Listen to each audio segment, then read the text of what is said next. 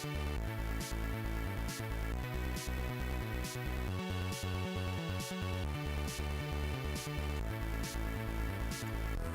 everybody! Welcome back to another stream. I don't even know what to say because this is my third day streaming in a row. I don't normally do that many streams back to back here on YouTube, but yeah, we're back again. Early afternoon stream, surprise stream. We're going to be playing some retro PC shmups. This is something I came up with last week. I was just testing out some of my old school PC games. Wanted to cover a specific game, Galactix, which I used to play a lot growing up as a kid. But I figured that would be a really short stream if I just did that one game, and I don't really feel like recording a Let's Play of it. And so what I decided to do is just toss together a variety stream featuring a bunch of different shoot-'em-ups for PC. So it's going to mostly be MS-DOS stuff. I might toss in a Windows 95 conversion of an arcade game afterwards. We'll see how I feel. But yeah, we're going to just kind of be around here for a little bit. A few hours playing some old school PC shooters. So we're actually starting off here with the Flying Tigers. This is one I never really had access to the full version of back in the day. I mainly just played the shareware version that was floating around the internet in the mid-1990s. And never got very far in it. And but it always seemed kind of fun, kind of cool. I fired it up again the other night, and it was a good time. So we're gonna start off with this one. We're gonna play some ones I've already covered on my channel, like Raptor and Stargunner and Tyrian. But we're also gonna mess around with some other ones that I haven't, like Spaced and the Flying Tigers and Overkill and a couple of others. So. Should be a good time. Unfortunately, this retro PC I'm on right now, it kind of struggles with certain games. Some games, like Highway Hunter, run way too fast, so I'm not going to be able to play that. Others, like Raiden, just crash on me, so we're not going to be able to play that.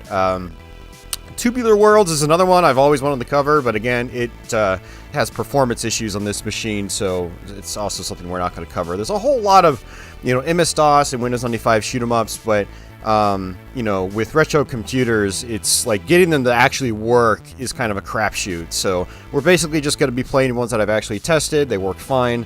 And so, yeah. Yeah, thanks everybody for joining me today. I do appreciate it. I see Biolithic is out there. Happy Tuesday as well, Biolithic. Carl and Crestline and Michael and Adam. Thanks guys for popping in. And Carl says there's a fire at his neighbors. That's not good. I hope it's not too serious. Fire's not good.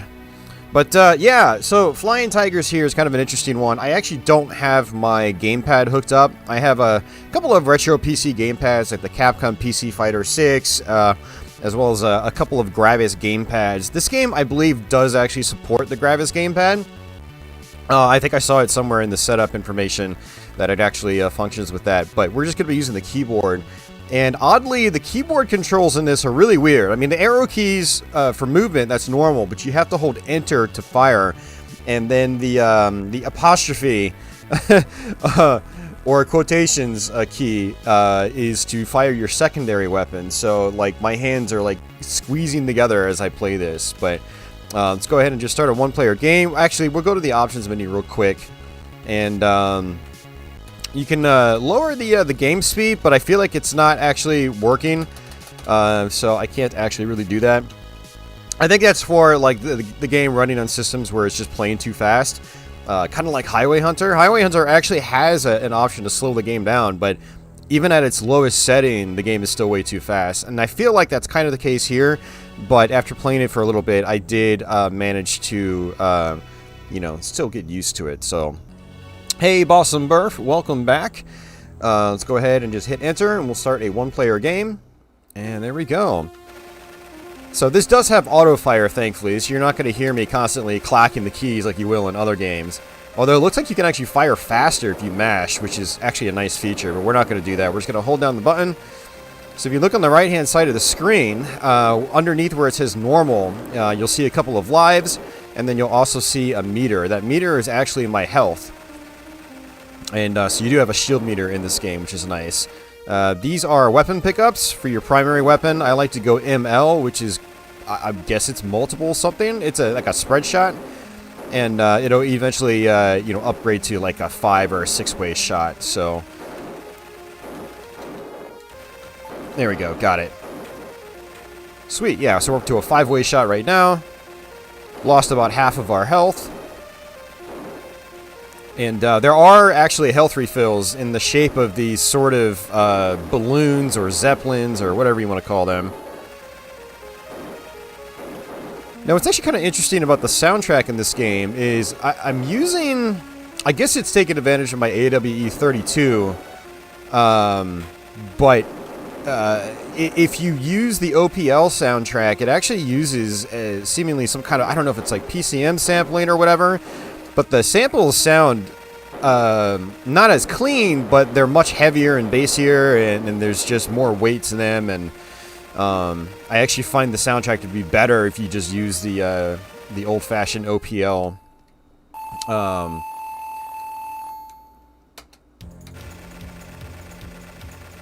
But alright, stage 2. I don't know how many levels there are in this game, and I don't even know if this is like the full game or if it's just one episode. I've actually got 2 folders on here. One is Flying Tigers 1 and one is Flying Tigers 2, and I feel like they're both the same game, and they're just like, you know, the extra episodes or scenarios, as they might call them. They mentioned about the scenarios, I think, in the help menu. But yeah, there are bosses in this game. I've only really gotten to the first boss. These blue balloons here, these are actually sub-weapons. And they do have limited ammo, unfortunately. But they're the ones that actually, by default, use the, you know, the quotation key on your keyboard. And you'll notice on the right-hand side where it says multi, underneath it, it says fireball. And that'll start blinking when it's almost worn out.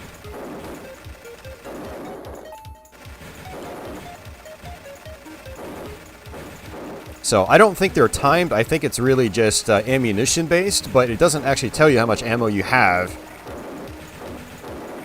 By the way, we also cranked this up to the normal difficulty. It actually defaults to rookie, so there are actually more bullets than there normally are when you play this on default settings. And hey Lawrence, welcome back. Hope you're all doing well today. Hope you're all ready for another surprise stream. I've been terrible about scheduling these things out in advance. Because, like, the night before, I'll think to myself, like, oh man, do I really want to stream? And then I'll wake up the next day and I'll be like, yeah, I'm gonna stream. And that's kind of how it's been for me lately.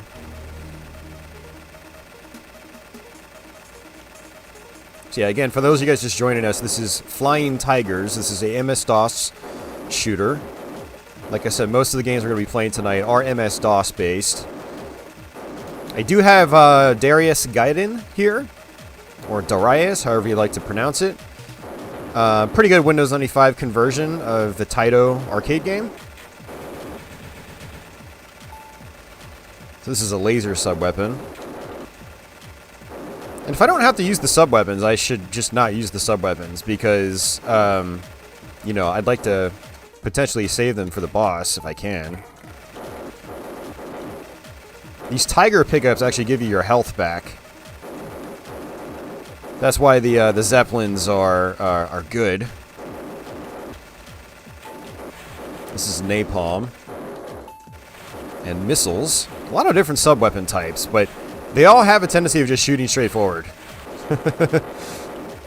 So not exactly a lot of variety in that regard, but that's fine. I'm not going to criticize a mid-1990s computer game that was probably programmed in some guy's basement.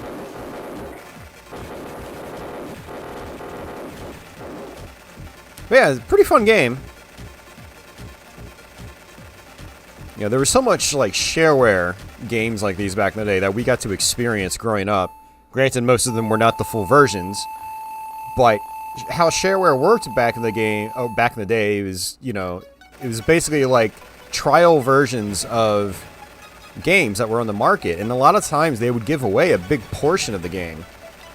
You know, like Doom shareware, for instance, is like a third of Doom. You know, that's a lot of content for free, basically. And a lot of these shooters would be the same way. You'd get like 10 levels for free, you know, as long as you could download them on your 28K modem. or less. Yeah, so you can see where it says fireball on the right, it's actually blinking. It means that it's almost out of ammo.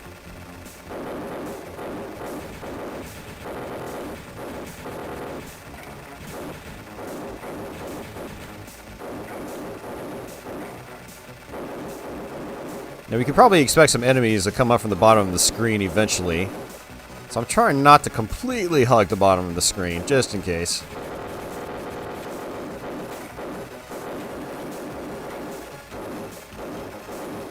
Alright, I definitely want some power-ups there.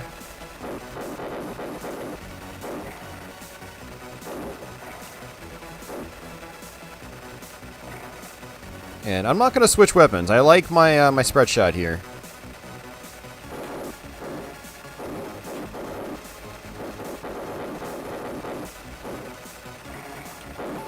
And there's napalm. Napalm's kind of a close-range weapon. Oh, I'm almost dead.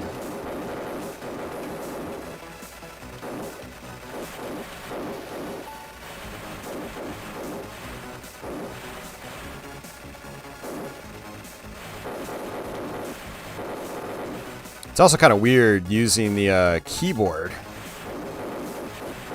So whenever I play shooters on other systems, I'm either using like a joystick or a game controller or gamepad.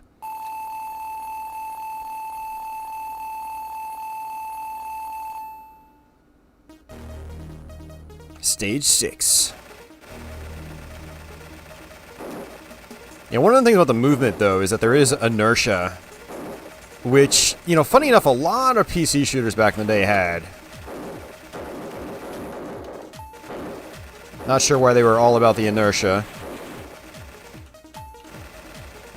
Oh, this is a shield. So I can actually, like, absorb bullets.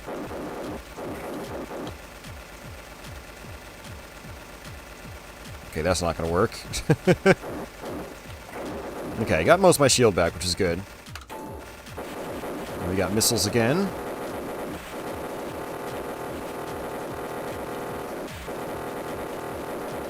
There's a lot of stuff to shoot, which is nice. I like that. I like shooting stuff. That's why I play this genre. It looks like if you pick up the same weapon, primary weapon, it'll give you a tiny bit of shield back, which is nice. So good to know. I like that mechanic.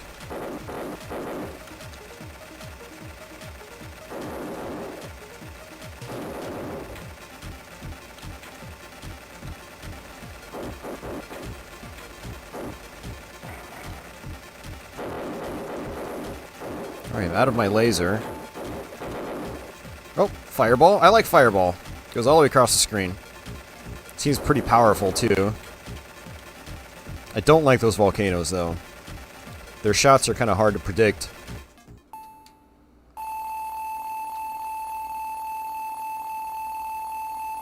Lots of bonus points.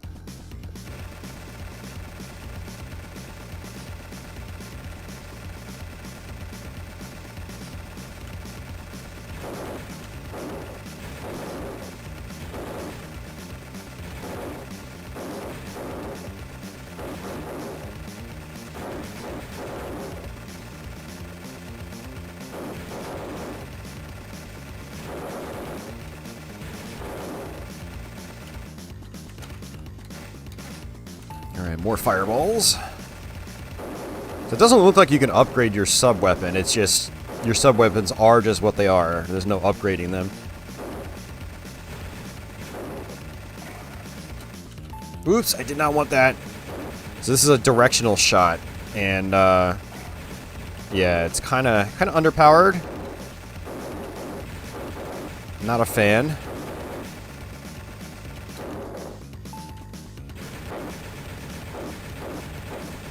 I mean, it can be handy because you can shoot in multiple directions. That's, you know, kind of the point of it, but I'd rather just have like a good solid little spread shot. And unfortunately, because I switched weapons, it downgraded me back to level 1. It's another reason to not switch up weapons in this.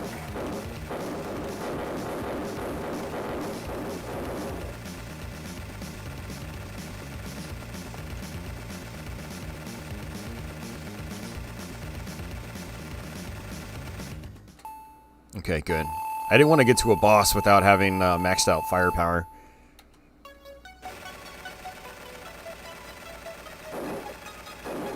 This is the boss.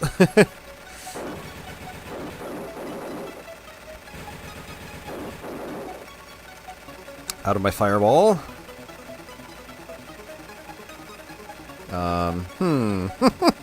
This is a little tricky.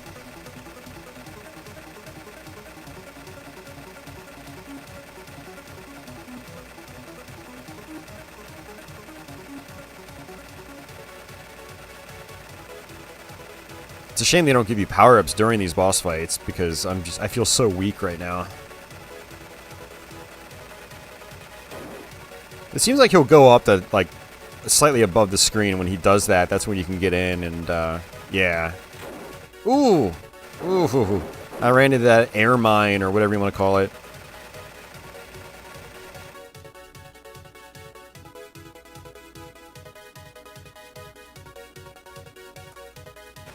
Music that definitely sounds like it came from the 90s. I love it.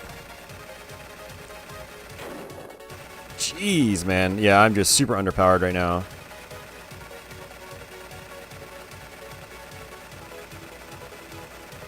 It's like I just can't really do much.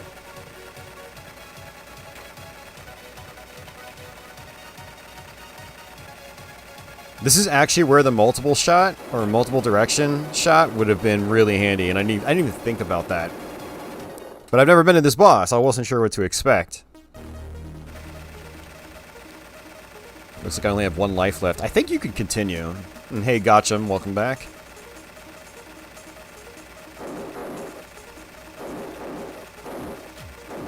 These enemies are so tanky, too. They take so many hits. I feel like I'm at a major disadvantage right now.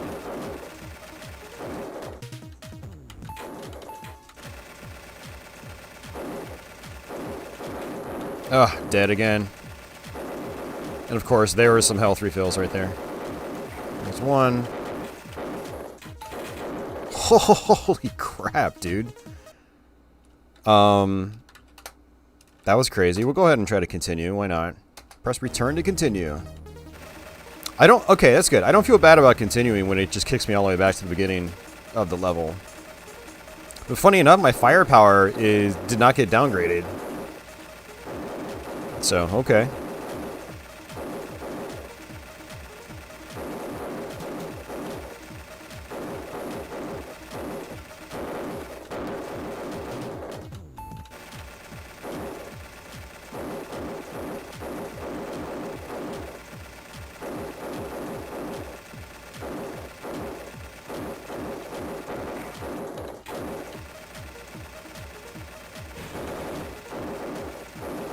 I'm sure glad this doesn't default to normal, because if it did, man, a lot of people would not have gotten very far back in the day.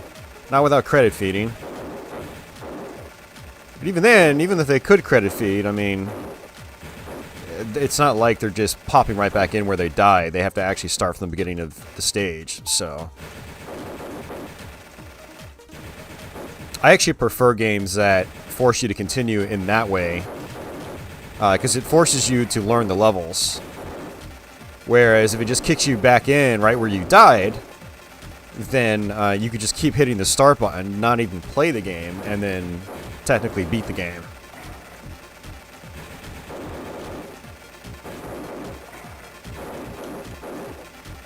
Hey, Mark.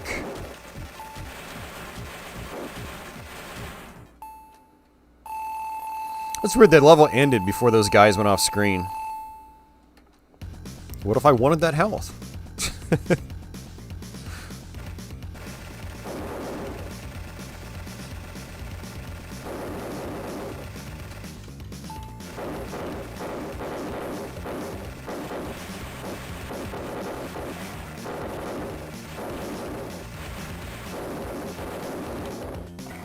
kind of like the napalm because it just like cuts through a bunch of different objects at once. And this bomb is pretty good too.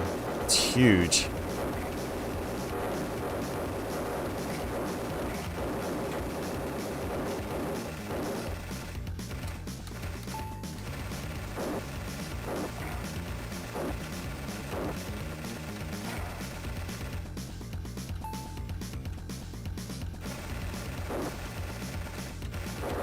I do wonder if the later scenarios have different like level themes. Because one thing I have noticed about this one is that it does repeat the same like tile set over and over again. Go ahead and stick it out with the laser here.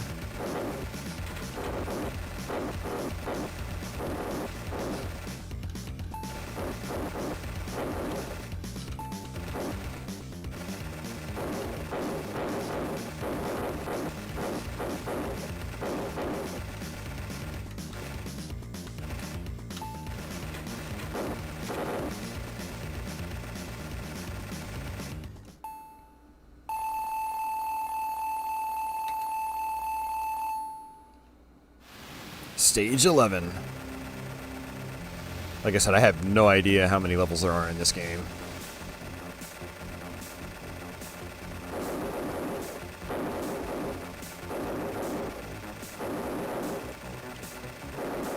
So there are going to be a couple of repetitive shooters here today. One of them is Galactix. It's actually the one that kind of like kickstarted the idea for this stream.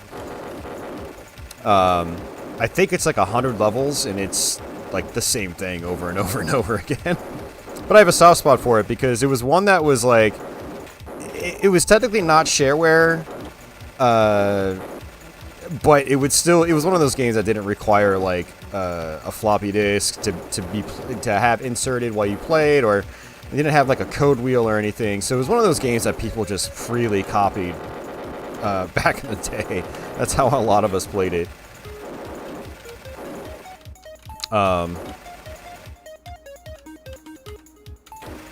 There we go. So despite its like repetitive nature, like a lot of us still played it. A lot of us with PCs back in the day still played it quite a bit growing up. And so we have a soft spot for it, even though it's, again, highly repetitious. But this one's also highly repetitious too. But what I do like about this one is it is more like kind of almost a Taito-inspired shooter, or a Toa plan.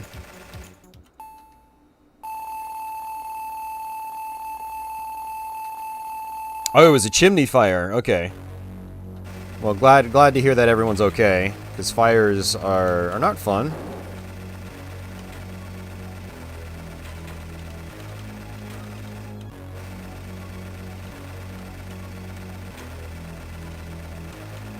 Yeah, it's hard to dodge these things, because, man, he just comes, like, straight down to the bottom. I mean, I could technically, I guess, try to fly past him, but, man, the bullet density in this game is pretty crazy, at least on this difficulty. I would say if anyone's going to play this for the first time, they should probably be playing on the, you know, the rookie difficulty.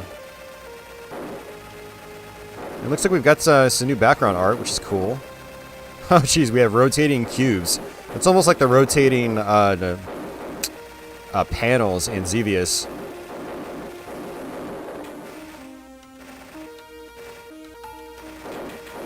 I'm just so underpowered right now.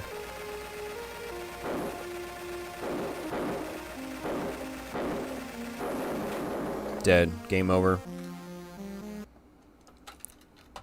Let's see. Okay, so let me continue. We'll go ahead and continue. Because this is the farthest I've ever seen into this game, and I'm sure it's the farthest a lot of you have seen into the game. I'm sure a lot of you guys watching haven't even heard of this game before. So, we'll just, we'll roll with it for a little while, and I'll try to survive as best as I can. But as you can see, there's a ton of bullets, and it's kind of hard to survive. And I also noticed that the game seems to, like, hand out your sub-weapons like candy. Except when it doesn't. Like, some levels it's just like all it's doing is giving you your blue sub-weapons, and then other levels it's not giving you anything.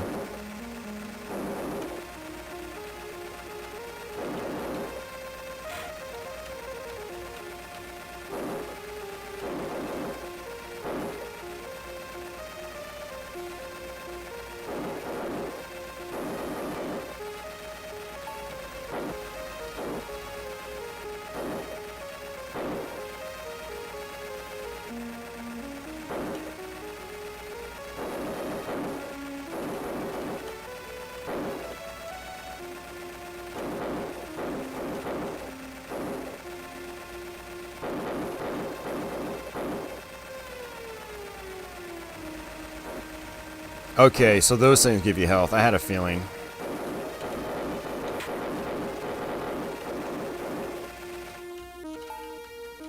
Whew. Yeah, that was tough.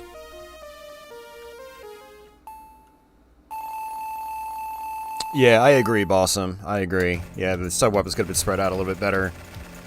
It's, you know, see, I don't understand how or why the sub-weapons come out. It could just be that sub-weapon drops are just random. I'm not sure. I don't know like what the rhythm or rhyme is to it.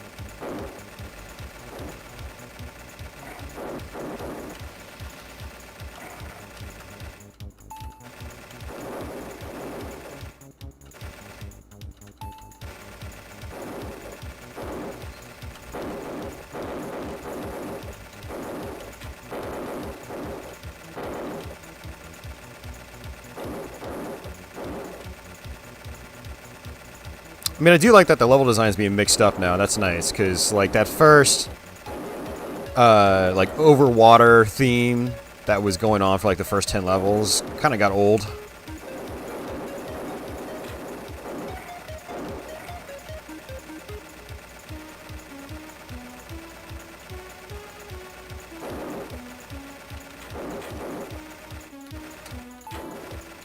I don't want to be too critical, because I'm pretty sure, based on the title screen, like, this was just one guy that made this, so, you know, it's pretty cool.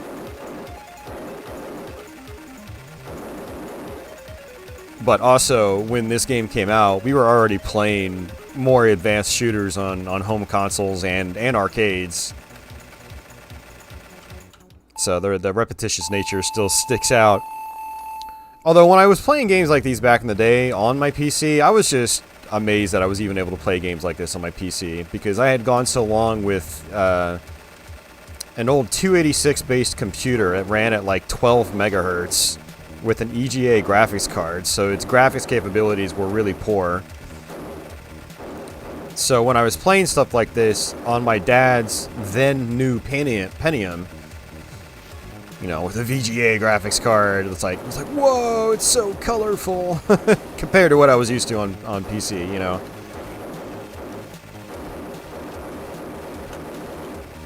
Even though I was technically playing better games in the genre on, like, console, I still really liked stuff like this on PC back then.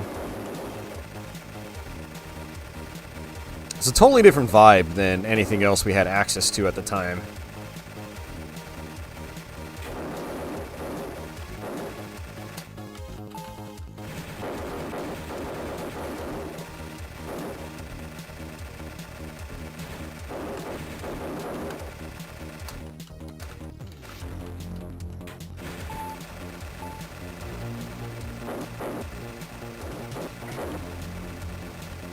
Great, I got the multiple shot. I didn't want that. Hey, Chain, welcome to the stream. I'm pretty sure the shield makes you invincible, so, like, I'd probably want to hold on to it. Yeah, this is totally taken straight out of stuff like Xevious.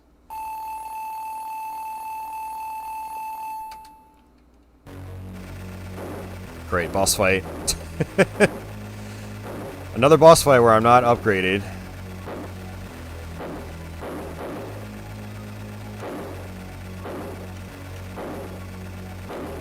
But I had the multiple shot.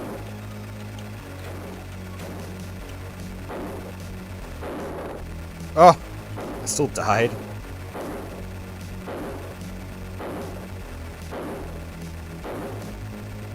I feel like some of these shots just instant kill you. Or maybe I'm just reading into it too hard.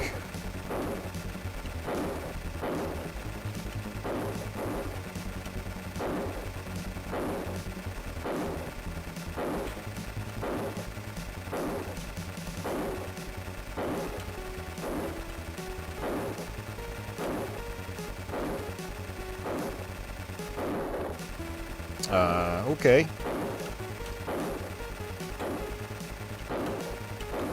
What did I get hit by? Oh, so those things explode. Duh.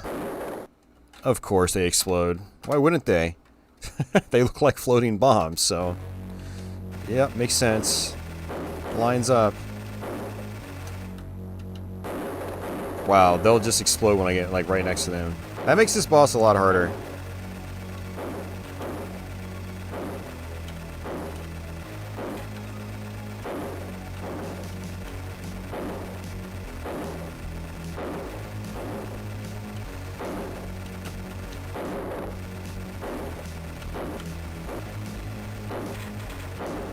Yeah, that's not gonna work. Just look at the bullet density. Like, how are you supposed to get through this? Seriously. That's one of the problems with this game in particular, but I noticed, like, this was a common problem with PC shooters back in the day. Is like, there wasn't a lot of thought put into, like, the actual bullet patterns, and so bullet patterns weren't really something you're meant to, like, squeeze your way through. You're just supposed to, like, sit outside of them. That's just kind of annoying.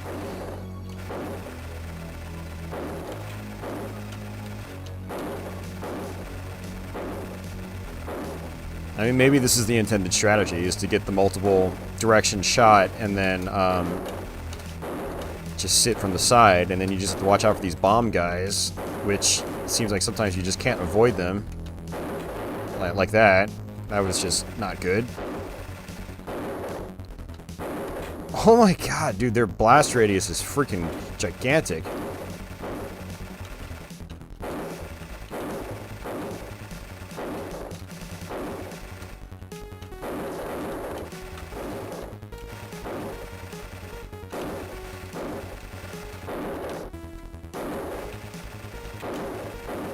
Yeah, and they shoot.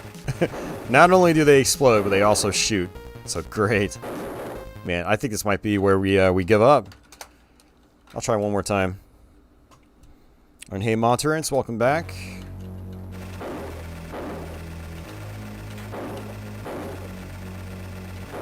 I mean, unless I could literally just, like, sit in the middle. But no, I'm just gonna keep absorbing bullets. I mean, I could just try to... Oh. This is not working. That is not working at all. I mean, it looks like it might be infinite continues.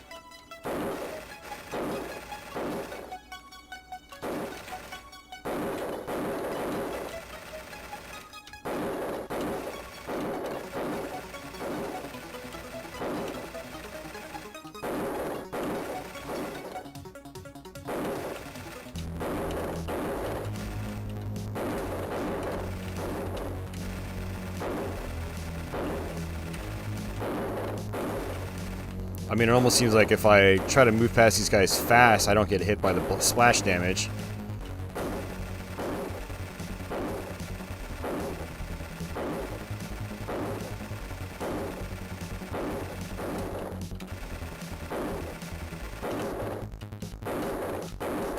Or not. Oh, man.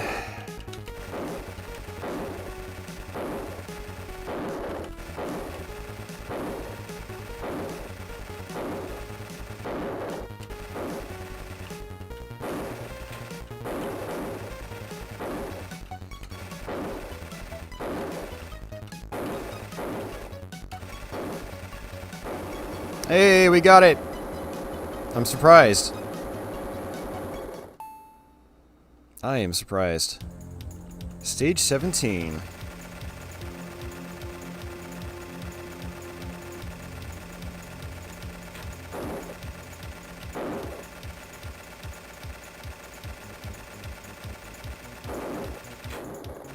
Okay. Not sure why I got hit by that mine. I'm guessing that some of the collision detection is just not that great in this game. Ugh, this is bad. I'm way too underpowered right now.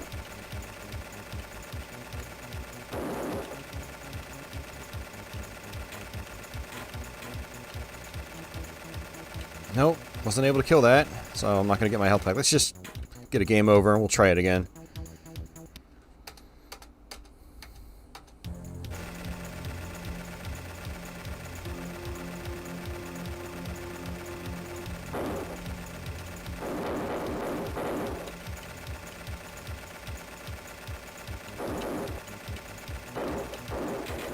Oh, jeez. Yeah, I am not having a good time right now. I'm just getting annihilated. I can't really do anything. There are no bombs in this game.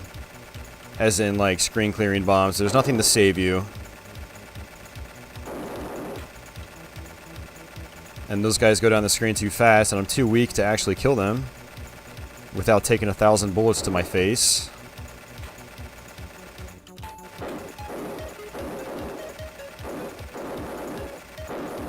There we go. It's a little bit better. Not much better.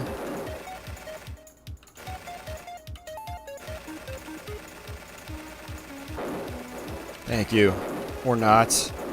Oh my god, look at this. What are you supposed to do? Even if you're maxed out on firepower, it still feels like you're going to be way too underpowered to deal with it.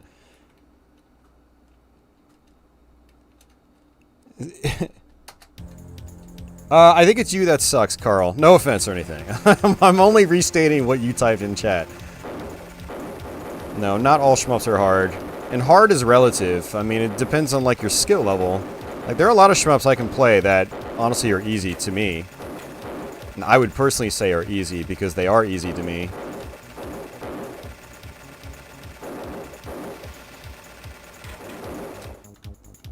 One thing you guys have to realize, though, about some old-school shooters in particular, is they're very much old-school in design, where it's not like a modern shooter by Cave, where you're trying to dodge 1,000 bullets at once. It's more about, like, just knowing when and where to position yourself, knowing boss patterns and things like that.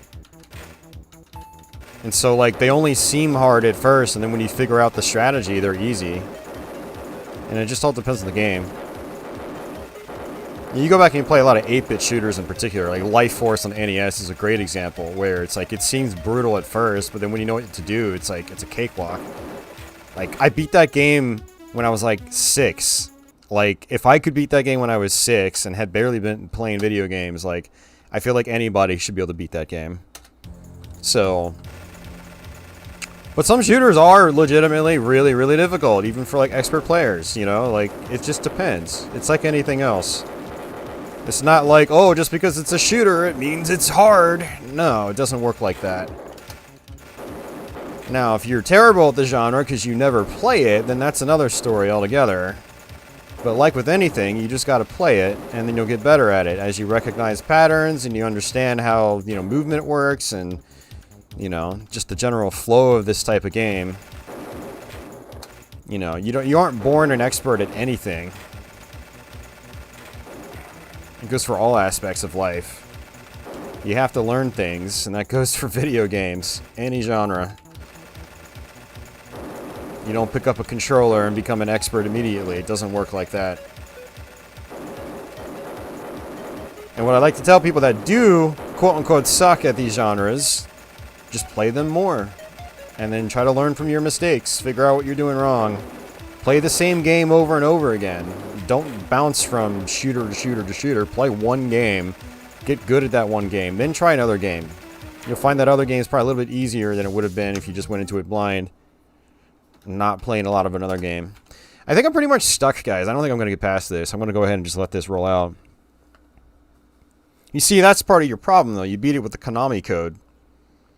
And, again, hard is relative. I don't know if you're really listening to me, but, like, how many times did you beat it with the Konami code? How many times did you beat it? Did you just go through it once and then say it was hard? Again, like, you're not going to be a master at it in your first playthrough. It might take you 20 playthroughs to master it. It might take you more. It might take you a hell of a lot less. You'd be surprised. The game's not that complex or deep, so it's not that hard to learn. You know, like, I know people that can't even beat, like, the first Super Mario Brothers. It's like, it's not a shooter, but to me, it's a pretty easy game in the grand scheme of things. And the people that can't finish it, I think, probably haven't tried putting a lot of time into it. Or haven't put a lot of time into it back to back. They might play it once every 5 years and expect to have memorized everything they did 5 years prior. But again, that doesn't work like that. Kind of see where I'm going with this? I don't know, man. Alrighty, so that was Flying Tigers. We're probably going to run into a couple of issues here with our capture card. This real PC recording setup for me has been a major pain in the butt. I ran into some crazy issues the other night, and I've got it figured out slightly, but yeah, yeah. What we're going to do is roll over to Raptor, something a little more familiar to a lot of you guys. And I'll probably have to turn the volume down a little bit, but we'll see. Let's see if this picks this up right away. I might have to reset. Yeah, I think I have to reset.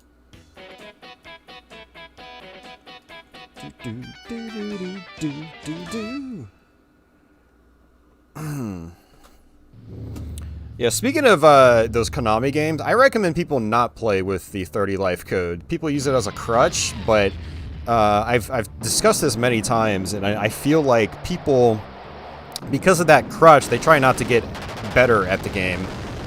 You know, it's those limitations, those limited amounts of lives that kind of forces you to try to play better, because you don't want to get that game over.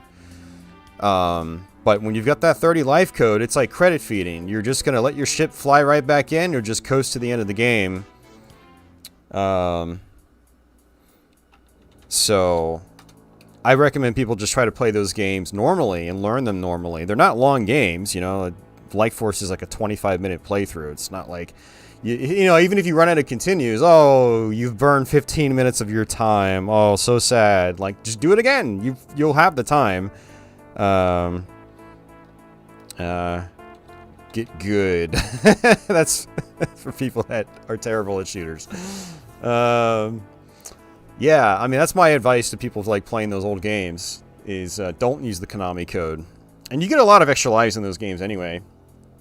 So, you know, using those codes will oftentimes make you lazy, and you won't get better if you're lazy. So, Raptor is classic PC style shooting at its finest. These were very different from a lot of arcade and console shooters, and you know what you would typically do in these games, like Tyrian, Stargunner, Raptor, and I'm pretty sure there were probably some other games back in the day that were like this, where you get money and you can buy items and so forth. So I've done a full playthrough of this on my channel. I have a full live stream. I think it took us like 3.5 hours to go through. There's lots of badass weapons you can buy later on in the game that really help you. We're on stage 1. I only have 75% health to start, so I could actually spend the 10 grand I have to buy another one, which will max me out. I could also sell energy for more cash, but I'm actually not going to do either. You can save your progress, which is kind of cool, so you don't have to do this all in one sitting. And you have 3 episodes. We're going to play through the first episode, and then we'll just we'll play a different game after that. So, but you can control this in multiple ways. I always control it with the mouse because it's kind of like the default control method, and I've always played it like this. So, yeah, I'm just going to play it with the mouse. So it has a very unique feel because you use the mouse. And everything I kill gives me money. And I'll eventually get lots of sub-weapons I can use. I think I'll get a missile by the end of this level, which does, you know, quite a bit of damage for an early weapon. These little yellow icons, you can pick those up for extra cash. Not a ton, but every little bit counts. And that item I got just refilled my health. My health meter is actually that vertical bar on the right. Like a lot of other PC shooters, you can destroy ground-based objects, buildings and things like that. You'll get some more money for that.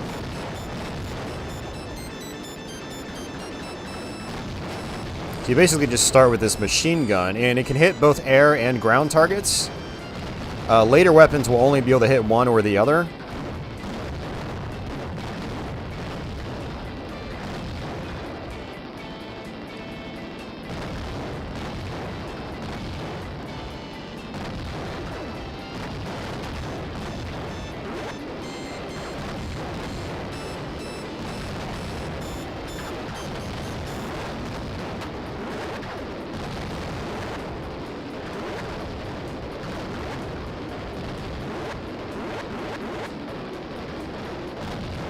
So I try to kill as much as I can so I can get as much money as I can, but within reason. Like, you don't want to just try to kill as much and take a lot of damage in the process.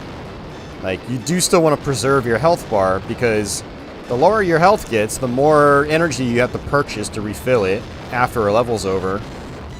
And the less money you've got to put towards actually useful items, like, you know, better weapons that makes your life easier.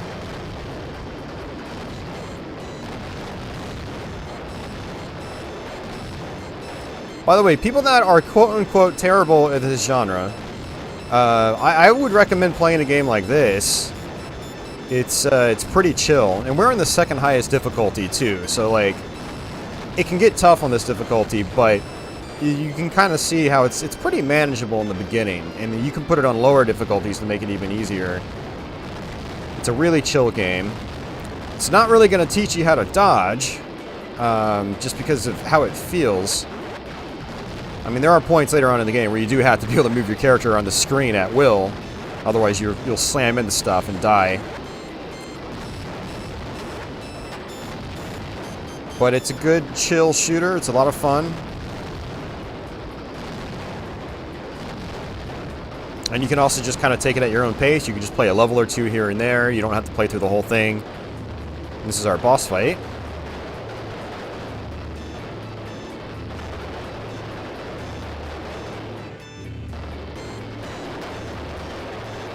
Now we'll later get power-ups that allow us to see the boss's health bar. But I don't really care about that right now. I assume you guys can hear me just fine too, right? Alright, let's see what we got here.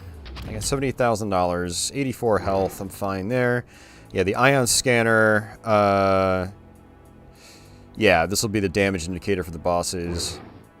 Mega Bomb, use the spacebar to do that. It's like a screen-clearing bomb. We've already got the air-to-air missile. Phase shield. Don't really want that right now. Plasma cannon. Ah. I barely have any money for that. So what I'm going to do... Let's go to sell. It's going to put me at half health, but I can buy... this plasma cannon. This will always be functioning for me. It's kind of a weak attack, but, you know, I'm going to want to buy it anyway. I'd rather buy it sooner than later, so. So you can see it's a tiny little projectile. It helps. It's one of the cool things about this kind of subgenre of shooting game is the shop mechanic, being able to buy and sell, and you know, being able to do that allows you to kind of progress through the game in different ways every time you play. Like, can I cut some corners here, sell something to get a better weapon sooner in the game? It's fun.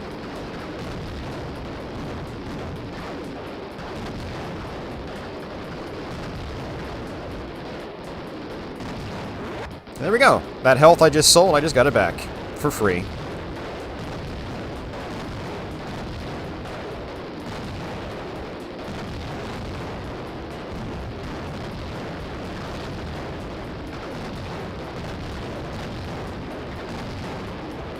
Yeah, I'm glad I got my retro PCs hooked back up. I haven't been able to mess around with these in about a year, and I definitely miss playing these old DOS games on them. Just the holdup had been being able to capture them again. I hadn't been able to capture them because of technical difficulties. But now we're here, capturing, which is great.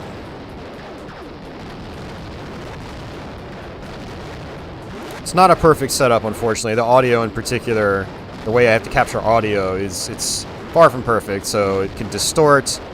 The audio can peak, unfortunately, but it's kind of a necessary evil right now. I just kind of have to live with it.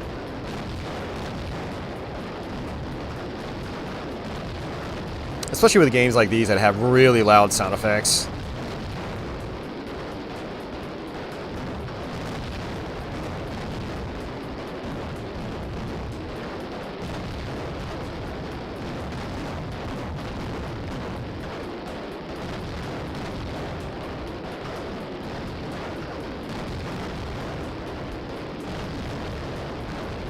Alright, should be close to the boss fight. Those canisters can give you upgrades, and that was just money, which is fine. I like money, especially in real life. I like real money. Because then I can buy retro games to stream for you guys.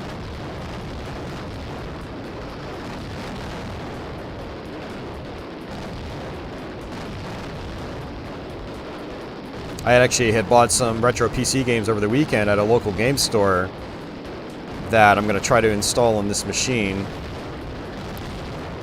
But I need to get myself a floppy drive. I had a floppy drive, but I think it broke. So I had to toss it out. I need to buy another one. Just a 3.5-inch floppy drive.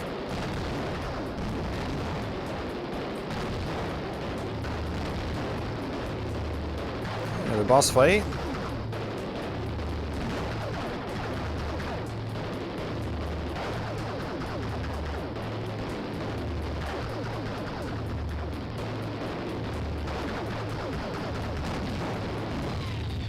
Good deal.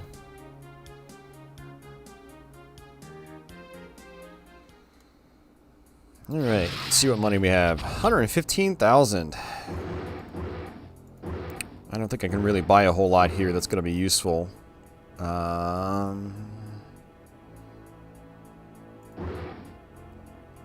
I'm pretty sure the air-to-ground missile I'm going to end up getting for free in one of these levels, and the dumbfire missile... Micro missile would be a good upgrade to get, but I just... You know, we're just going to have to roll with what we've got right now.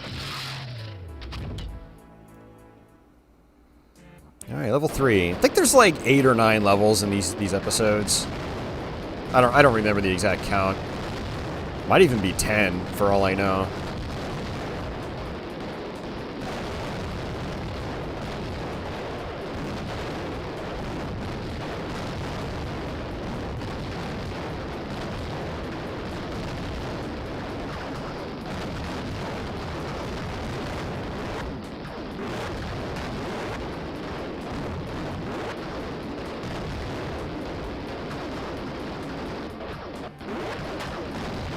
Taking some damage. It's okay.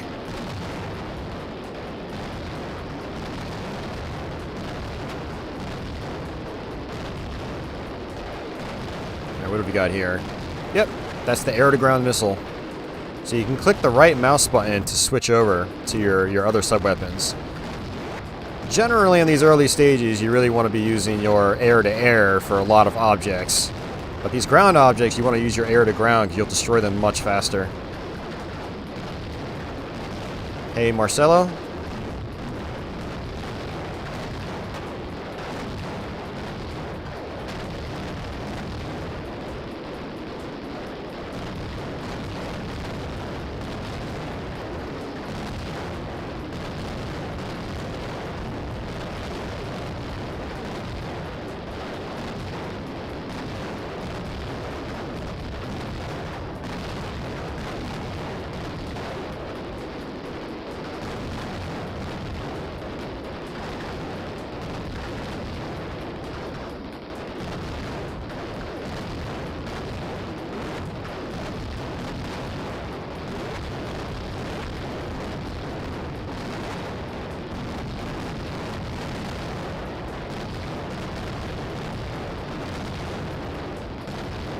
I like to switch over to the air-to-ground for turrets.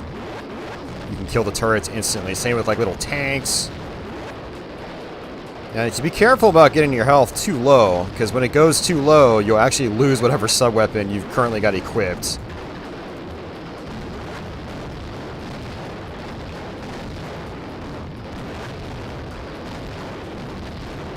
Alright, good. Got some health back.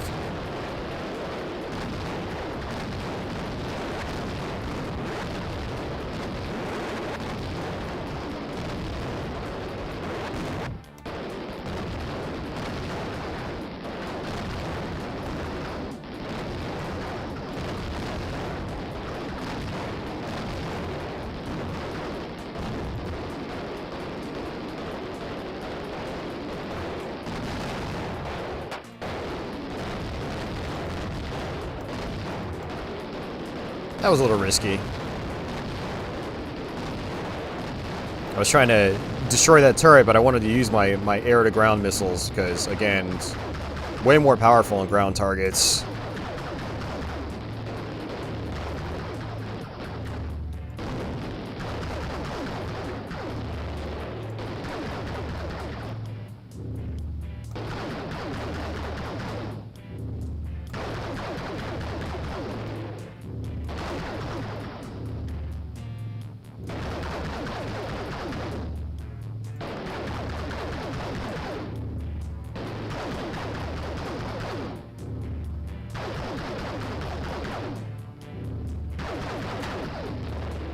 Alright, there we go. Hey, eat it up!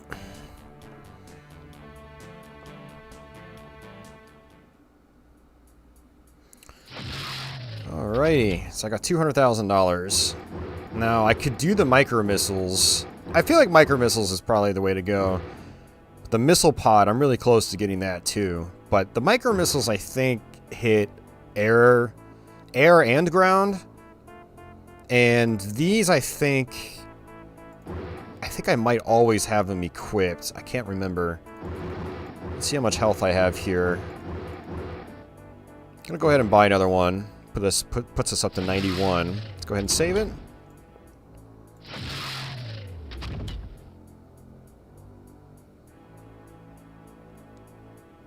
Yeah, the sound effects in this game are definitely louder than the music typically. Now I can adjust that, but I'm not gonna bother right now.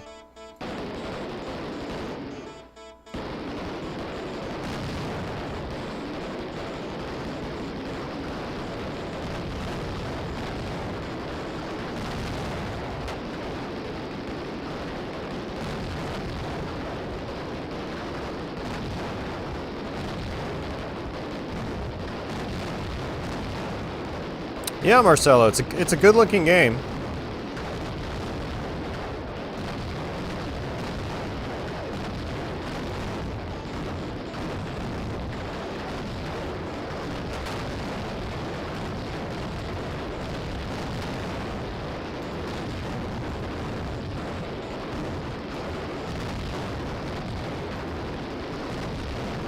And actually, you know what? Let's see.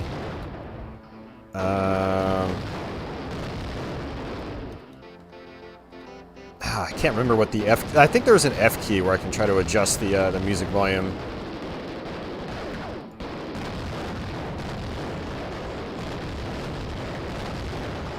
Yeah, it's not working.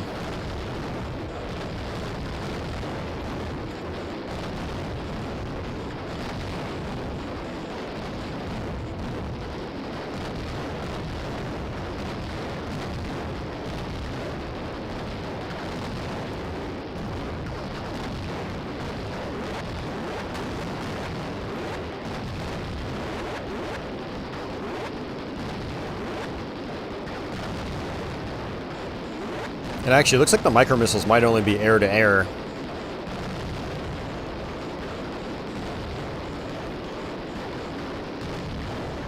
It's kind of hard to tell. So many projectiles on screen.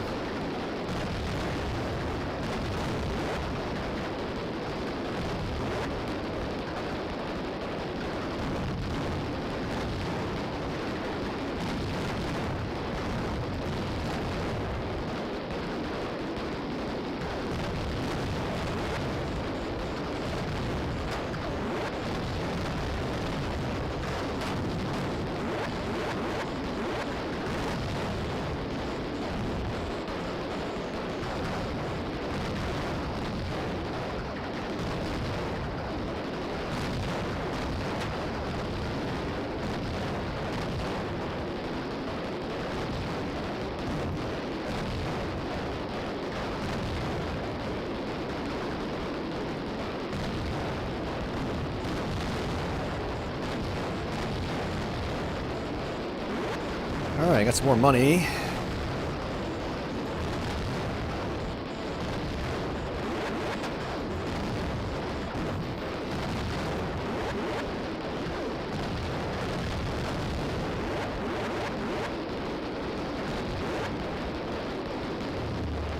Alright, boss time.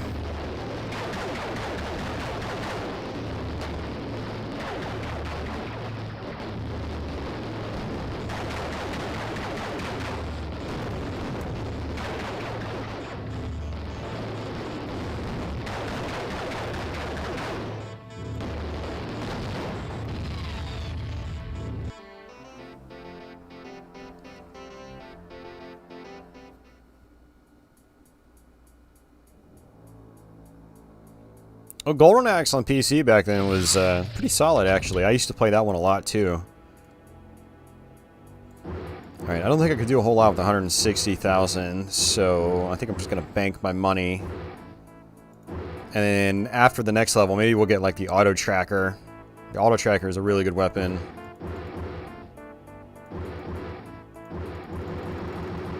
Alright, I'm gonna try to just bank my money. We'll see if we can survive. Depends on how many health drops there are in this stage. Oh, and you know what I meant to do, actually? Let's go to abort mission. Go to exit hangar, go to options.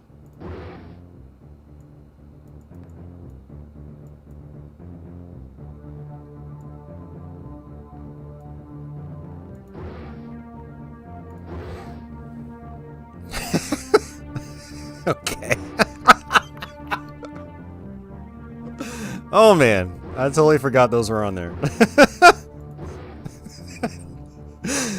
Oh, Twitch streams. Alright, let's see. I've had this computer a long time, by the way. So there's a lot of time for goofy usernames.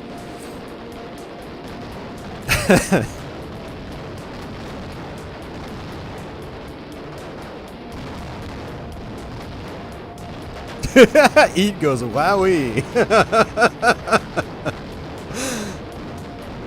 A family-friendly stream.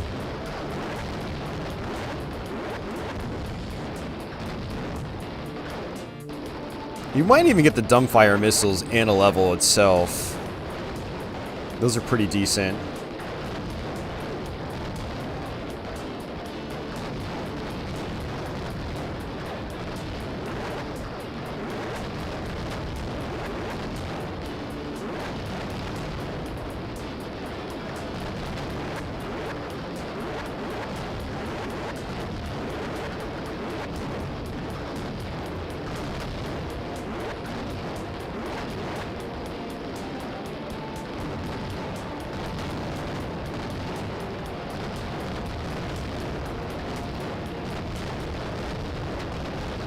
Taking a lot of damage.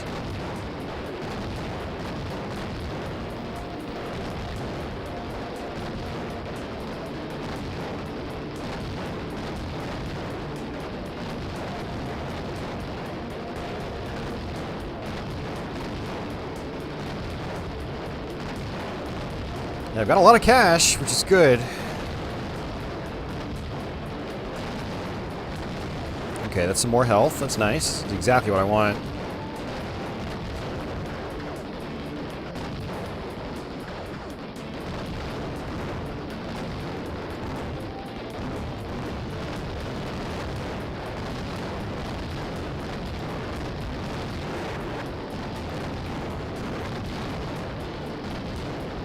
More cash.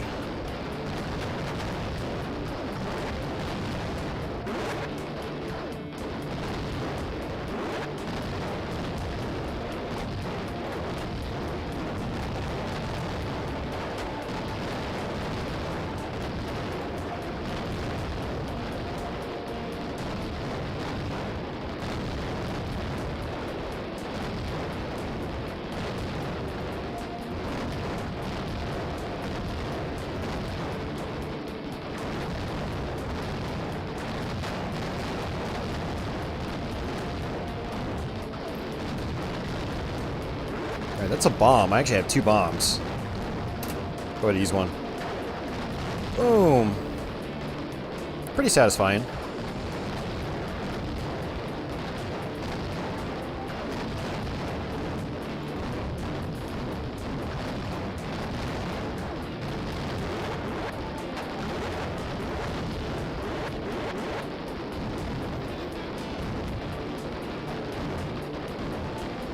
Alright, I think this is probably a ground boss. Yeah, I can see my bullets getting eaten up. Whoa there.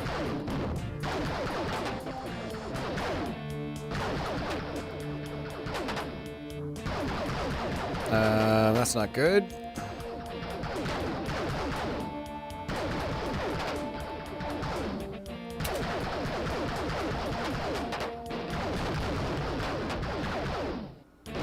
Jeez, that was a pain.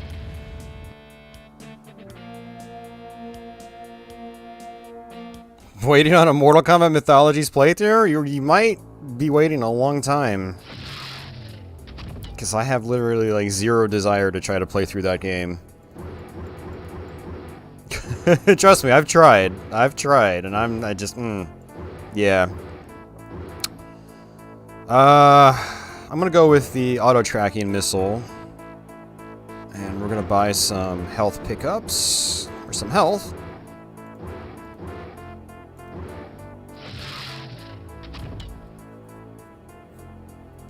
Can't even get through wild guns. I'm not really sure what that's supposed to mean though, because wild guns is not an easy game. I mean, that game requires effort, a lot of it. Eat says his work has been nuts lately. They're proposing a change in scope. You gave him an estimate based on a new scope with current tools, and it was 81 years. What?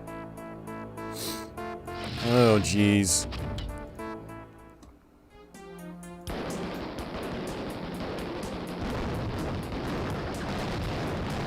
Yeah, so the auto-tracking missile will go all the way across the screen and just, like, target enemies. It's pretty nice.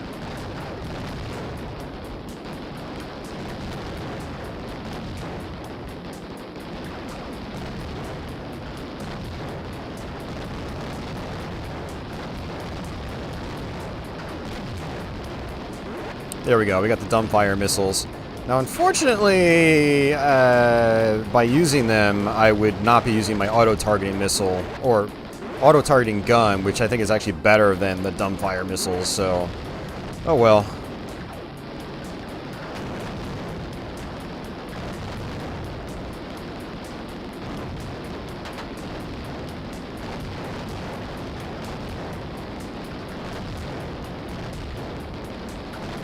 Yeah, and Eat, my new job has kind of thrown my stream schedule completely out of whack.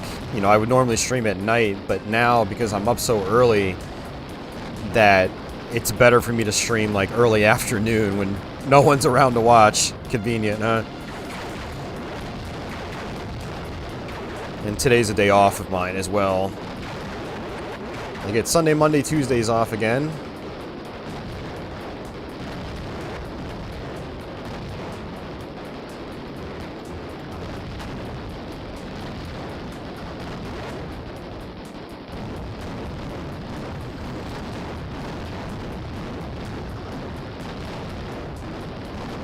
One of the good things about streaming on YouTube, at least with my channel, is that a lot of my views come from the archive and not necessarily like the live stream itself.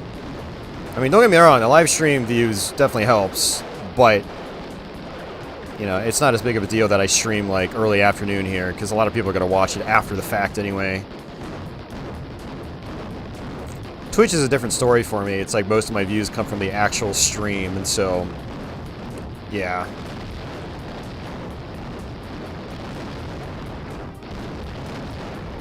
Yeah, this auto-targeting gun is pretty solid, at least on the, you know, the early parts of the game.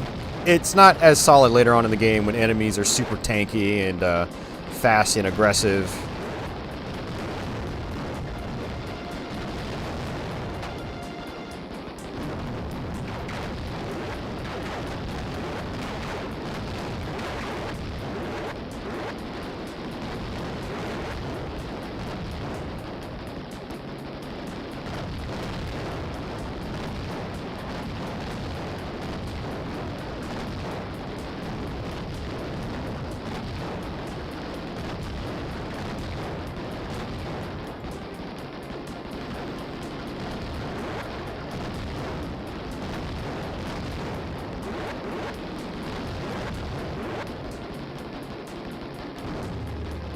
Alright, boss time. You can tell you're at the boss because it makes this like low hum sound.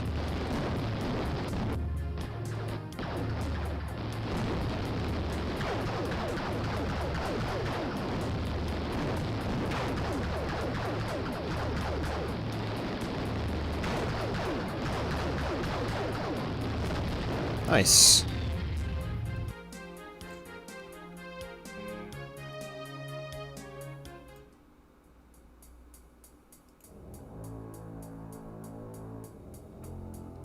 Was there a perfect port of Thunderblade? I believe there was a port of Thunderblade on the 3DS.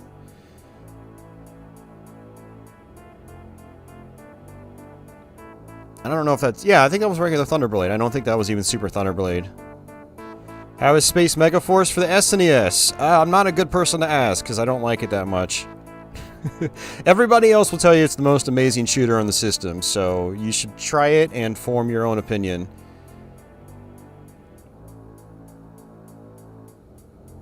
Oh, Red is out there!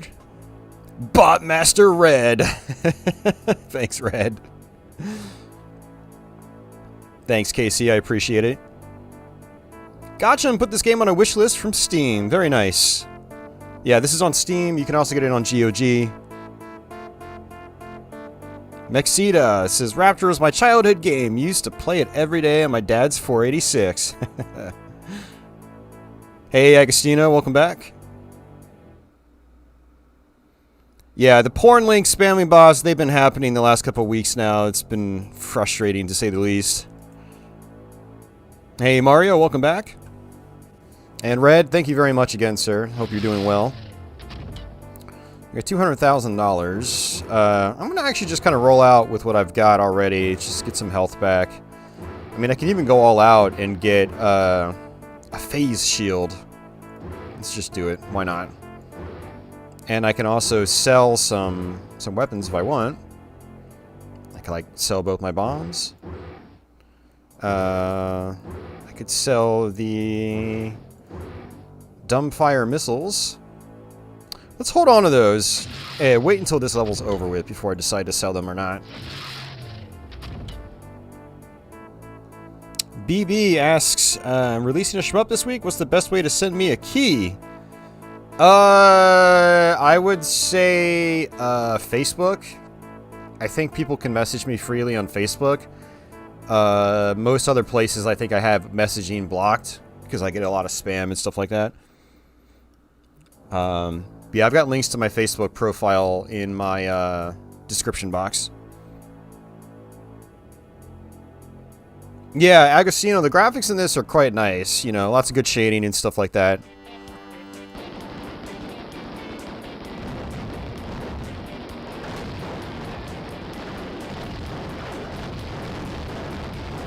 It's one thing I loved about this era of computer gaming. It was very colorful graphics in the VGA era.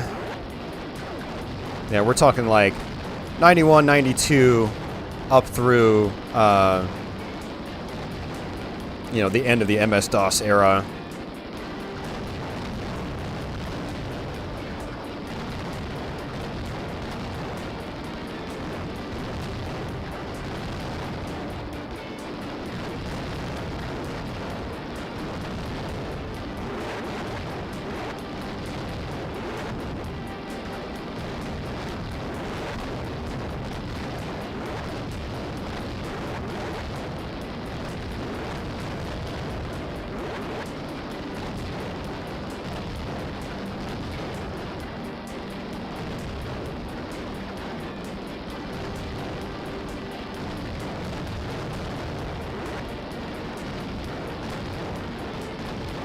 Yeah, so you can see that now on the left-hand side, I have a second health bar. That's my shield that I purchased.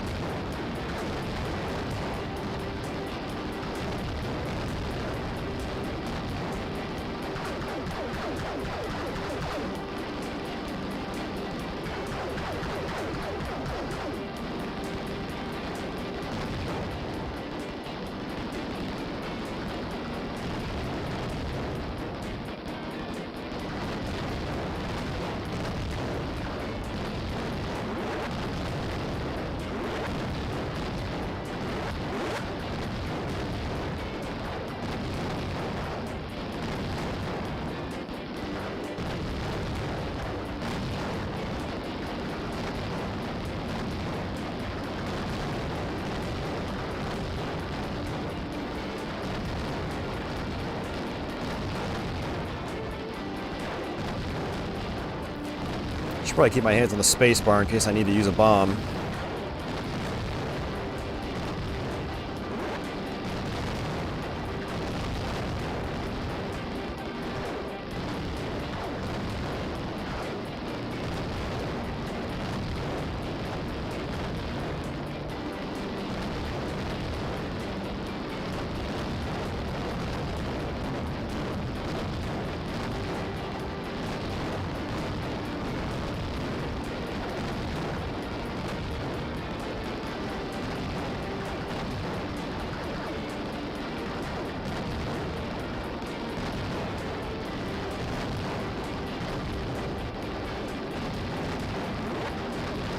Just trying to stay focused here.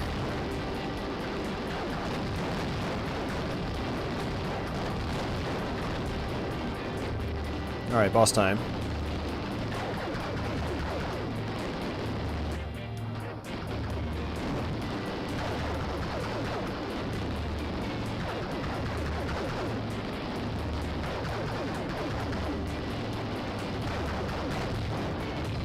Alright, good deal.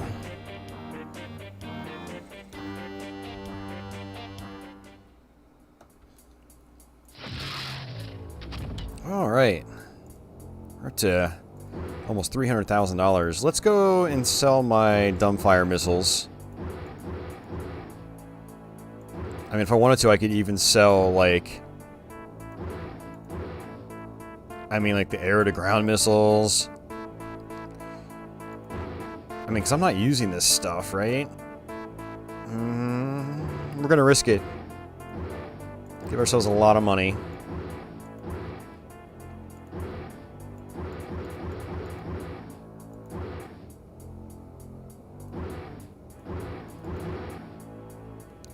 $1.75 million. Don't think I'm gonna be able to do that. Pulse cannon, laser turret. Oh, I don't have enough for any of those.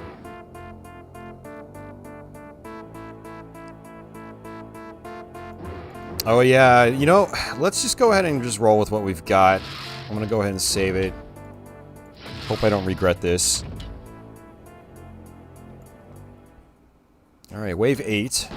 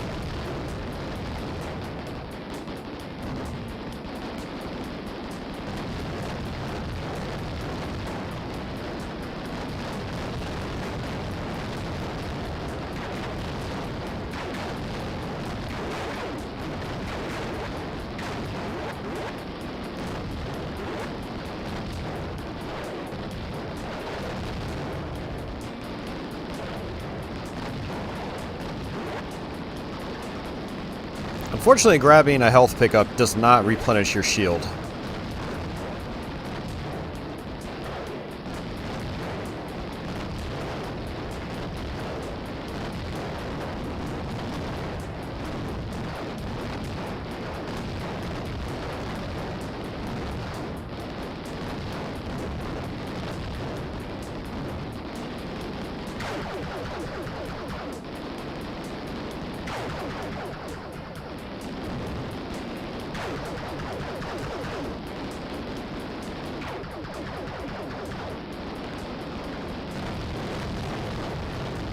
Alright, that's got to be the halfway point. Seems to be a common theme. After a certain point in the game, they just start tossing mini-bosses at you.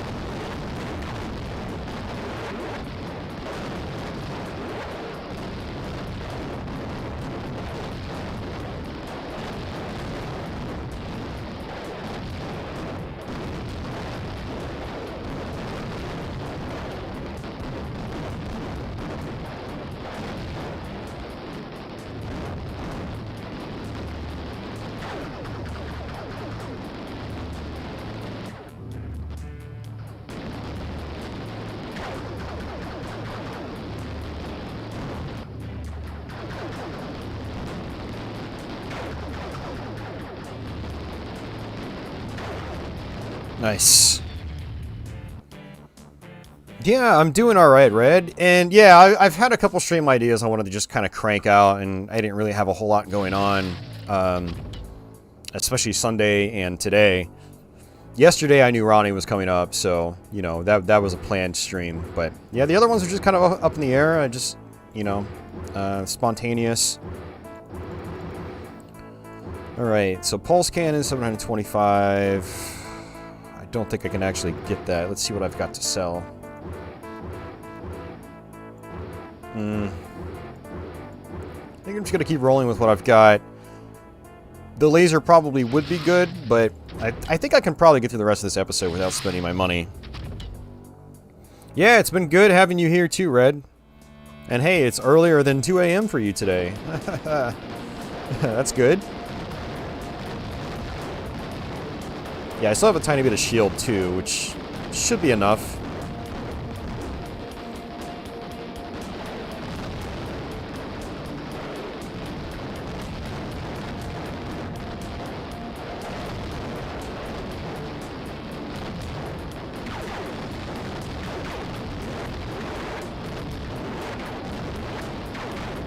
Oh, that's right, I can sell my bombs. Those are like 15k a piece. Ooh.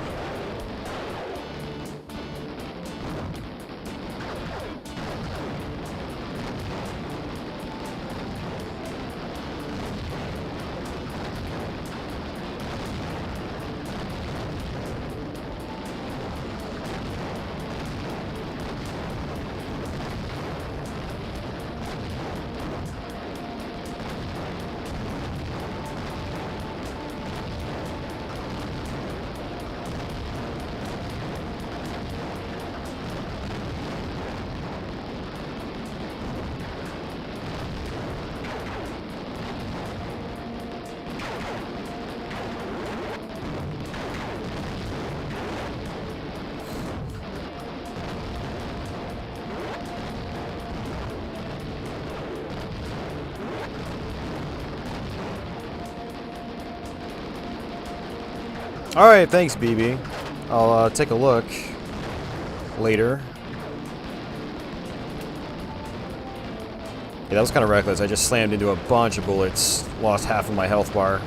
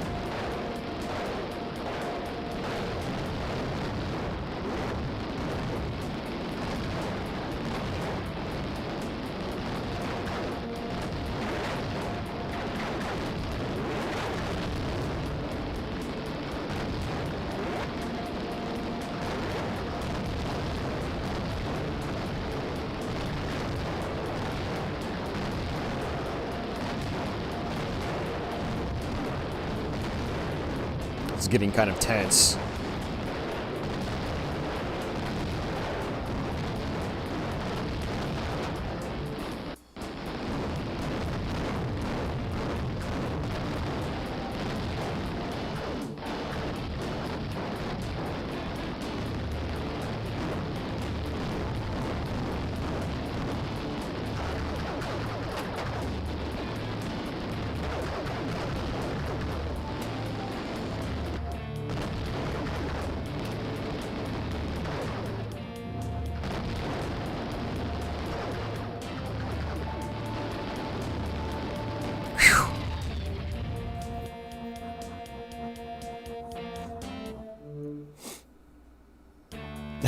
Yeah, I didn't have like a PC capable of playing a game like this until like 95 or 96. And so yeah, I had a couple friends that had PCs. Their parents were in IT, and one of my friends in particular, his dad had like 3 or 4 computers set up, and so we would just sit scrolling through all the DOS games and then eventually Windows stuff. So So yeah, it looks like that's the end of the first episode. That's all I was going to play on this game. So, was that 8 levels? Or, it was either 8 or 9. I lost count. And that pretty much just sets us like right into episode 2. But I'm not going to really mess around with that. It's like the auto track minigun. I'm pretty sure I can't even... Well, let's actually... Hold on. Plasma cannon, always equipped, always equipped. Selectable. Okay, let's actually go back to buy.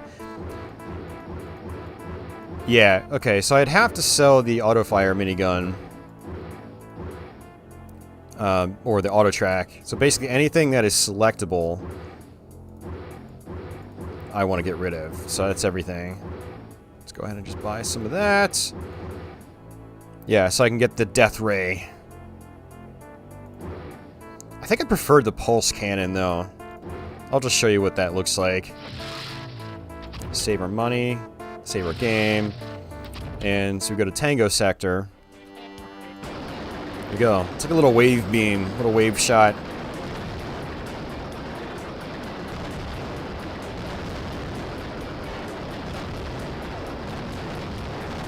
Man, I almost want to just play through the entire game, but I've already got a full playthrough. Maybe I'll just come back to this later on my own time, finish it up.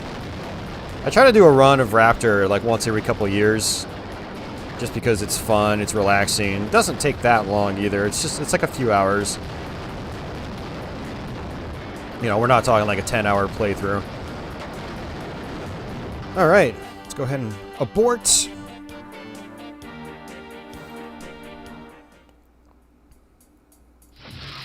But yeah, awesome game. I've always loved this game. A lot of these games would have help menus built into the game itself. Instruction manuals, things like that. It's another thing I miss about classic DOS gaming. So all the info would be there.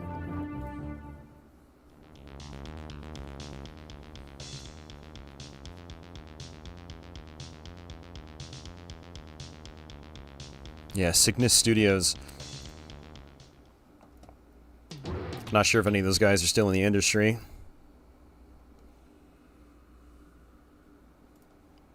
All right.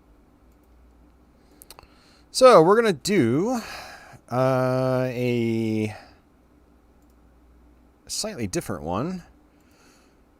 This is a cool one. I actually recently started playing this for the first time.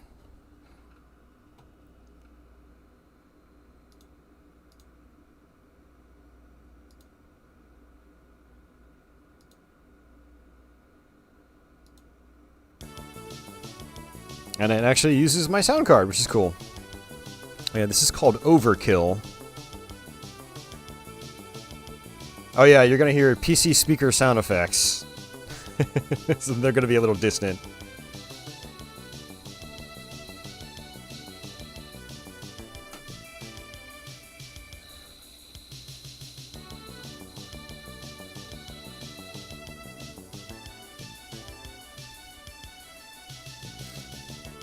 This is an interesting game. It's a mishmash of a lot of different, like, previously existing shooters. It's got some classic Space Invaders elements. It's got some Gradius elements. It's got, like, some Amiga shooter elements. This is kind of showing you what the upgrade system does.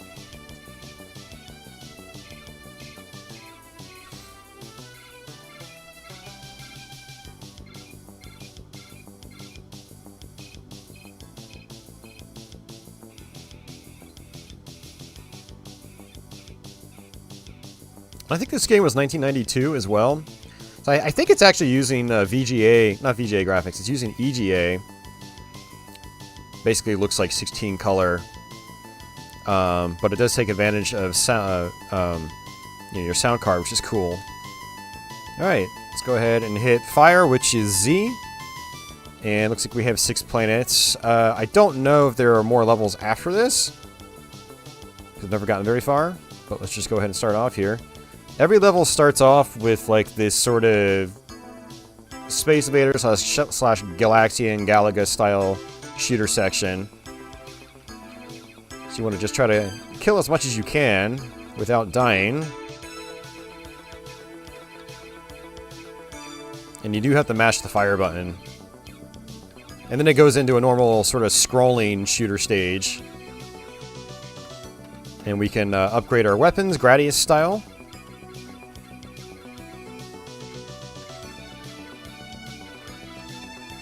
And you do have a health bar.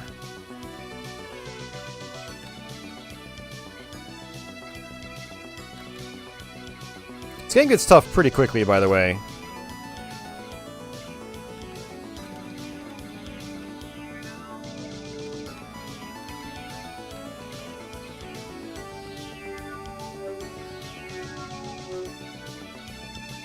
I really like the music. It's actually very Gradius style. With like the rolling bass line. Now unfortunately I lost all my power-ups. Almost tempted to just start over. It's one of those where like if you're not upgraded, it's very, very difficult. So a lot like Gradius, you want to get upgraded and stay upgraded. I'm going to die. Totally died. Yeah, let's start over. Yeah, it's like you have to do the beginning just right, otherwise it's really hard to get going. Hey, Sean, welcome back. And Aberdeen.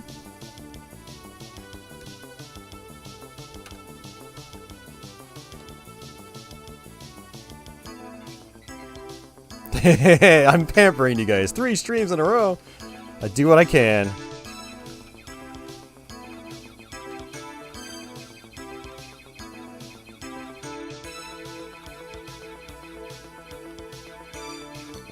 Yeah, see, what I think I'm going to do is actually just try to upgrade to my gadget, which gives me like this really powerful 3-way shot. So I originally started with my first weapon upgrade, which is double. But if I go to my gadget, I think it should give me like an even better shot.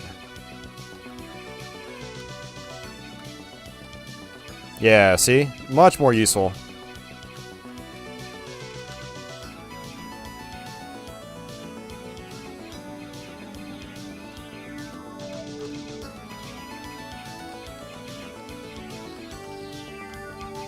And the gadget also acts as like a you know, bullet sponge.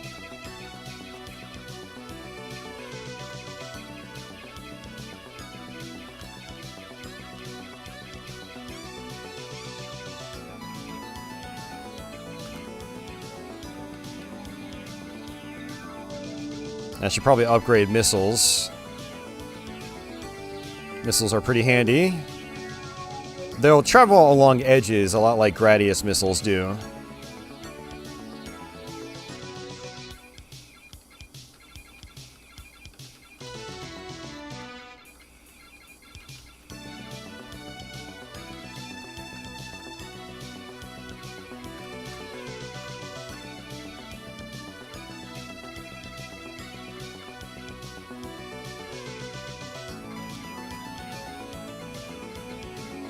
Uh-oh, that's not good.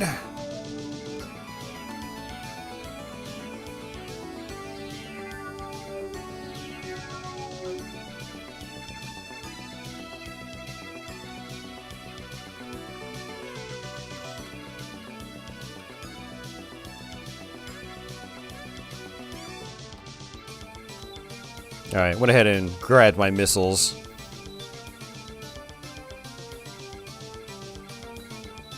Yeah, it's a pretty cool game.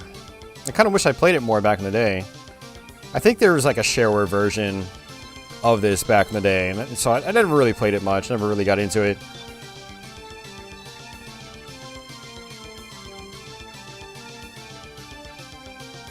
I don't know if it was this or like Major Striker, but I think one of them didn't work with my sound card back in the day. So it was literally just the PC speaker sound effects.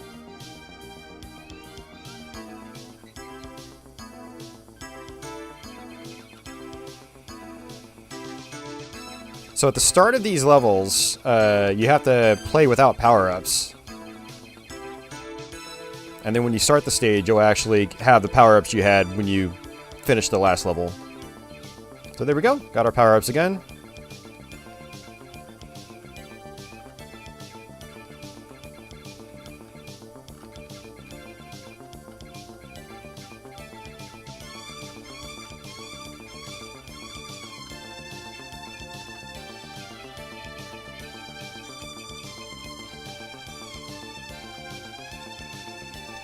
I got a pretty strong laser now as my main weapon, so now I'm going to try to focus on missiles and some other power-ups.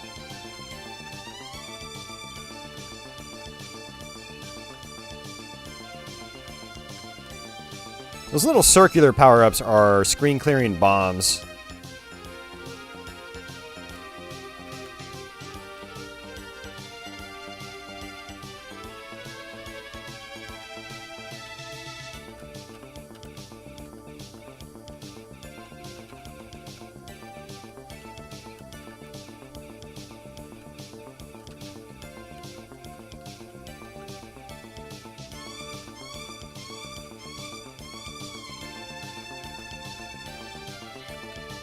Yeah, that's not good. It's a lot of bullets. A lot of bullets I could be running into. Some of them I have run into.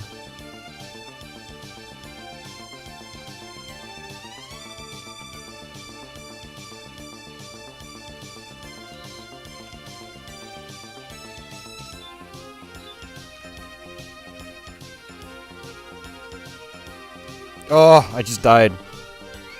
That's not good. We're going to be at a major disadvantage now.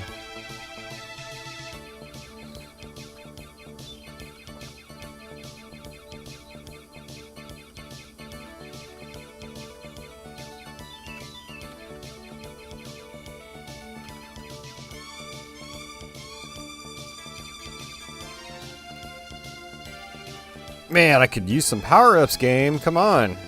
Jeez.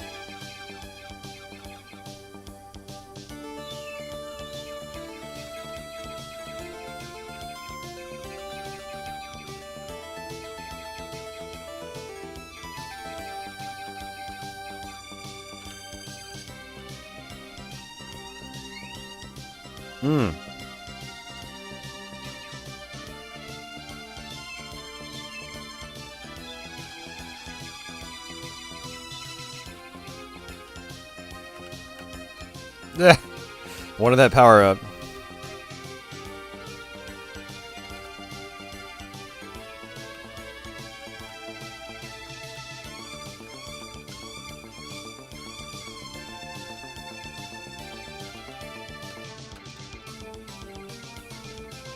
Because you've even got the the O lasers like in Gradius. This had to have been inspired by Gradius. I mean, Gradius was still relevant and somewhat popular back when this game came out. And Gradius 3 on Super Nintendo had only been out for a year.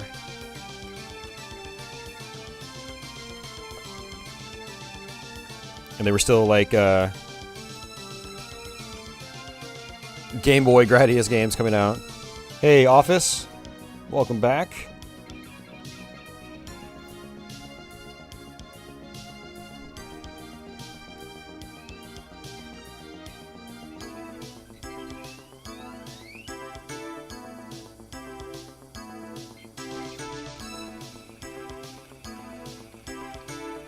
All right, stage 3.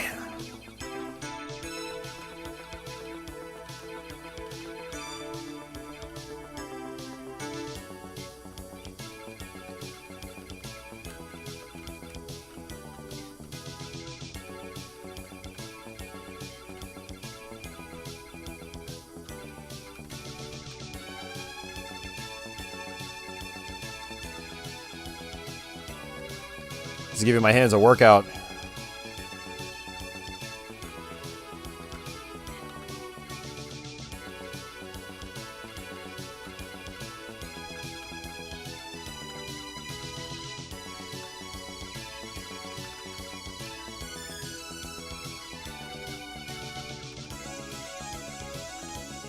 Oh, what? They do a ton of damage. Yeah, so you see I played this game a couple times the other day, trying to get used to it. And I think that's it. I don't think you get any continues. Oh, you can actually, okay, so you can actually start on a level that you died at. I wonder if that just means you can play any of these levels in any order you want.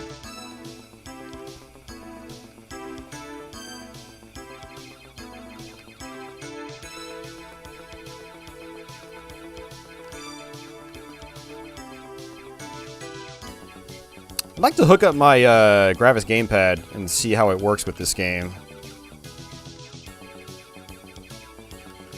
I had to do enough preparation just trying to get these games working and testing them all out, making sure they worked, and making sure all the sound options were configured. So I didn't really have time to get to test my gamepad support. I was just like, I'll play with the keyboard. That's fine. I can live with it.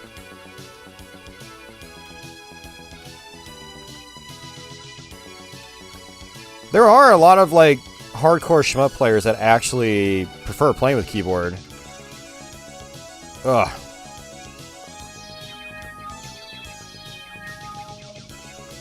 think my hands are too old and crusty to be able to do that. I'd have to have an arcade stick or a control pad.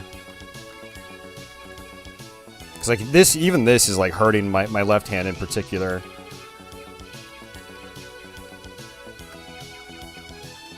Yeah, this is a terrible checkpoint.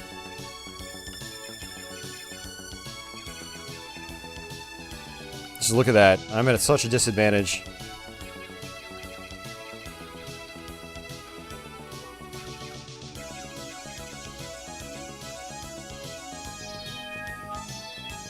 Wow, that's rough.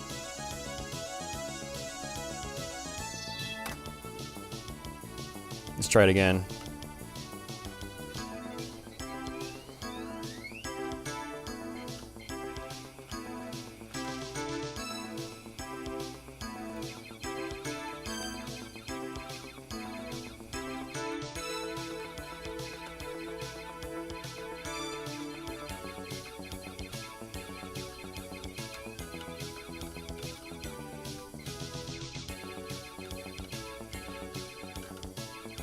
See if I can get my gadget upgraded first.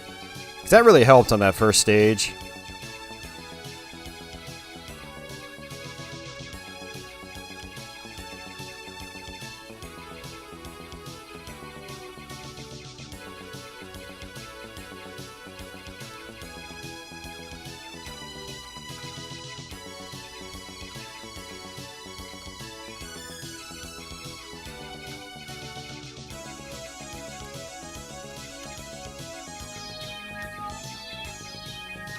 Got it. Can I not die?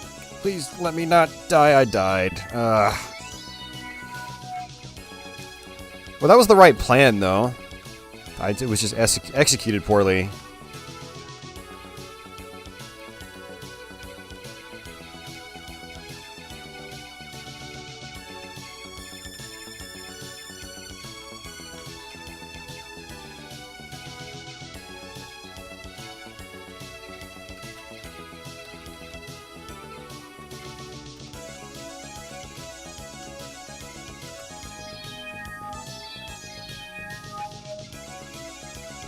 Nice.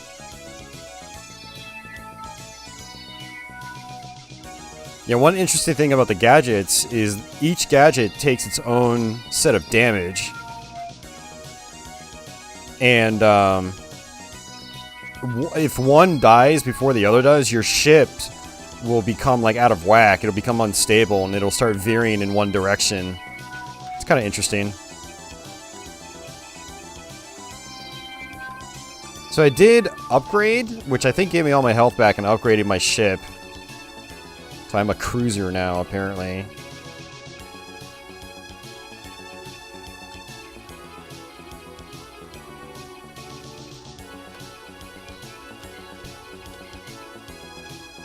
Another upgrade. I think my ship is actually maxed out in size.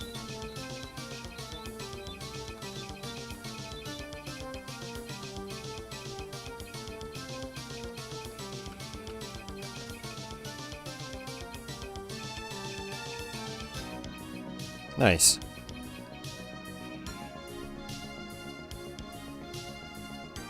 Yeah, no iframes on hit in this game.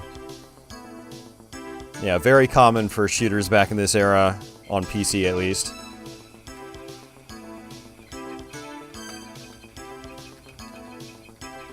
It's interesting, it lets me have my, my spread shot here. That's actually very helpful.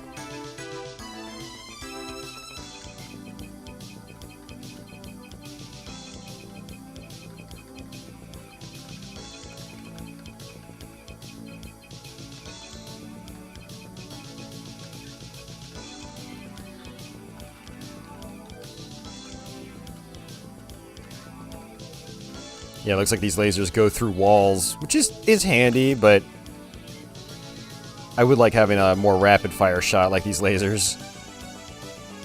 Requires less planning.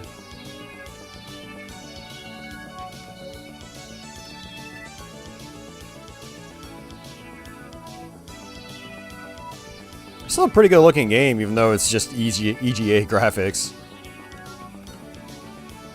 You know, all the sprites are drawn pretty well, which is nice. And now fuel becomes an issue. Oops.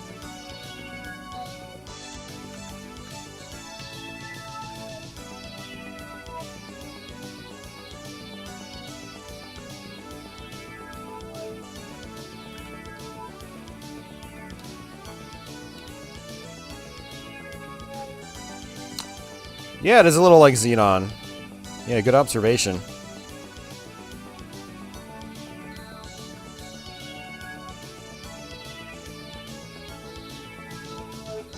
Red, thank you very much for that, sir. Thanks for joining back up. You can use those patch emotes now.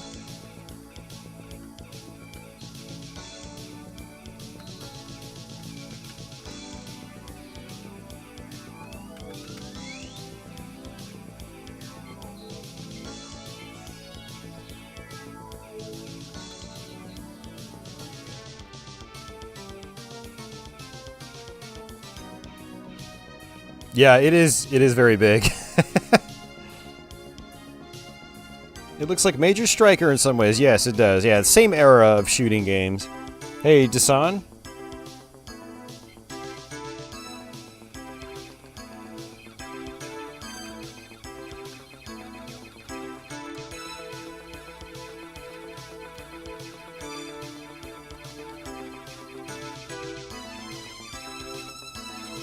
Oh, okay. Let's go ahead and use our missiles.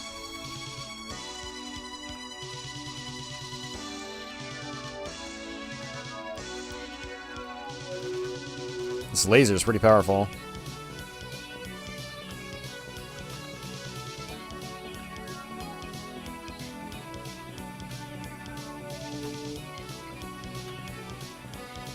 A lot of power-ups in this level.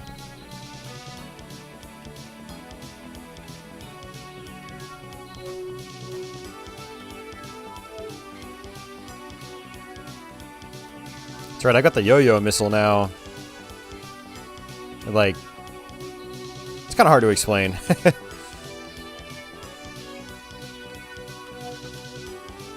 Yeah, see, now because I've lost one of my pods, my ship was starting to veer in the opposite direction. Just on its own. Ooh, I've got a follow gadget. That's nice.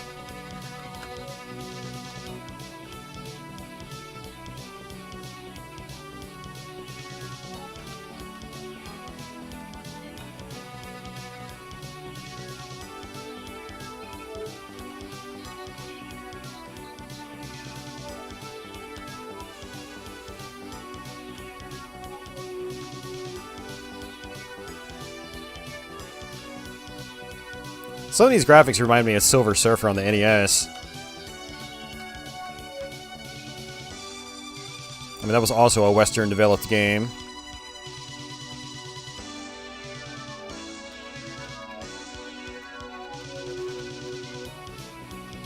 And actually, come to think of it, Silver Surfer came out before this game.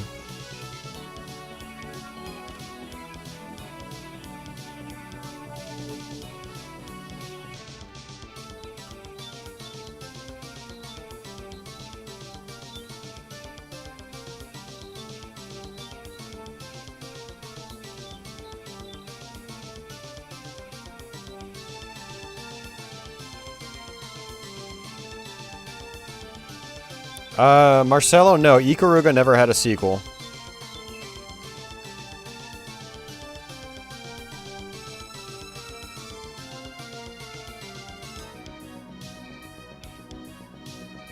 I guess, is that my fuel? I guess my fuel is getting low? It's weird. Stage 6, unknown. Is this where the aliens came from? No one has ever lived to tell the Yeah. Couldn't finish it. And then it disappeared. Oh, that's not good. Okay. I got lucky there. Where arcade game was that, Red?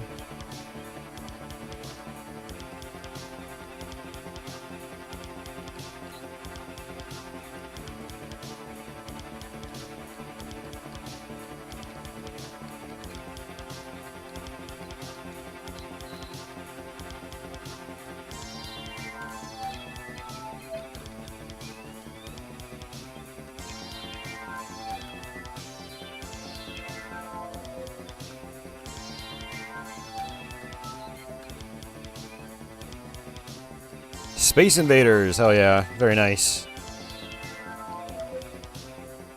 Good old Space Invaders.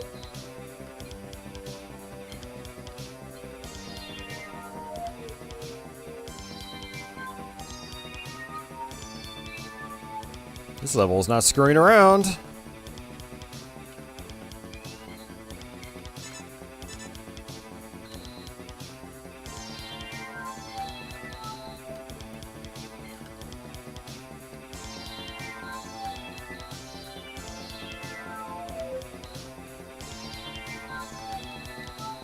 Uh-oh, I lost my pod. So my bullet absorption is not going to work out too well.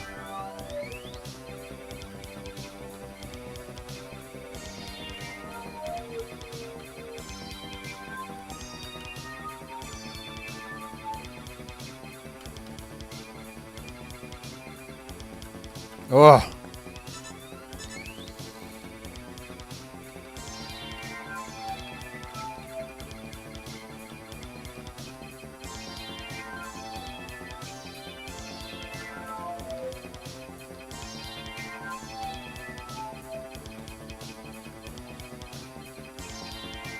Jeez.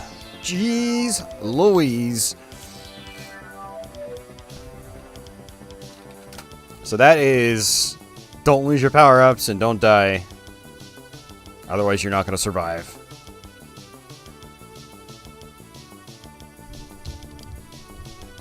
Yep. Let me try it one more time, because that's the first time I've been to that level.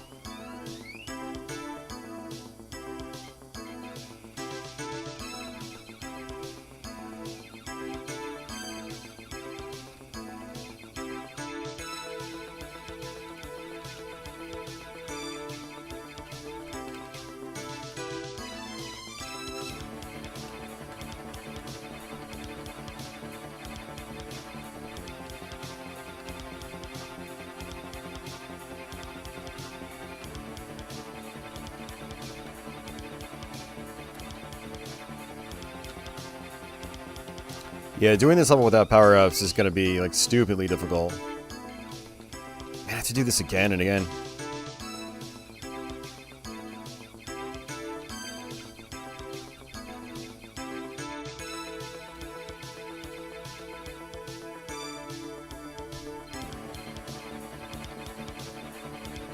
Alright, so this is going to be our last try, because I don't think I'm going to be able to do this.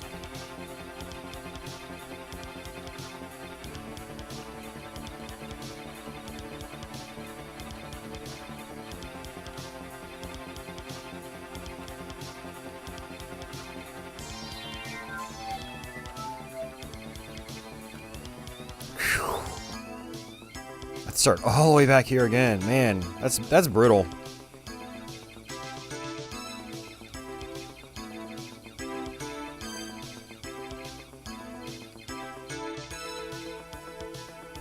My hand's getting a serious workout.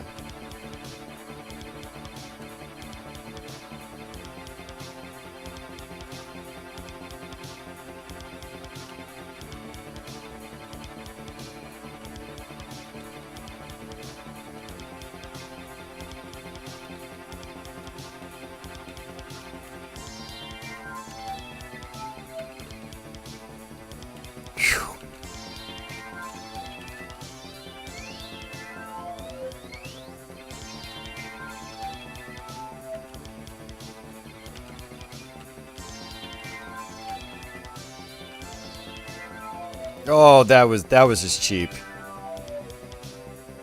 It's like I'm not fast enough to be able to dodge that stuff on the fly. Like, I have to know the patterns and just position myself ahead of time.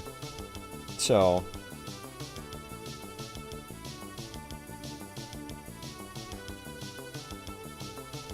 So Sean says he might be misremembering, but there's a design oversight on the last level. If you come into this stage with the biggest ship, there won't be enough fuel on the stage to get you to the end. So I guess the more upgrades you have, the more fuel you consume. Is that what's going on? I didn't really notice that until you had talked about it earlier. Alright, see ya, BB. Take care. Yeah, it's definitely a little Giger in the visual design, for sure. Yeah, it's a cool game. I do enjoy it. It's tough, though. Very tough. It's good. I'm glad it's a challenge. The 6-planet Mega Blast. Courtesy of Epic Mega Games. Same company as Epic Games these days. They just used to call themselves Epic Mega Games. Speaking of Epic Mega Games, I'm going to play some Tyrian. I think we'll try to do like an episode's worth of this game, which should probably take a little less than an hour.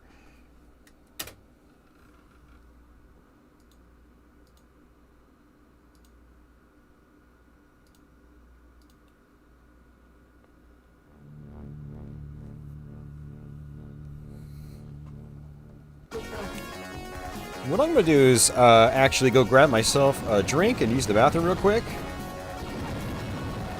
So I will be right back.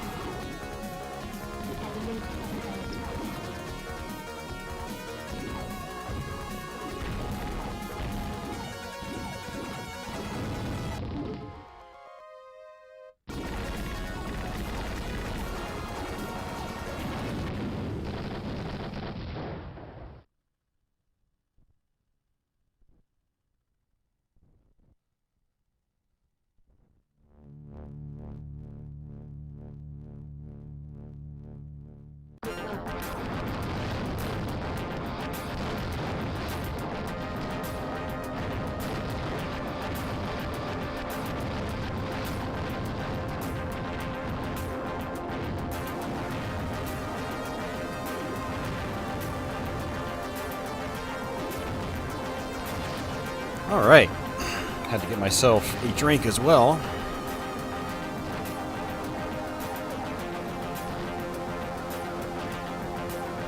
Yeah, so this is just the attract mode. I'm not actually playing right now.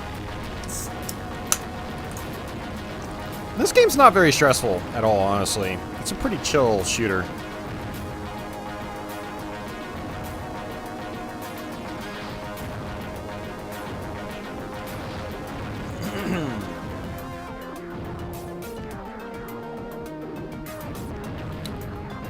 Sean, yeah, this is the OG. I actually own the CD of this. So yeah, it's just Tyrian. Although I don't really know if there are a lot of differences. Do you know? I mean, I've played a lot of Tyrian 2000 as well, but since I own the actual game, I just play the original game.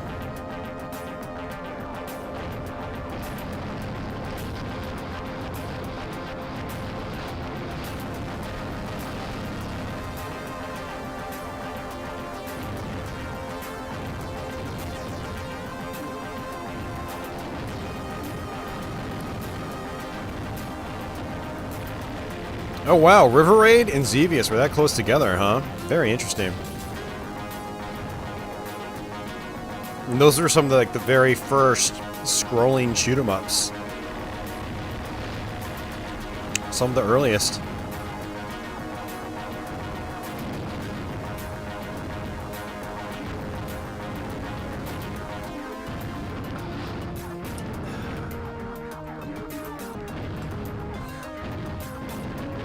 Good old caffeine.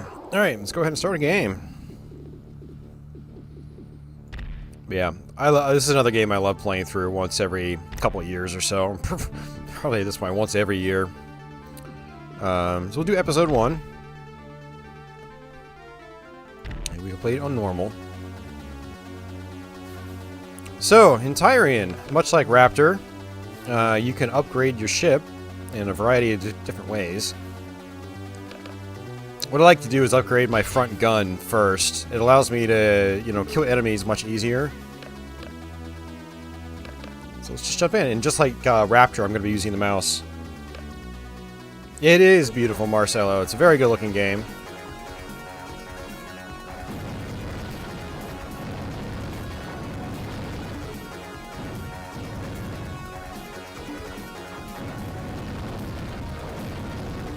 So you can pick up money. And, like I said, you can buy stuff. So that is, that's going to factor into your strategy. Is getting money. The more money you get, the faster you can upgrade, the easier the game becomes.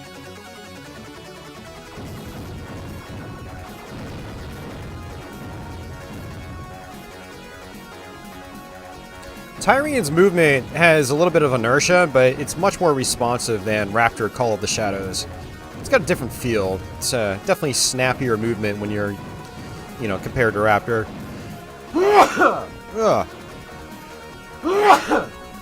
Man, excuse me. That just came out of nowhere. Sorry about that, guys. Oh, man. Alright, got a secret level icon, which is cool. There's a lot of secret content in this game. Tyrian's also not like a particularly short game. It might be about the same amount of time as Raptor, where it's like 2.5 to 3 hours long, maybe a little bit longer in a single session. I do feel like Tyrian seems to drag on a little bit more. Like, whenever I binge this game in a single sitting, I find it just like... It feels like it just goes on forever and ever. Raptor kind of like goes a lot faster for me. I think it's because Raptor itself is more intense. At least on the default difficulties.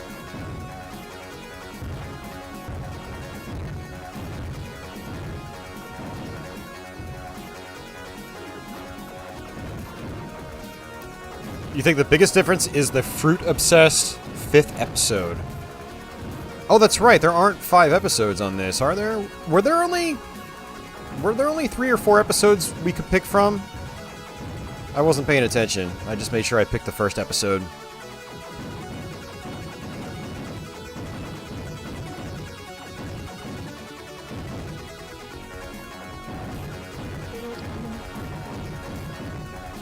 Alright, getting close to the boss fight. Now you do have an energy bar.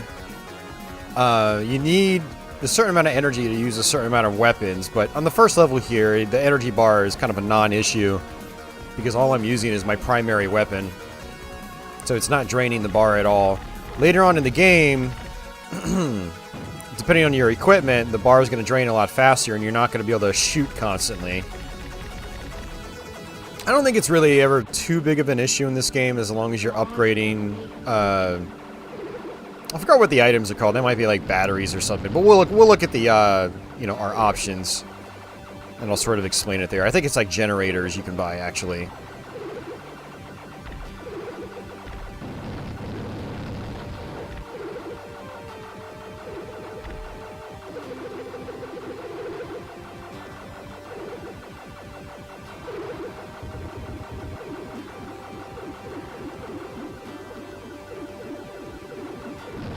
Alright, there we go. Started with 3, the 4th was added later, and the 5th was added with Tyrian 2000. Gotcha. That's good information, Sean. Thank you. Yeah, I was always wondering what the difference was between the two. Yeah, so if we go to upgrade ship, so we've got a generator, we've already got the advanced one, there's the gen core. I could probably just leave it on that right now. Hell, I might even be able to leave it on that if I just use my standard weapon. Shield, so we can upgrade our shields. Left sidekick is a you know, secondary weapon. And honestly, at this point in time, I might not really need a sidekick. So what I might actually do is, I mean, I can upgrade to this ship. Let's see if I can upgrade my front gun. Nope, I need 7,500. You got different like front weapons. In the beginning of the game, I prefer the just the pulse cannon.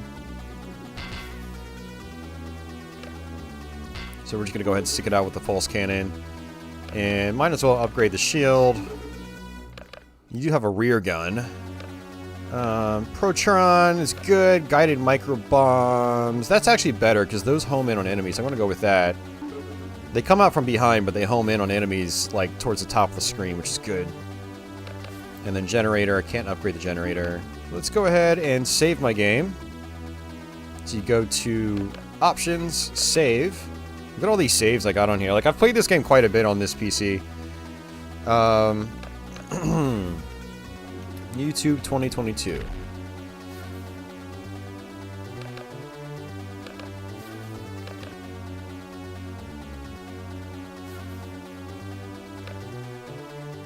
Good luck. That's right, this is the secret level. Data acquired. Data acquired.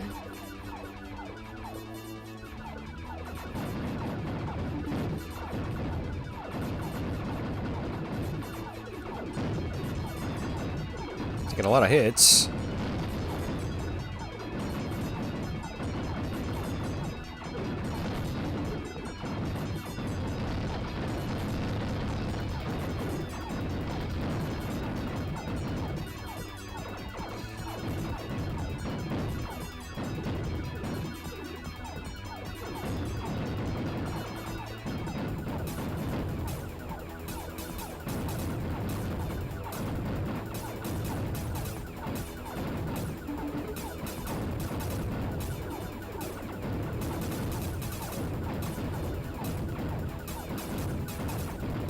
So for those of you guys wondering, I am actually playing on a VGA CRT monitor. And these screens can be rather dark. And so while the image probably looks pretty bright for you guys, it's actually a lot darker on my my CRT I'm playing on. And so some of this stuff is kind of hard to see what's going on. Lots of brown.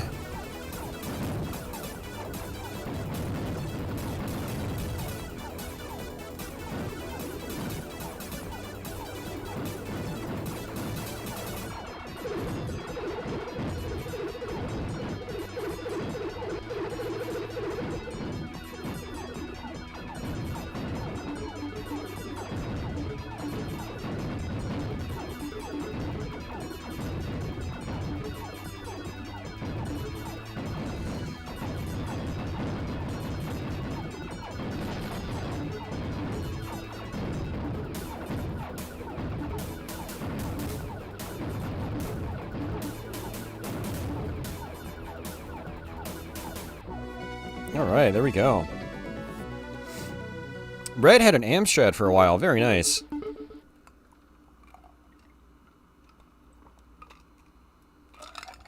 Yeah, Red is in Scotland.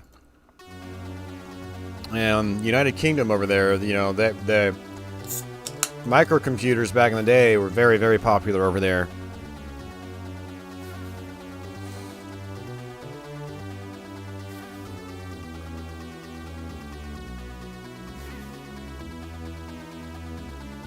Computers as gaming platforms, I think, were definitely more popular over there in the early 80s, early to late 80s than they were here.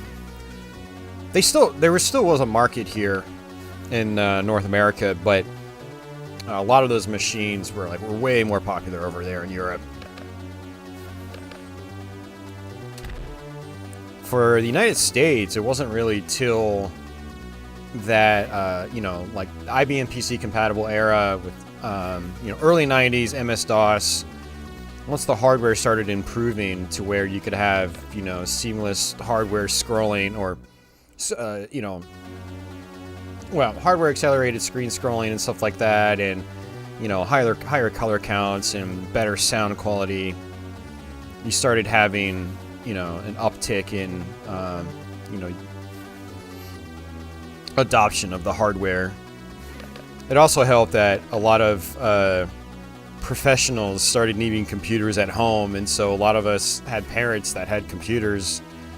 Like my dad had the computer for work. Really, that's the only reason we had a computer, and that's how I, you know, got to do a lot of my gaming. It's interesting.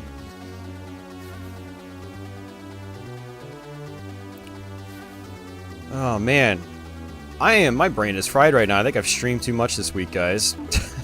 I'm sitting here like, what was I doing again? Alright. I can upgrade my rear gun, I'll just do that. We'll just roll with that. Actually, let me check the generator again. No, I can't afford that one yet. Same with the shield. No, we're maxed out on shield right now.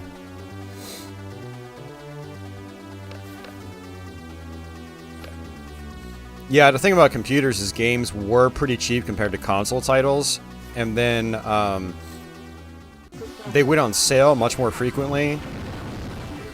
And then there was also the piracy aspect. It was a lot easier to just give your friends games, quote unquote give.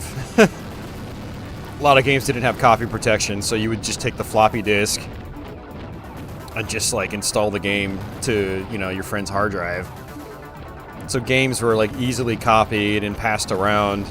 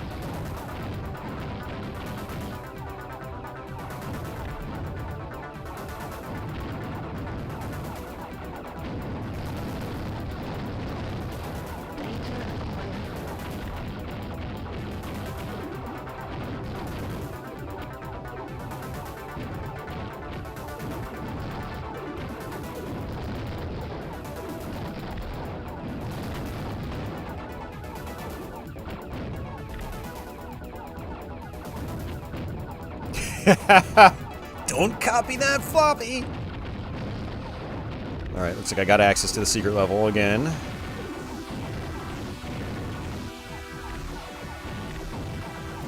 I mean, hell, even my dad brought home some, like, copied games from work. You know, like, that's how I got, I think, my PC version of Arkanoid back in the day. And that was one of the games I played the most on my PC. Just came home with a floppy disk version of it. It definitely wasn't original. Yeah, we had a lot of games like that.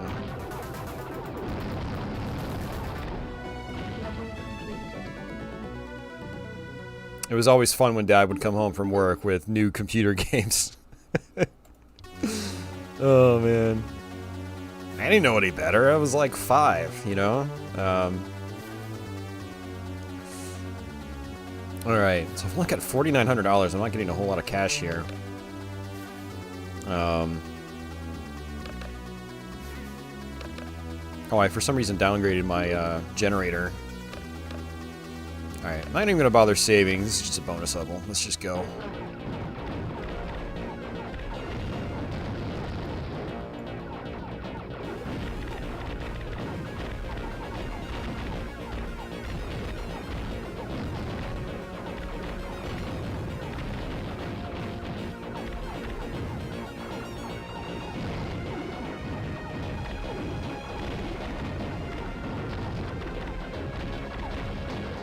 Man, I am not doing too well here.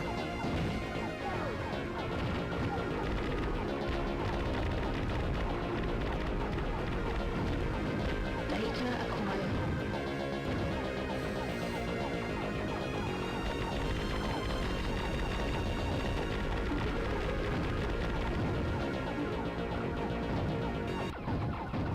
A secret level within a secret level? What?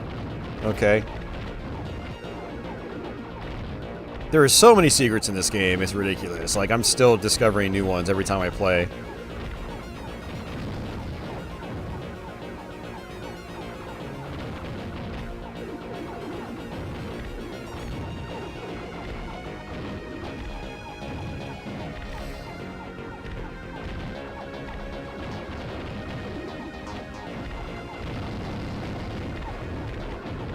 Yeah, my firepower is just merely adequate right now.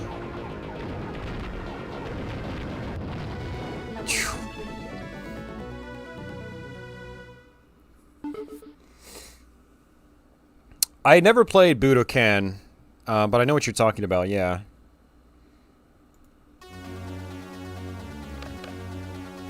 Alright, we'll go ahead and save it now.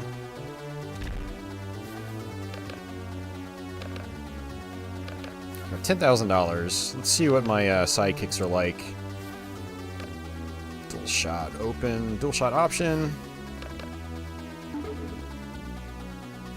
Actually, you know what? Let's see what my front gun can do. I think that's going to be the better buy. Mega cannon, missile launcher.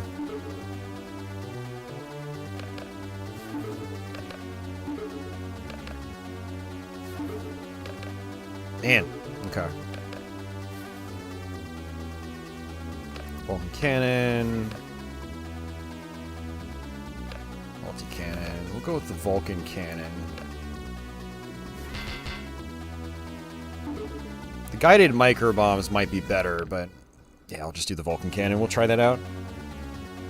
Oh yeah, you guys are lucky, Red. I don't think we really had the MSX around here. I don't think the MSX was really like featured in North America.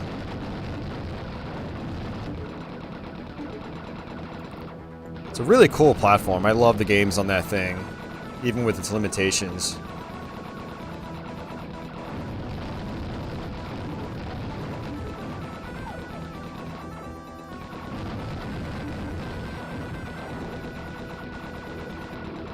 Man, these guys must have been hungry when they made this game. I kind of want to try that again.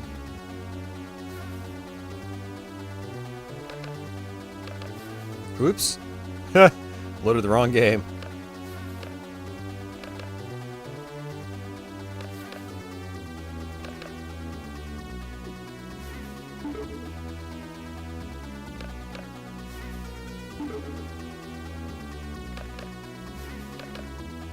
It's a nice thing about being able to save your progress.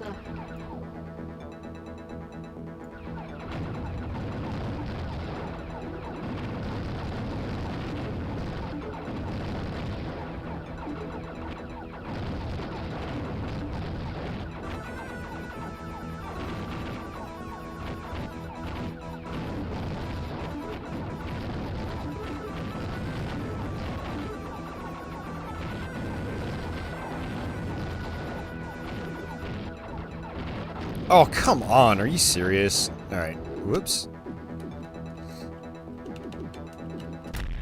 I'm gonna try it again.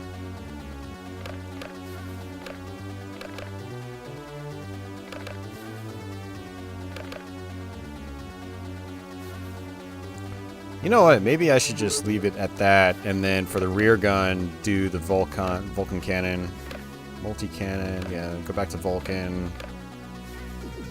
Upgrade that further. And I guess maybe even get a sidekick while I'm at it. Damn.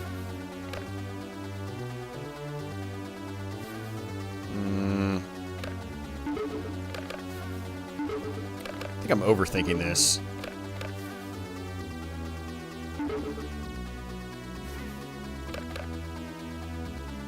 Oh, I can actually upgrade my ship. Yeah, I'll do that. Thank you. Alright, let's go ahead and just save it again, just in case I want to try it one more time. The reason I'm being anal about this is that, you know, you can get a lot of money from these bonus levels. Good luck.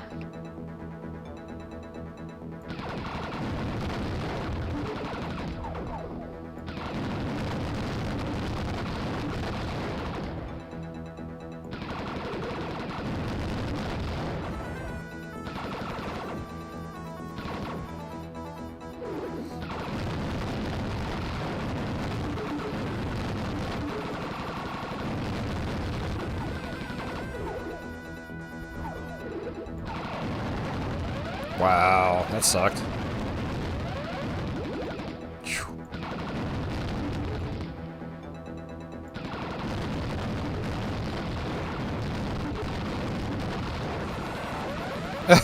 That was so cheap.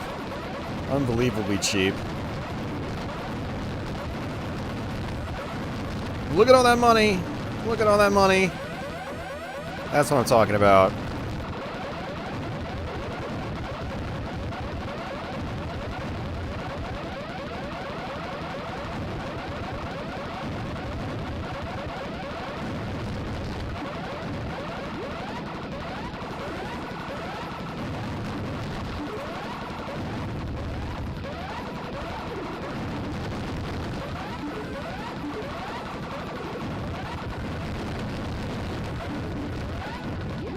Level completed. Alright, that was worth it. We have $18,000 now. As opposed to like 3,000. Oh, man.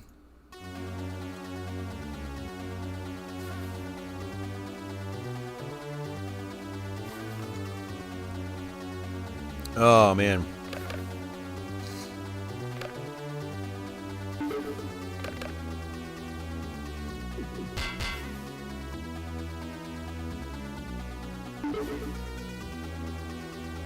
Yeah, we got ourselves a decent upgrade on our primary firepower.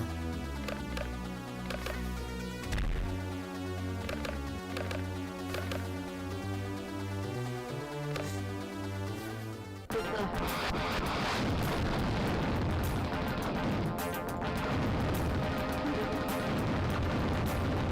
Data acquired.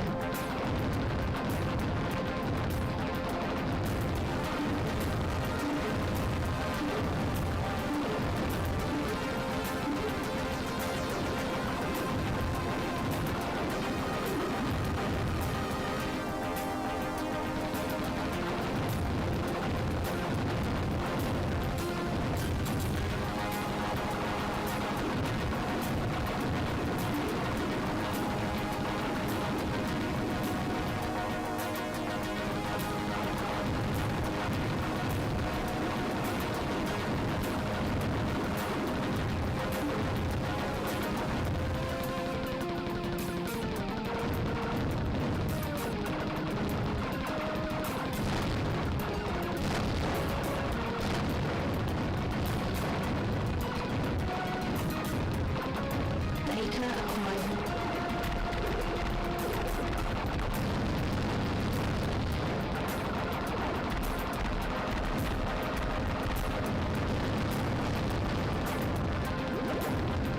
Rear weapon power up. That's great.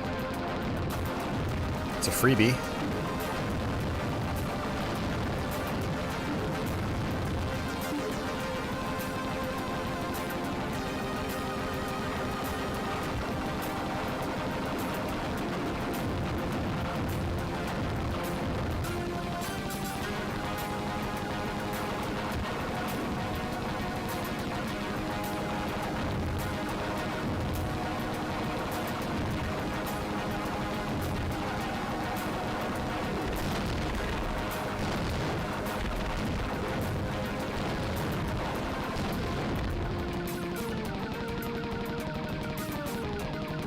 large enemy approaching.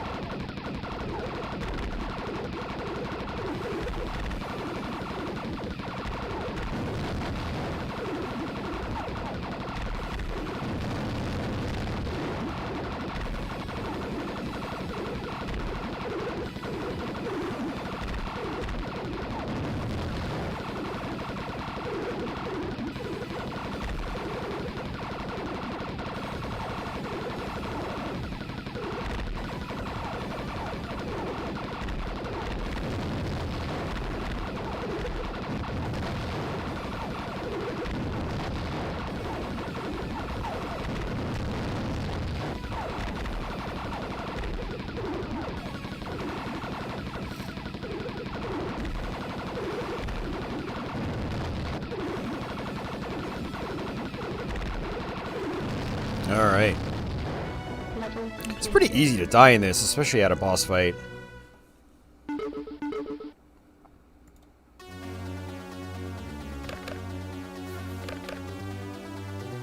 need 14 grand to upgrade my front gun. Vulcan cannon. Yeah, I don't know about that. Multi-cannon. I don't know about that either. Missile launcher just does not look satisfying to use at all. I think the Protron was actually... No. I was thinking of the front-facing Protron.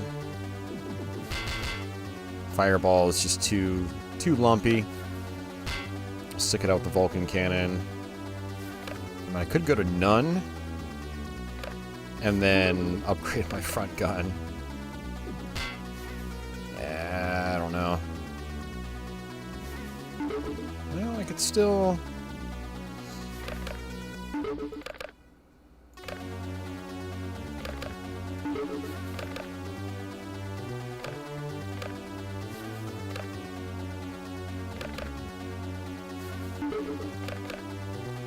Maybe go with that. I don't know. We'll see.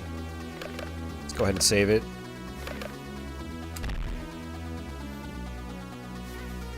Marcelo's gonna go play some Street Fighter V. Very nice. Have fun. I'm gonna keep playing SHMUPS on PC.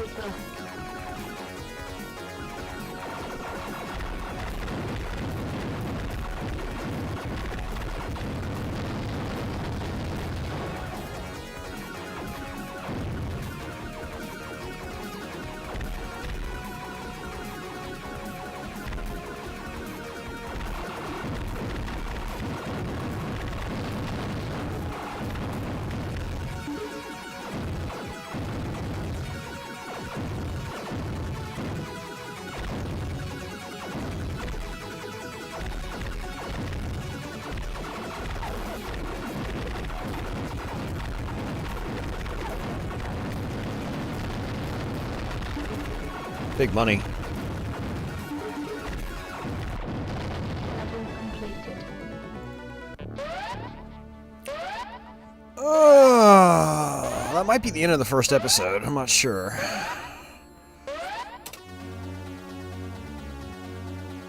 Or it might be like, I don't know.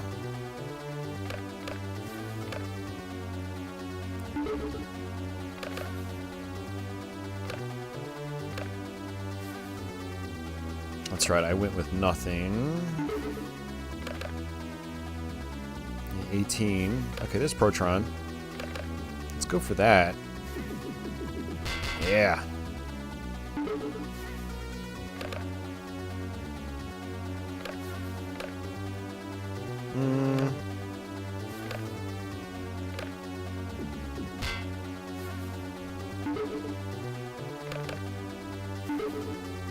I have $2. Amazing.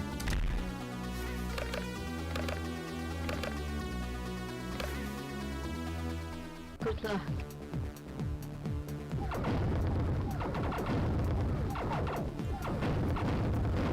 Yeah, I guess there's still technically more in the first episode.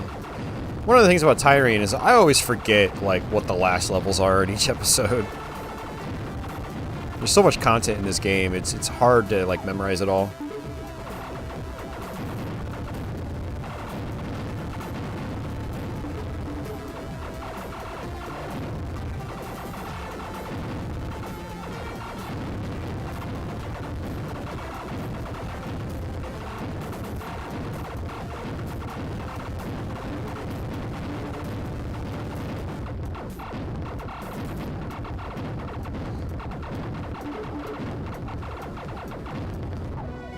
Level completed. Completed the mines.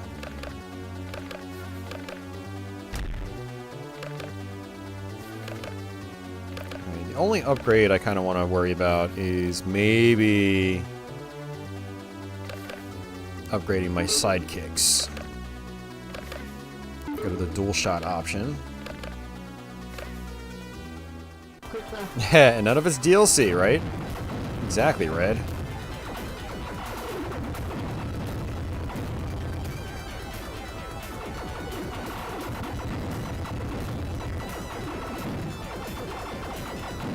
I actually preferred how we did it back in the day, where we just sold expansion packs separately.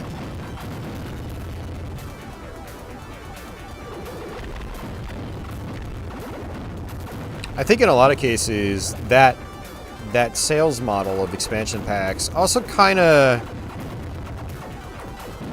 incentivized the developers to try to make the expansions at least a little more different from the original game.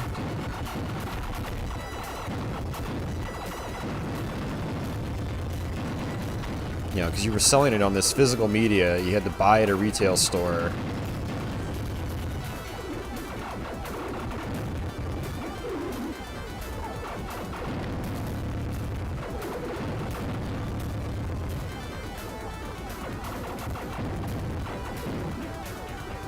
But you also didn't feel like, by missing out on an expansion, that, like, you missed out on, like, the full experience. Whereas with DLC today, you know, some games might actually come incomplete. And the DLC kind of, like, you know, is the rest of the content.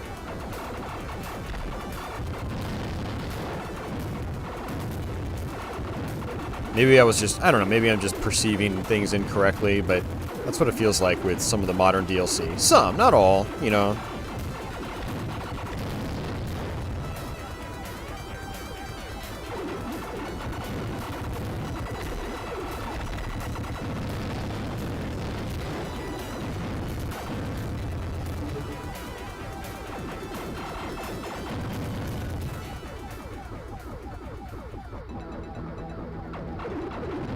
Large enemy approaching.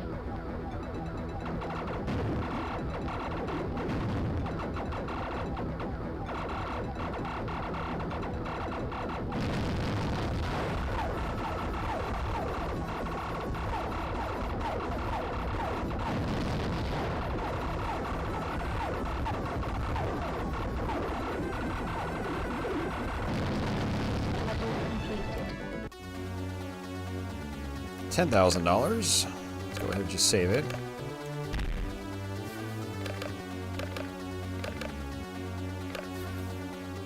Good luck.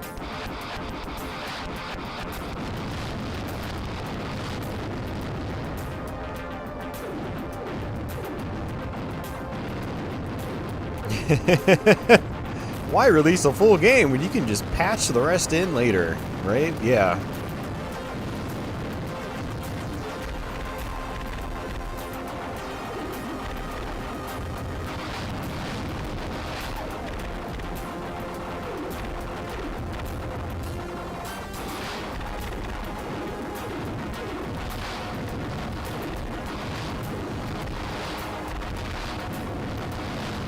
You know, to be fair to modern, like, AAA developers, games take a hell of a lot longer to make now than they ever have.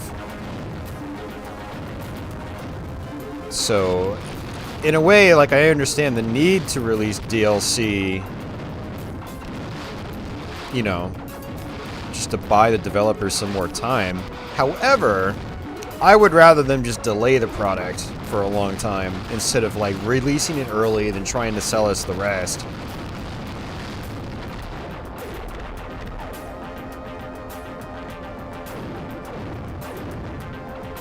I mean, especially if it's going to be a title where, like, you know it's going to sell millions of copies. Like, they could probably afford to do that.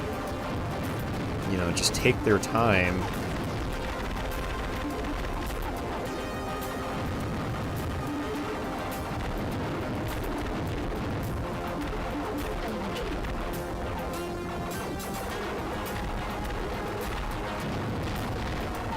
And then if you do want to still release, like, an expansion pack, you can still do it. You know, like Nintendo did it with Breath of the Wild. Breath of the Wild was, like, well, 100% complete when it came out, and it was amazing.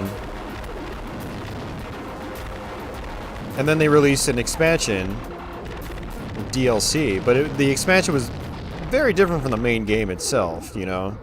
It's almost like a challenge mode. So that was cool. I'd like to see more, you know, big budget developers like and publishers go that route.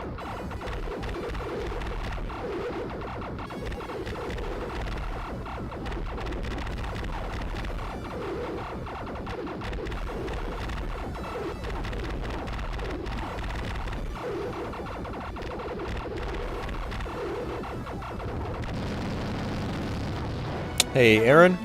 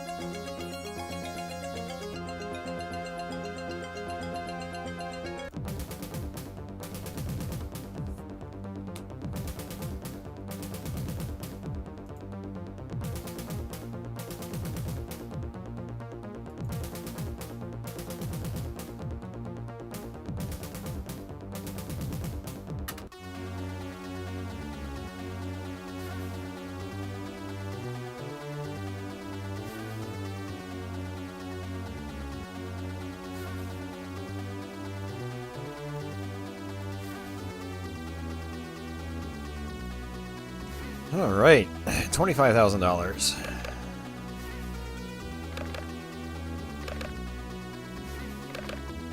Still the same ship type. Front gun. I need 27,000 to upgrade it. Jeez. Rear gun.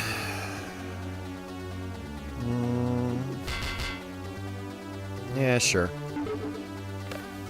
Not much on the sidekicks.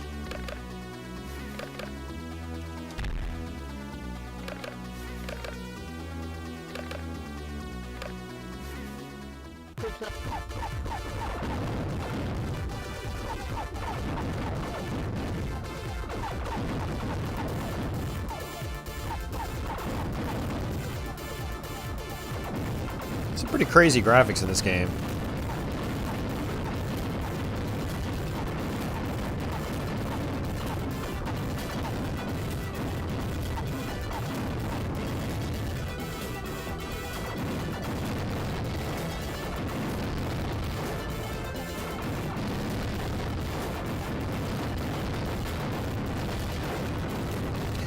You know, I didn't mention this, but for anybody wondering, you can actually get this game for free on GOG.com or GOG.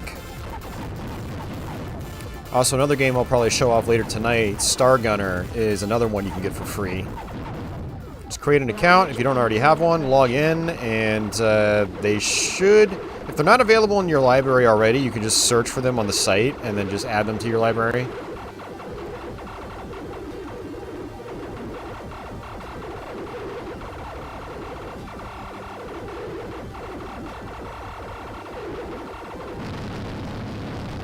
Yeah, and the GOG version is Tyrian 2000, which, like Sean mentioned earlier, has extra content.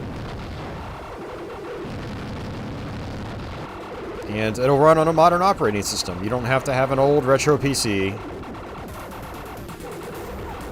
Or use, well, I was going to say, or use DOSBox, but the GOG version does come bundled with DOSBox. Level completed.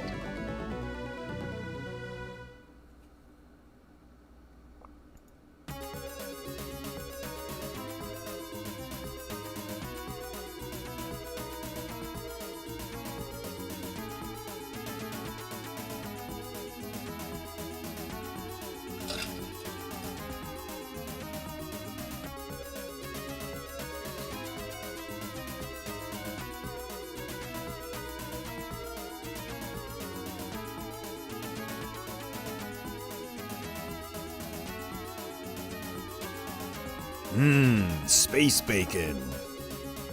Wonder what space bacon tastes like.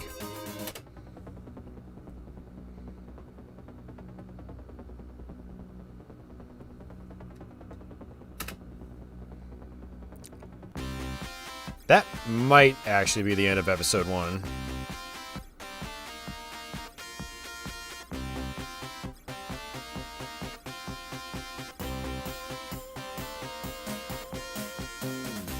Yeah, I think this is like the Sojin bonus stage.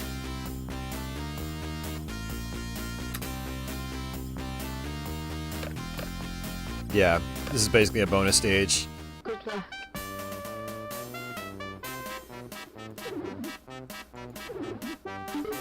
You want to collect all the ale.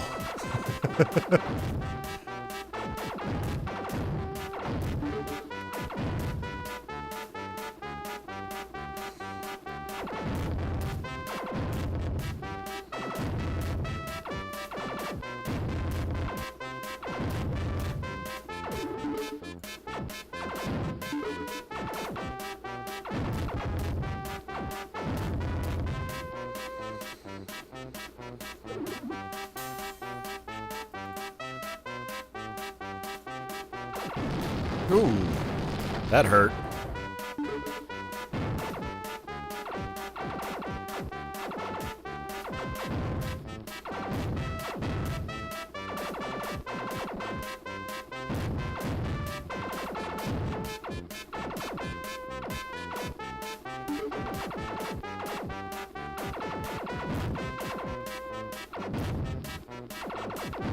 All right. Oh, you get the point.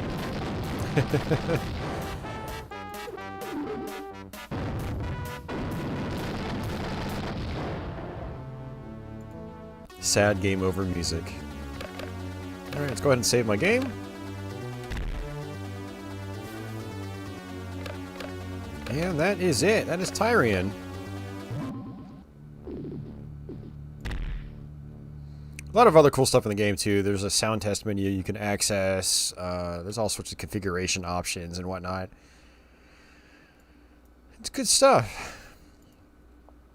Alright, so the next one I'm going to play, I think we've basically have... Oh, we have a handful of other games left. Okay. I'm going to show off this goofy indie horizontal shooter.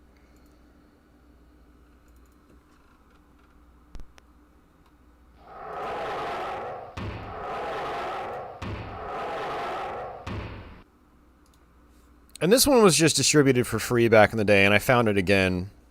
And, so we're gonna play it. It's called, I think it's called Spaced. It's very difficult.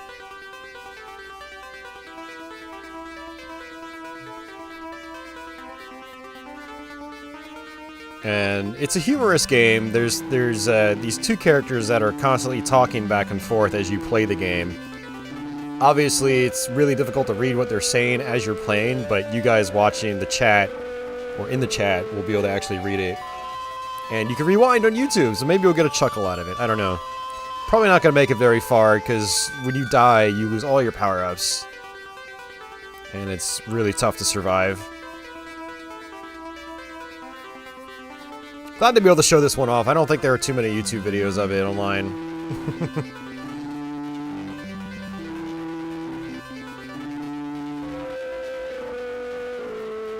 Yeah, for anybody curious more about stuff like Raptor and Tyrian, like I said, I have full playthroughs of those on my channel if you guys want to check out the stream archives. I'll probably even link them in the cards at the top right-hand portion of the screen. I'll probably have my Raptor, my Tyrian, and Stargunner streams there if you guys want to shortcut your way to them.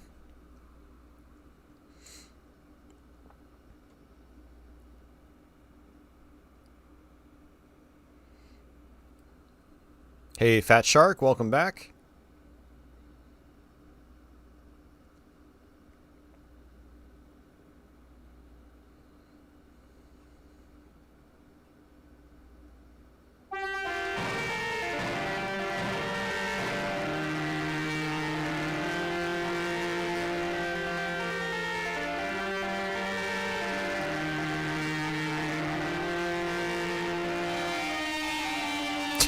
This is ridiculous.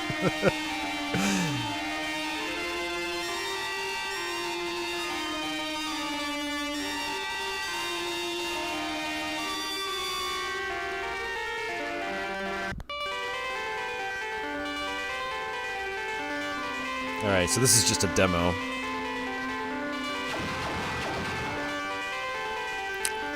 Alright. So, F1, help screen. F2 or P pauses game. Arrows are controls. Insert changes speed. Huh. Spacebar drops a nuke. Alt fires lasers. I do wish that I could not have spacebar drop a nuke, because Alt and space, for those of you guys that don't know, in classic Windows, it'll Alt tab, or it'll take you back to the Windows desktop. So if you're like in a DOS game, it'll get out of the DOS game. You can tab back into the DOS game, but the DOS game doesn't stop running when that happens. So like you'll come back in, you'll be dead.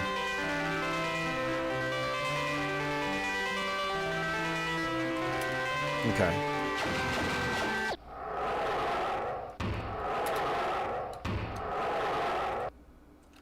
Spaced version 2.2, 1996. Alright. So there is a sound test menu. Let's do this.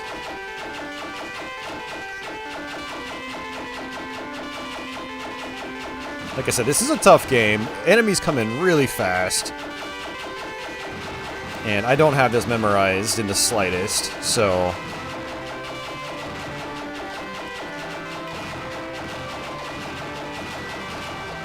Oh jeez, just died. It's okay.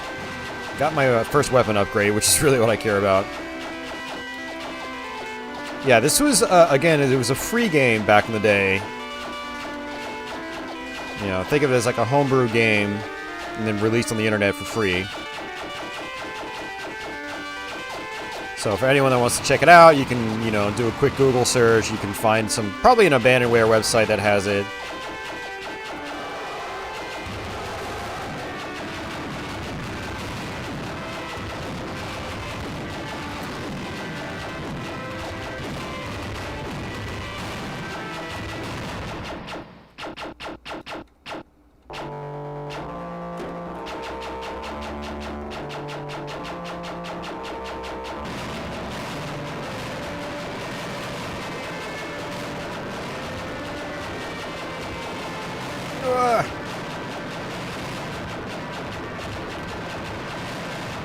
And it gets intense for the kind of game it is.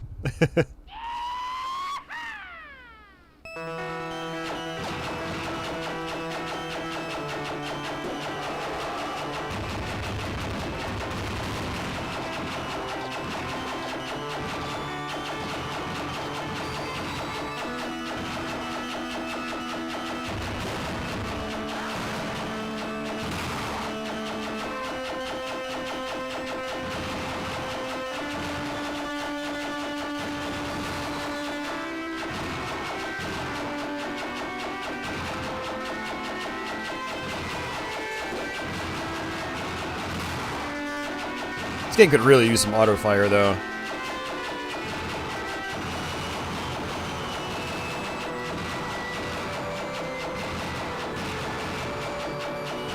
Alright, that was a nuke that just went off the screen. Some of the power-up locations are also kind of weird, and if you try to go for them, you just end up getting killed. So I'd rather just kind of sit back. And these guys, I found it's better to just not even shoot them, because when they die, they just go in all sorts of random directions. Yeah, so I lied. I did play this a little bit the other day, so I have some of this memorized.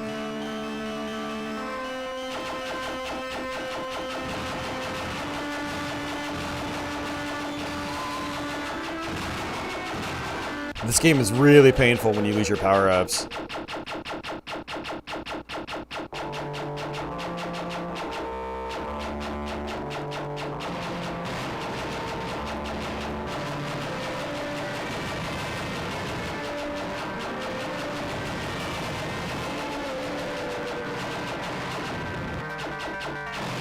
Oh, lucky. First try. Whew.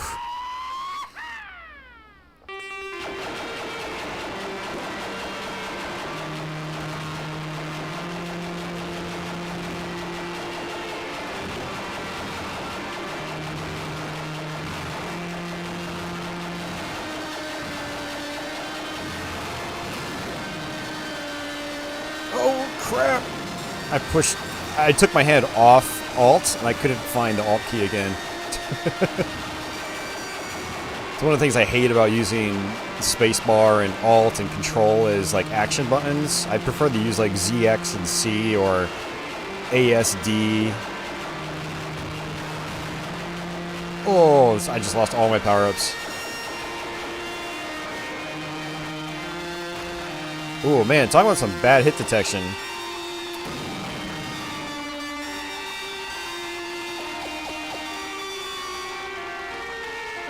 Like, there was a big gap between me and that blue guy, and I just ran right into him still.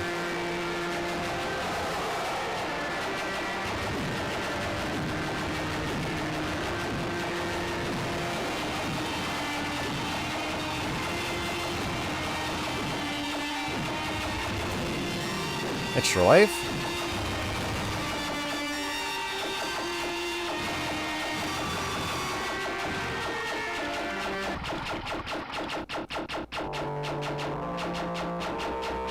Yeah, this guy can suck you in with like a vacuum.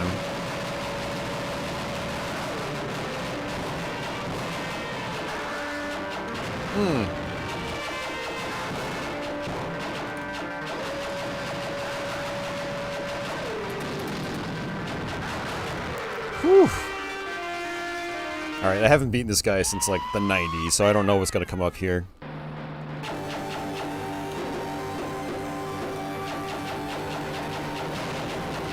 Boss rush. Maybe?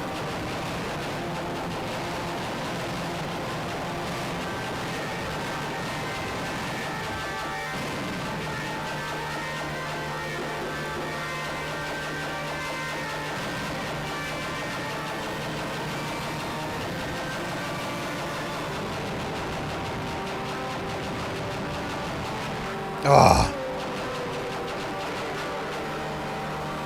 Give me some more power-ups. Okay, there's one.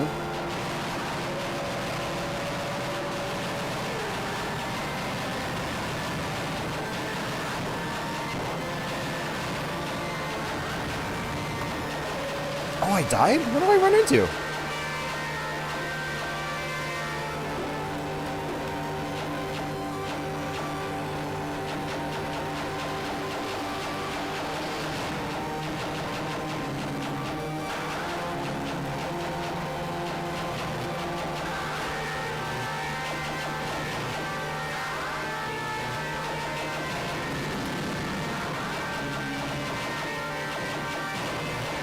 I think if we get a game over, we have to do the whole stage over again, which might actually be beneficial.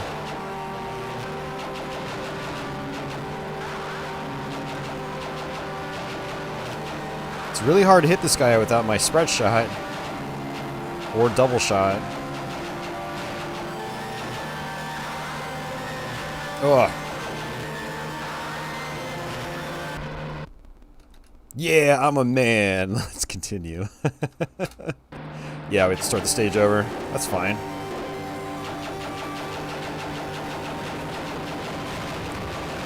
Oh my god, dude.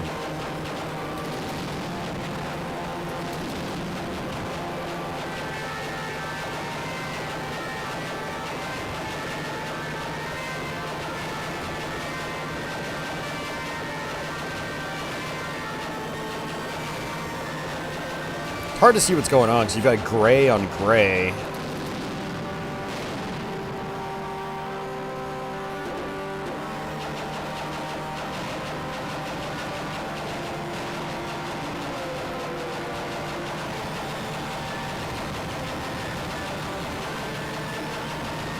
I feel like this guy's attacks are completely random. So if he can just stay high up on the screen, then that's good for you.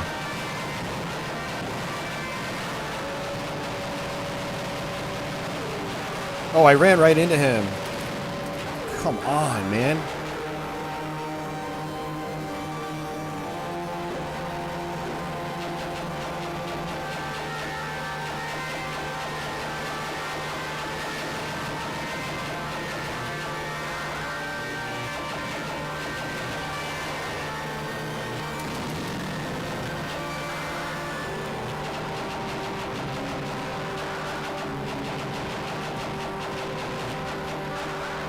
Ah! Oh, when he splits apart, you can still hit him in the middle. Okay. Alright, we'll try it again.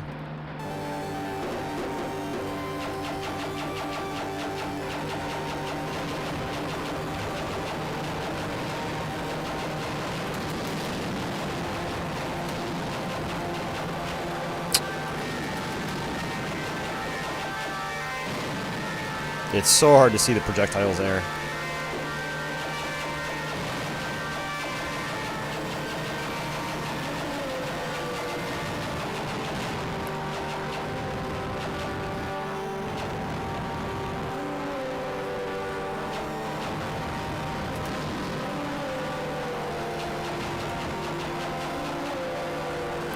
Come on up this way.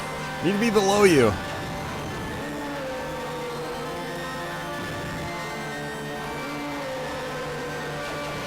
There we go. That's what I'm talking about.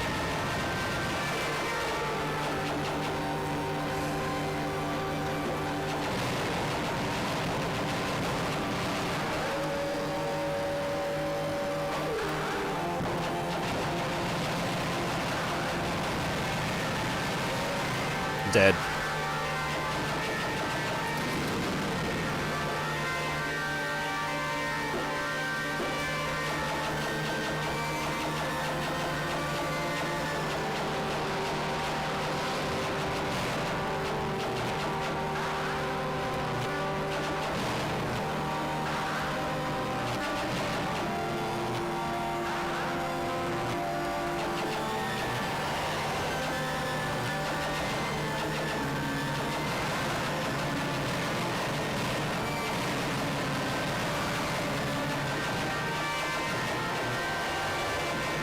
Pretty simple patterns, but it's fun to learn.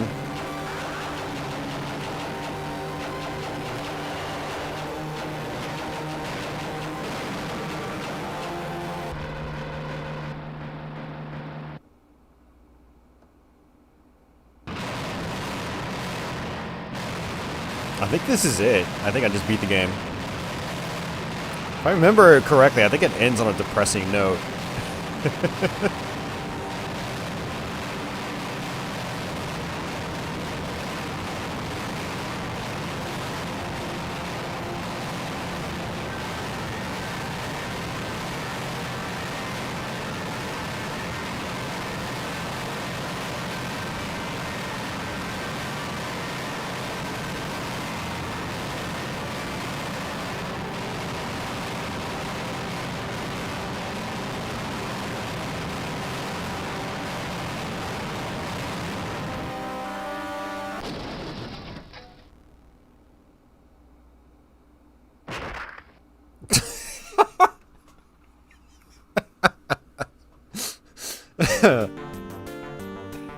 Oh man.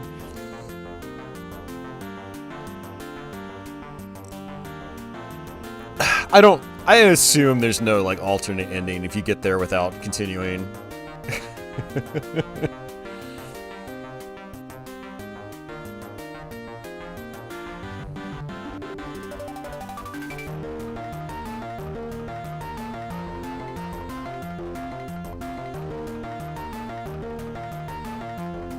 It's impressive. Just a one-man army.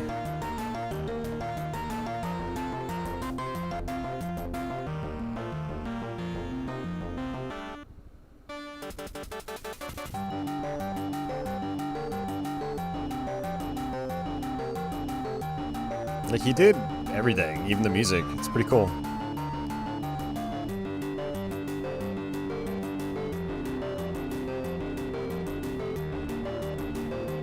freeware.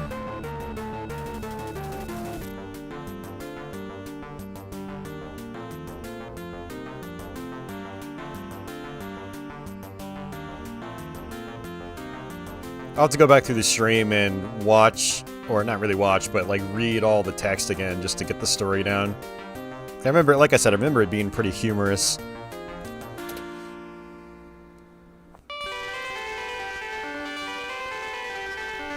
Oh no, is it doing like a loop too? I wonder if it's more difficult.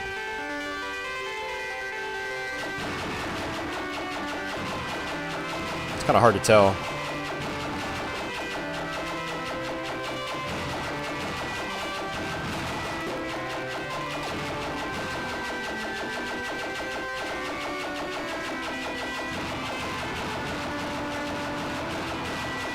Doesn't really seem like it's any more challenging.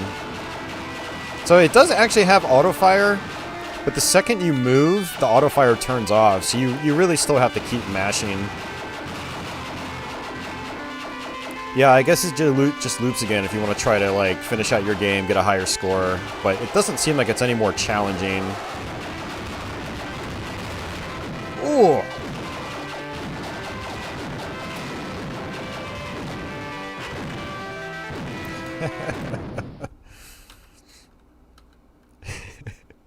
You gotta beat my little bro's score. My buds will freak if they can't play. Well, look, you're #1 on the high score list. Go ahead and enter your name. Austin. Austin, huh? Go ahead and say something funny. Bananas.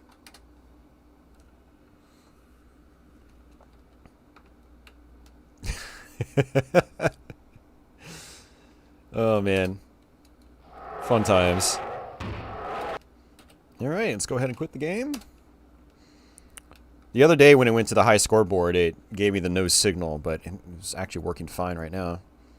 Alright, so I've got 2 more games I'm going to play. The next one, this is actually what kind of started the idea for this stream. It is Galactix.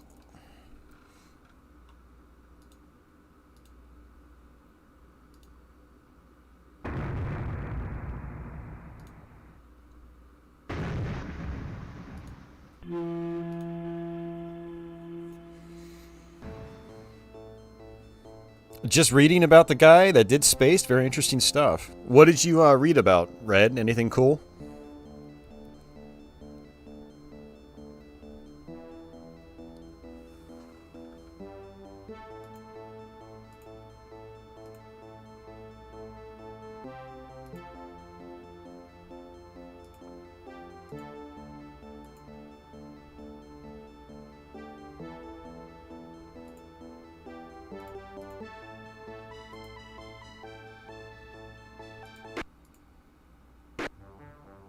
In today's news, Brazilian lumberjacks cut down the last tree in the rainforest. A spokesman for the Acme Toothpick Company said, "Gee, that's too bad." Attention Terrans. We the Zealots have come to conquer your world and enslave its people. Nothing can withstand the power of the Zealots. Prepare now. Your doom is at hand. Oh, interesting, Red. So all the animation, art, fonts, and tiled levels were created in art programs he wrote. That's very cool.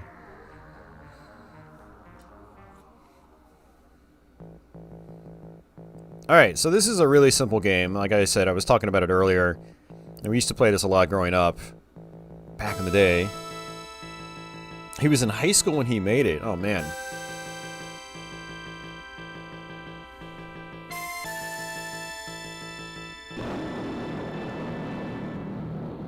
Yeah, this is a single screen shooter. And so it's kind of archaic in design, but it's still fun. I like the music and the graphics and sounds.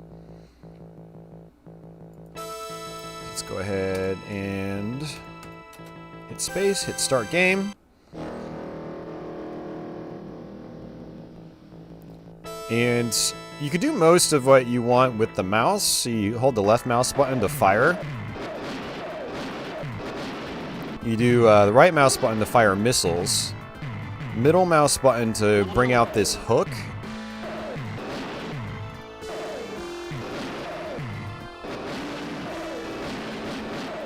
And you can basically grab power-ups. Then you hit B on the keyboard to launch bombs. They'll basically clear out the entire screen like this. And I don't remember exactly how many waves there are, but I feel like there's probably 100. Because I know we got to wave 50 the other night. And there was like a cutscene after wave 50. So I'm thinking there's 100.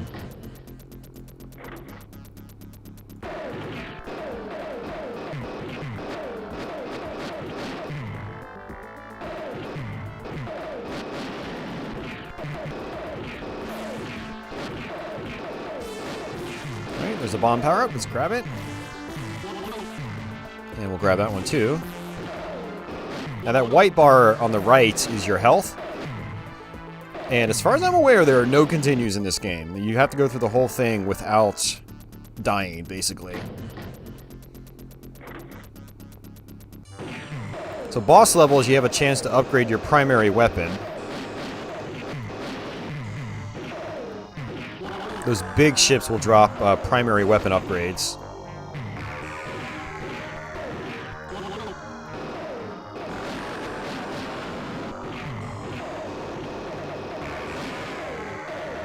It's those S power-ups. Probably stands for shot. Now, you really don't want to take damage from here on out, because when you take too much damage, you end up losing your shot power upgrades. A lot of times you kind of want to wait for these enemies to get closer to you, because if they're too high in the top of the screen, after you wipe all of them out, the power-ups, you either won't be able to reach the power-ups, or you'll transition to the next level before you can even grab the power-ups. See, like that? I might be able to get it. Oh, I just barely missed it. I got lucky.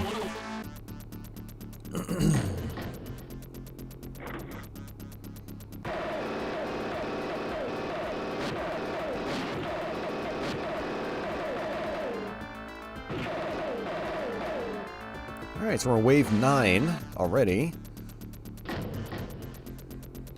If you're using your bombs and missiles, you can actually wipe through these enemies pretty quickly.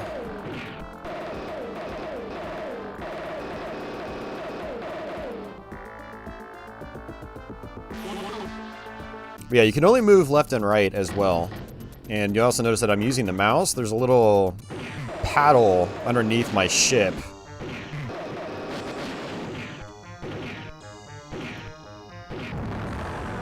Oh, that was bad. Okay, so if you use a bomb, you don't get upgrades. So that was a mistake. That was a big mistake. I didn't even realize that until now. Yes, like I can't reach that bomb. It's off screen. Hey, Mario, welcome back.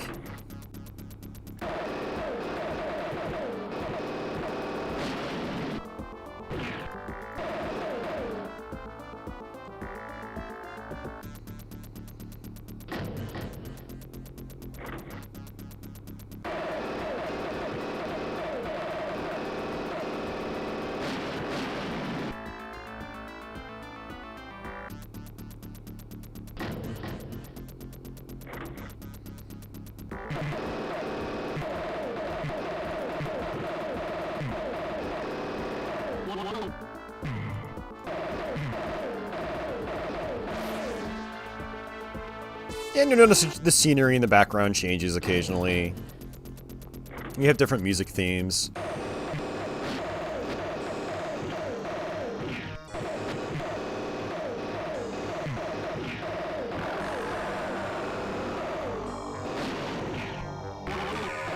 Yeah, see, I kind of lost my weapon upgrade. So this one I don't think is going to do much for me. Oh, it is. Okay, cool.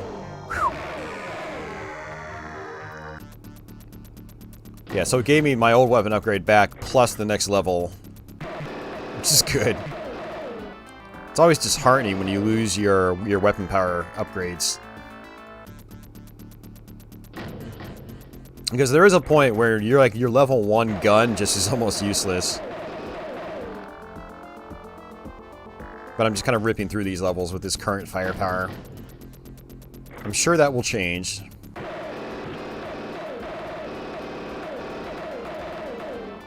Haven't been using my missiles. I can go ahead and try to use those too. But I might want to try to save them, like try to bank them for late on in the game.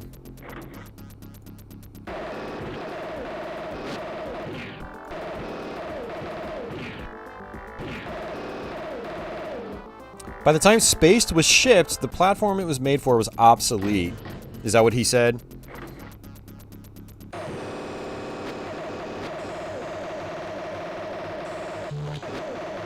I mean, it actually kind of makes sense. Although I guess he could have tried... Well, I don't know. It probably would have been like quite a bit of effort to rewrite it for Windows. Considering he made all like custom tools for it.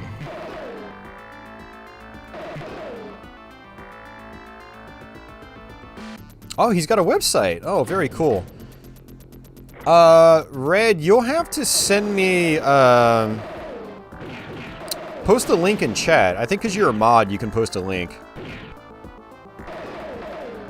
That'd be really cool. So anybody watching that has access to the chat integration, they can click on that and go to it.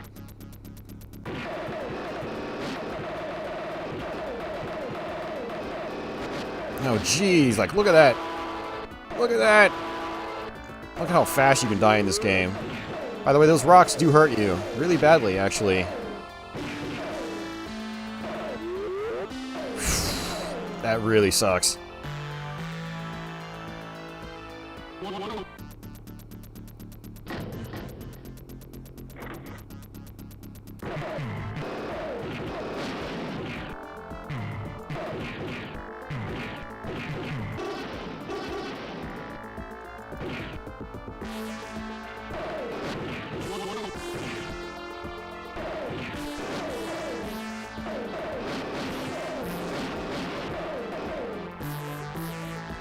Cool.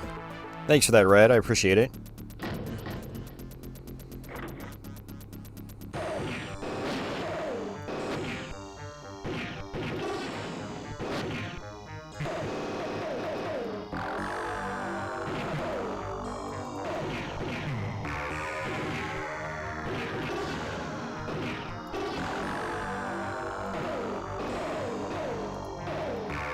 There we go. Get a shot upgrade again.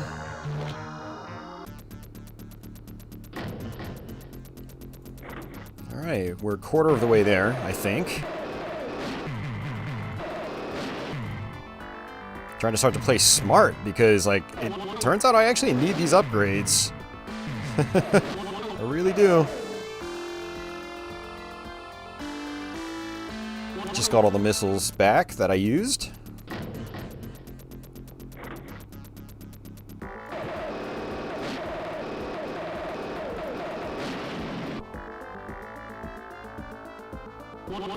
Yeah, so as you can see, this is a pretty repetitious game, but when you're like 12 years old and you've got access to it, like, it's still a lot of fun to play growing up.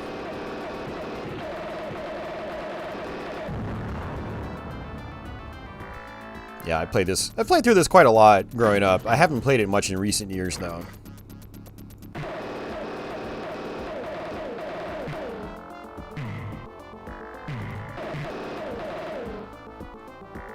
There's 100 waves. Cool, thanks, Sean. I thought it was 100, because I vaguely remember there being like a halfway cutscene.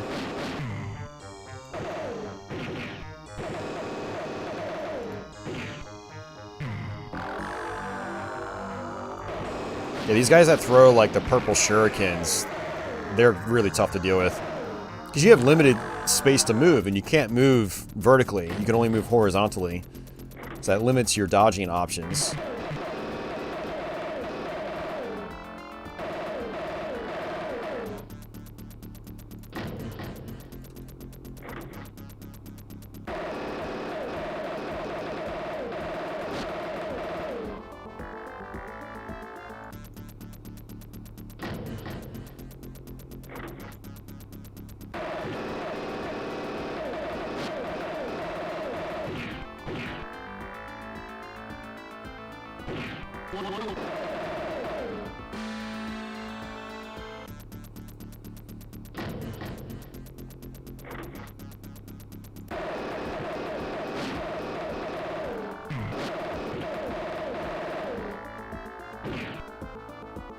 I think that missile's gonna be out of reach. I actually could have got it, but I didn't want to run into that guy's projectile because I don't want to lose my weapons. It's not worth it. It's not worth it at all.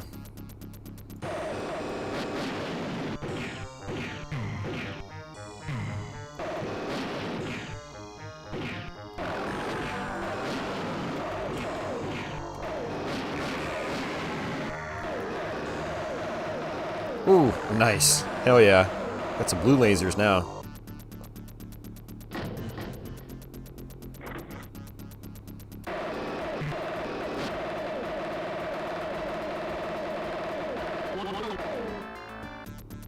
Yeah, you only have so much time to grab last-minute power-ups. Wave 37. I'm going for missiles because I feel like those are going to be more useful than bombs. Bombs, you have to wait for them to go out. Whereas missiles, you know, they kind of fly out right away. Missiles will be more useful against, like, the tougher enemies.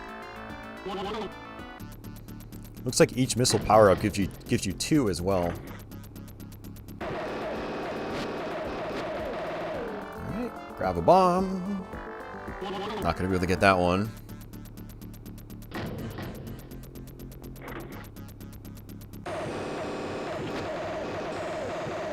Oh, I think I'm maxed out on firepower.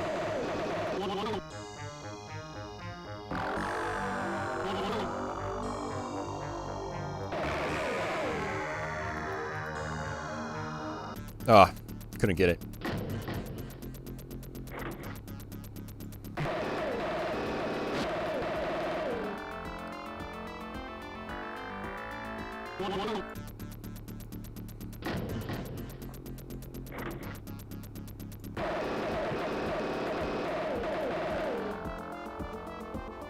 Got it.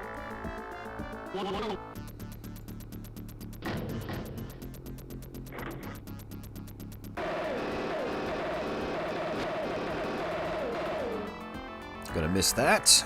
Yep, off the screen. Yeah, your hook doesn't go all the way to the tippy top of the screen. It's... Alright, there's one. Let's grab another.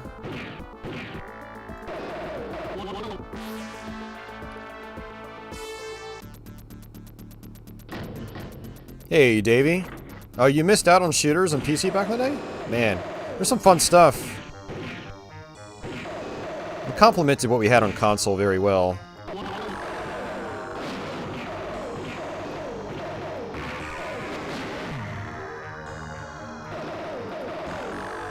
Yeah, the bosses are just giving me missile power-ups now because I'm maxed out on my primary firepower.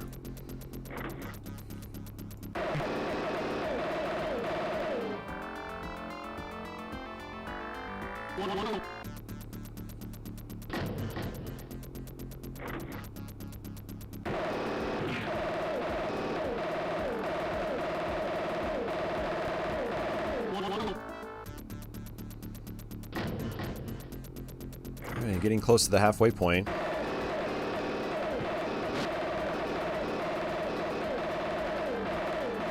Pretty sure the enemies get beefier after the halfway point.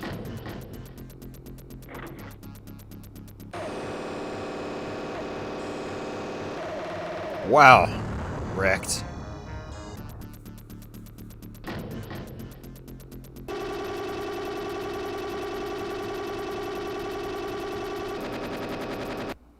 Okay, so that's actually a reason to not use your missiles and bombs, is they get calculated as points. Yeah, it says after destroying half of the fleet.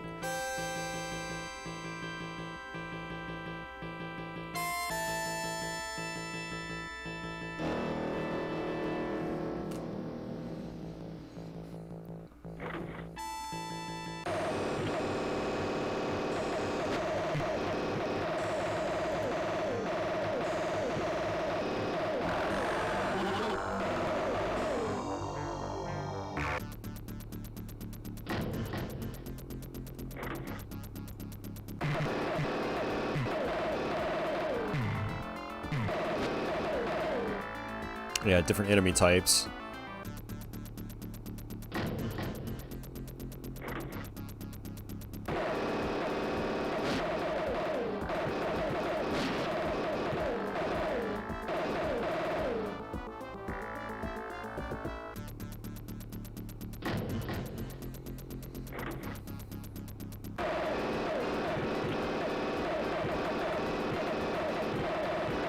That's actually pretty tough. Basically, those enemies that shoot out those, like, purple shurikens, they sort of home in to you, and that makes it hard to dodge. Especially when you're upgraded. Like, my ship's upgraded, it's super fat right now.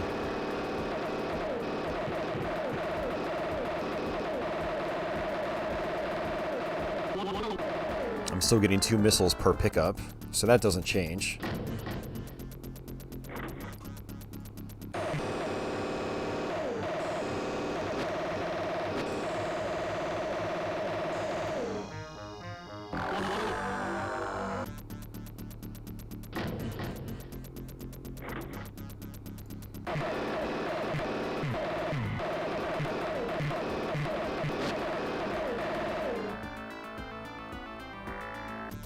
What size is the hitbox? Basically, like, your entire thing is your hitbox.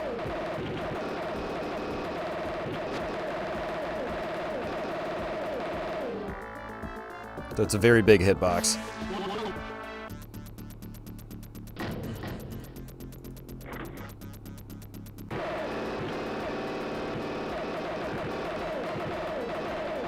Oof. Yeah, just that one hit downgraded my primary weapon.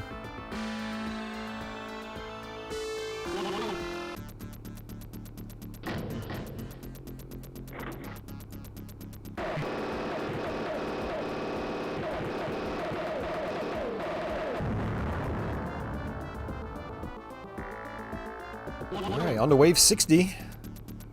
Going through these pretty quickly.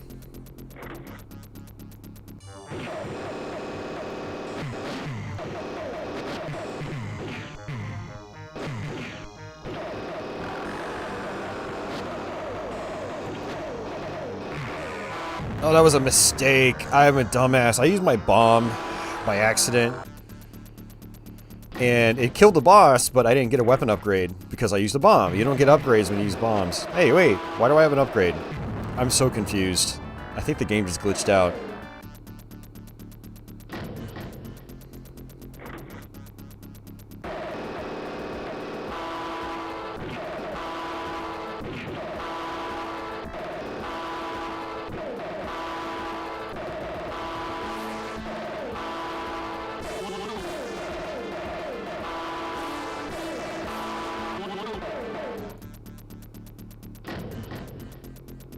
Well, something you gotta remember, Davies, when this game came out, computers were not powerful.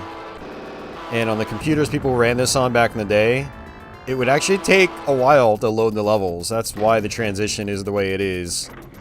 It was kind of necessary.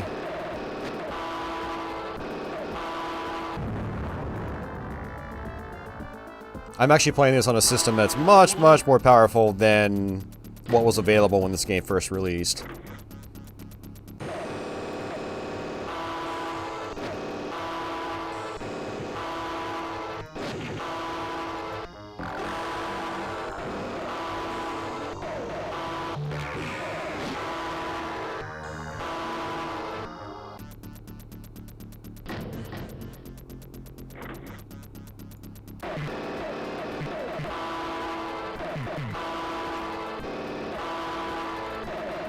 I don't think I'm gonna get that. Oh, I got it. Nice.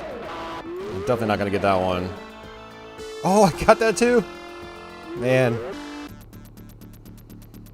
Whew. Remember, they're like, you get no lives in this game. Or no continues, I mean. Technically, you have 1 life. No continues.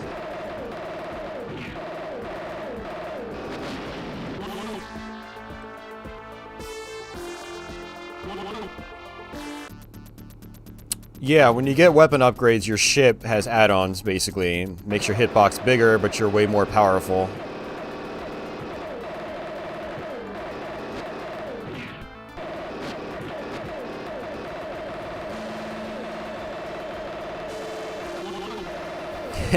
Need to press the turbo button. I had a 386 back in the day that had a turbo button on it. That was a hand-me-down computer. I don't know if, like, my dad got it from a coworker or if it was, like, it came from one of our neighbors. I don't remember. So I lost all my primary weapon firepower, so I'm gonna have to rely on my missiles and bombs.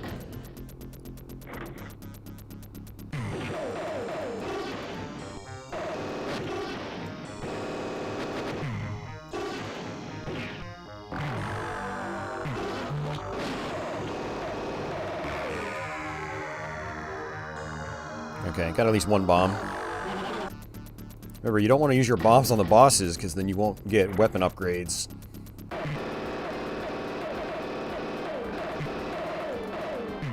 I'm actually having to dodge a little bit now. Ooh, that only gave me one missile? That one gave me two. Okay, so sometimes you only get one missile? I'm a little confused. There's no differentiation on the missile sprites telling me I'm going to get two or a one. It's not really a big deal. I'm just kind of curious why it is the way it is.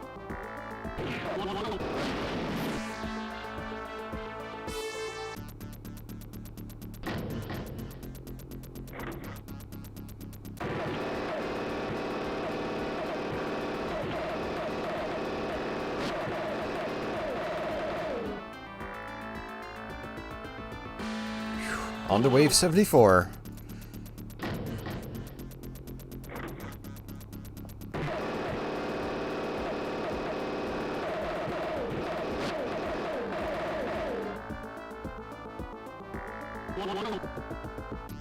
Alright, another boss level. Let's see if we can get upgraded.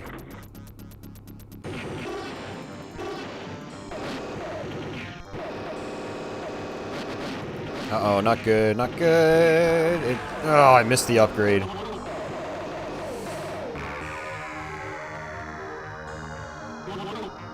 That one gave me 3 missiles. Now I'm really confused.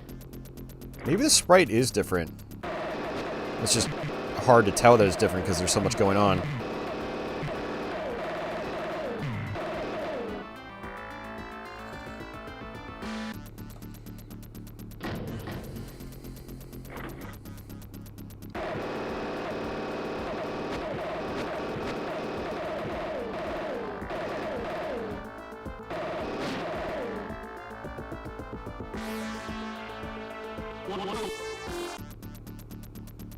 Alright, number 78.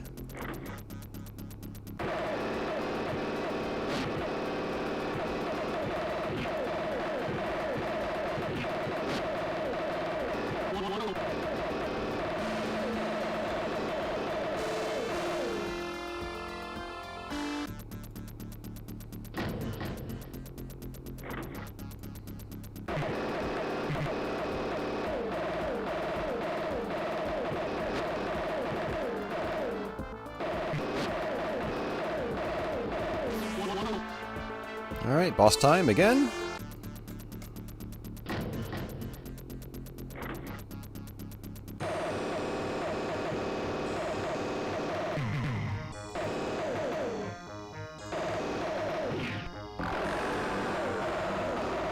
Alright, good stuff.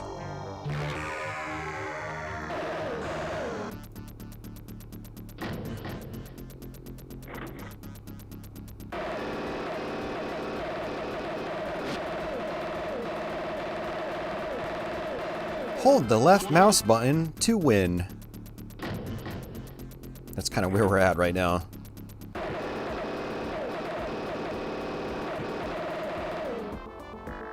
Yeah, all those missile sprites are the exact same. So I have no idea which one's going to be 1, 2, or 3.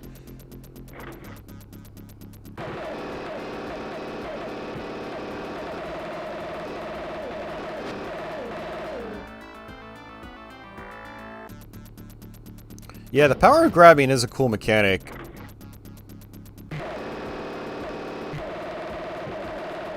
It's actually kind of what makes the game just slightly entertaining enough to sit through 100 levels. Yeah, not exactly what I would call a great shooter by today's standards, but, you know, I have a soft spot for it because I played it a lot growing up.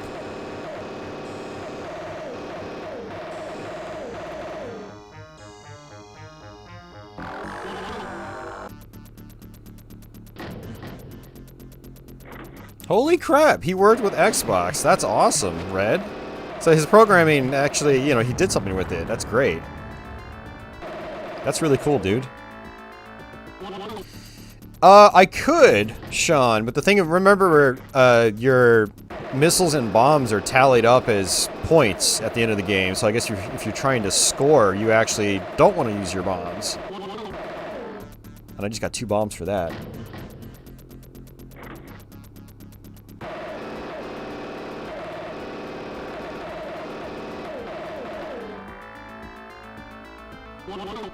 It's like if you want to score high, ideally you would just try to kill like one enemy at a time. Get their power-ups. Try to get as many bombs and missiles as you can. So like, yeah, as far as scoring is concerned, there is risk involved, which makes it more interesting. See, I'm grabbing these power-ups to boost my score at the end of the game, assuming we make it there.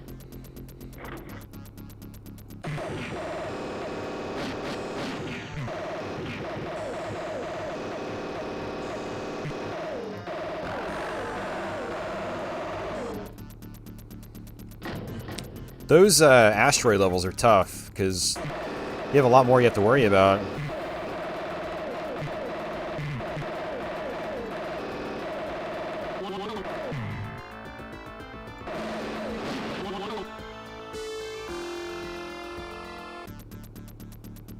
Yeah, now imagine going through the entire game trying to maximize your points and actually surviving.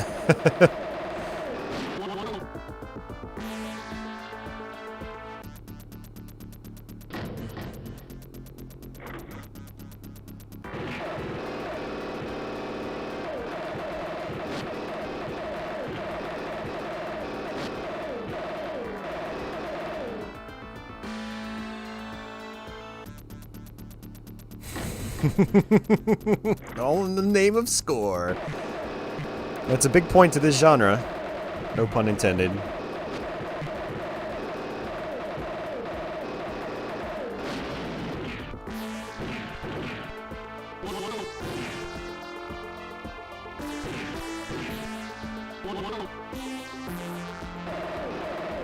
Oh, look at that. See, that's smart.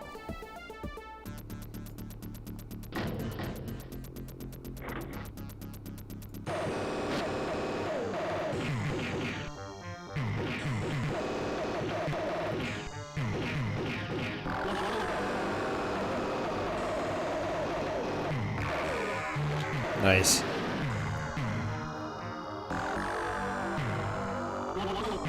Actually, trying to score does make this game a lot more interesting.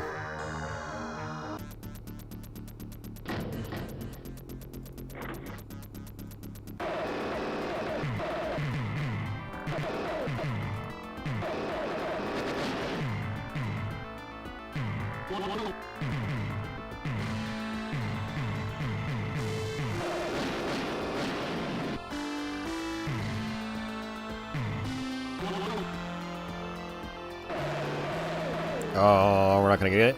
We're gonna get it. Nope.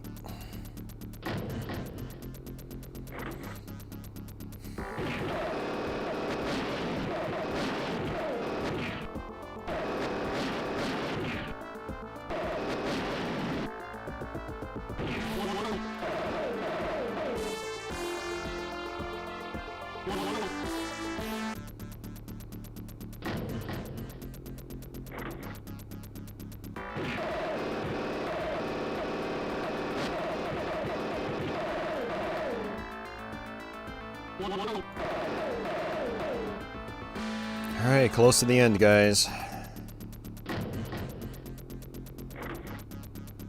Hey, Vince.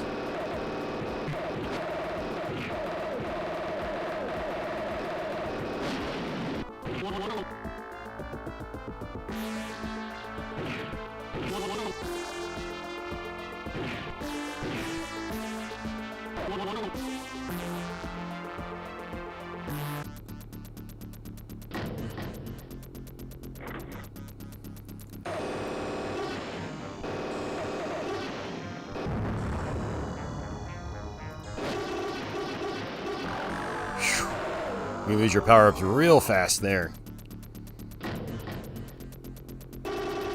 Yeah, see? Look at that. Yeah, it's quite a few points.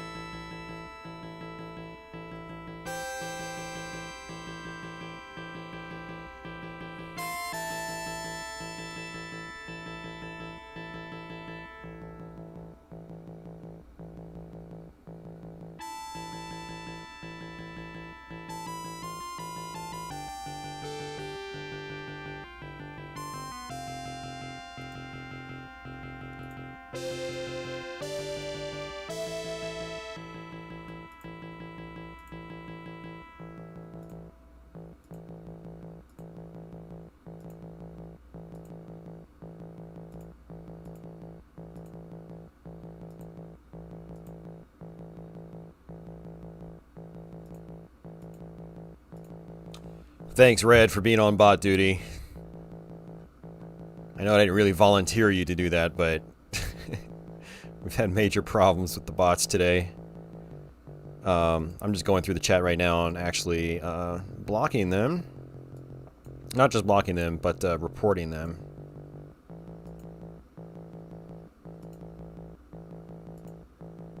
Trying to, anyway.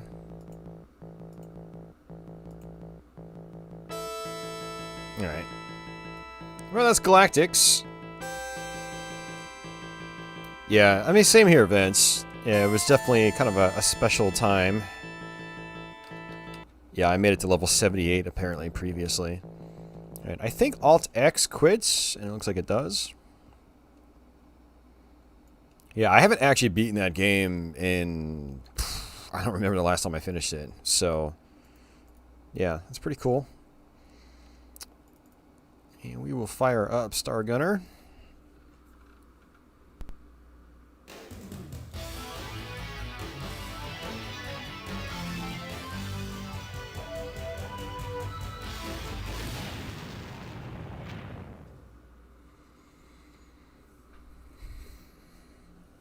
I wish you didn't have to take them out all day, Red. That's the thing. I want you to just be able to enjoy the stream. That's what sucks about having these bots, is it keeps people from enjoying the stream, both, you know, the mods and myself. Yeah. So this is Stargunner. I did a full live stream of this as well previously. And this is one of the last games of its type, if you ask me. Classic PC style shoot 'em up. It was at the tail end of the MS-DOS era. Windows 95 had already come out. I think this game came out in 96. Maybe even 97 for all I know. Alright, let's go ahead and skip the cutscenes.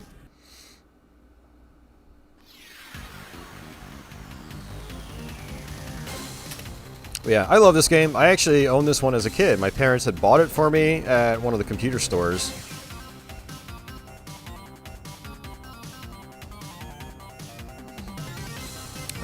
But yeah, we're going to go ahead and play with the mouse. You can play with all sorts of control options, but I'm going to play it like it's Raptor. And let's go ahead and just start a brand new game. YouTube 2022. And we'll play on the medium difficulty. The difficulty settings really affect how many enemies there are and the challenge level overall. It's a hard game. And you have 4 episodes. So we're just going to do the initial scout mission. And now to never play it again. No, I'll play Galactix again, Sean.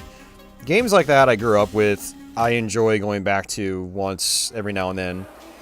Like, I've played it in recent years, I just haven't finished it in recent years. But you have all sorts of stuff you can buy. It's a little bit easier to buy stuff in this than Raptor. You don't have to scroll through stuff. But I always buy the $1,500 engine to start. Otherwise, you are just excruciatingly slow. I think I could probably turn the game volume up a little bit.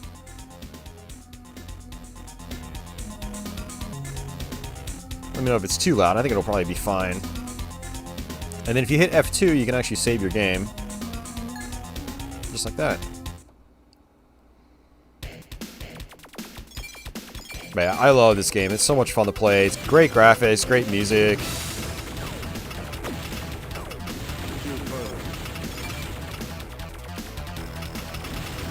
Oh, it's interesting. I'm noticing a lot of slowdown, which is odd.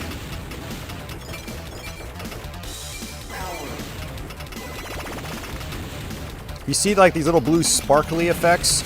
You want to move your ship over those. They'll trigger secrets.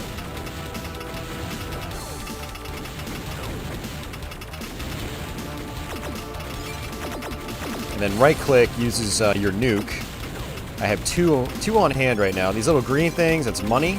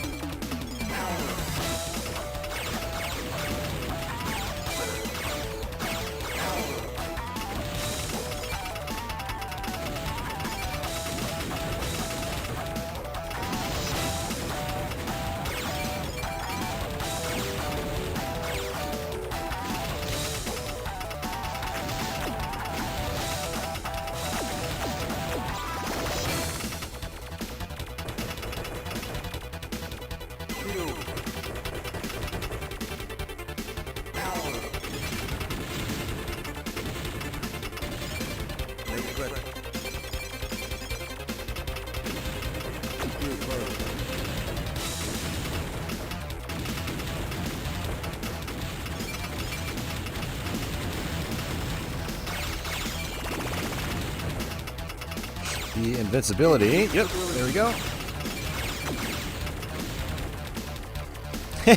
This computer does not have a turbo button, unfortunately. Yeah, I think it might be slowing down because I tried to disable some kind of caching issue yesterday, trying to see if it would help with games that run too fast. Actually, you know what? Slowing down here might be normal. I think when I did my live stream of this, I think I did it on my Windows 98 machine, which is like 10 times more powerful than this computer. It's probably more than 10 times powerful when you get into like the specifics of hardware.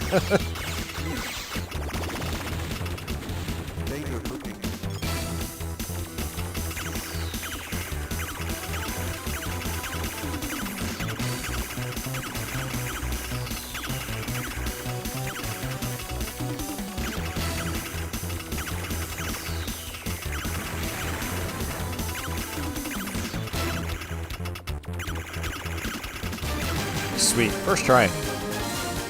We have 2,900 credits. Might get some bonus credits. Let's see. No bonus credits. We have 2,900, so I can buy some stuff now. I was gonna say I should probably. Man, I don't know. Rebounder? Maxi Pow Evolter. I think that's like a vertical weapon.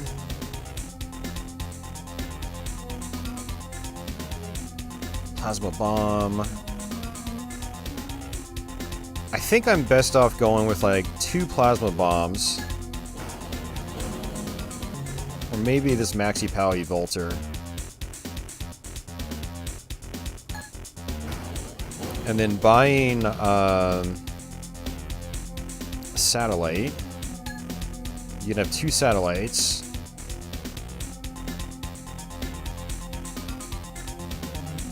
Mind Slammer. Let's go ahead and save it. You can do a second save file just in case like I want to replay the first stage for some reason.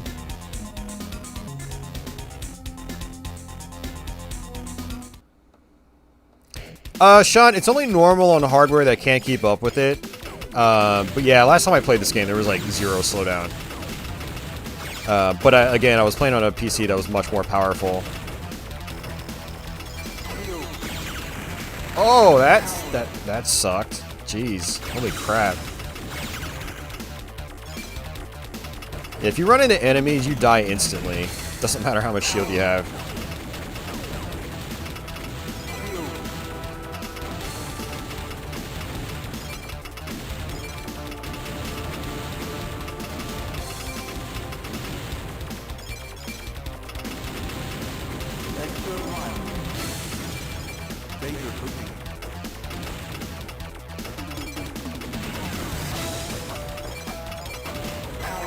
That, the top cannon that we have is actually pretty good. I kind of wish I had a second one. Because it still goes forward, which helps. Yeah, it's a very busy game. Very, very busy. So many awesome shrapnel effects in this game. Every time I play this and I play Raptor, I just want to go through the whole game. But I'm just not going to have the time to do that, unfortunately. Like, even on my own time, I've just got a lot of other stuff going on right now. But I thought it would be fun to knock out this SHMUPS stream for PC. There's a bunch of, like, classic PC shooters I've always wanted to play on this channel, but haven't really had the opportunity till now. And there's even more I want to play, but they just don't work right.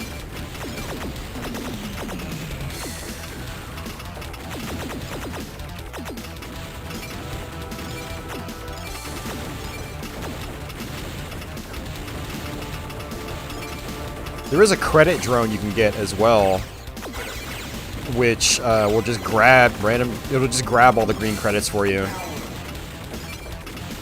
So it's a good way to earn money, but you kind of sacrifice one of your potential firepower options. But I try not to use it.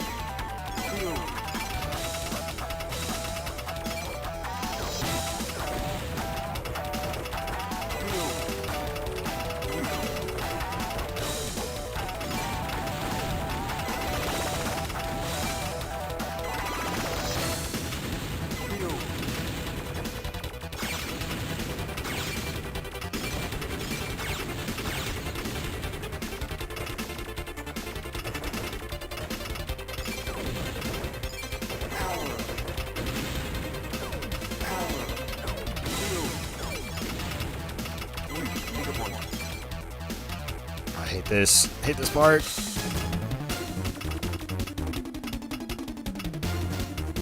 Whew.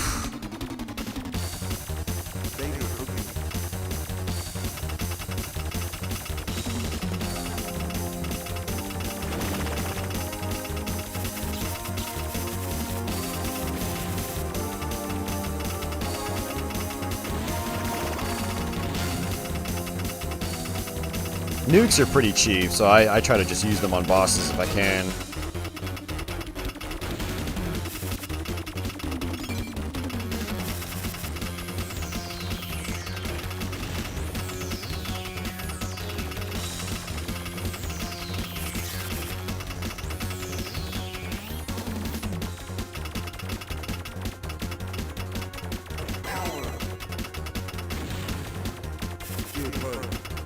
Oh, that was awful.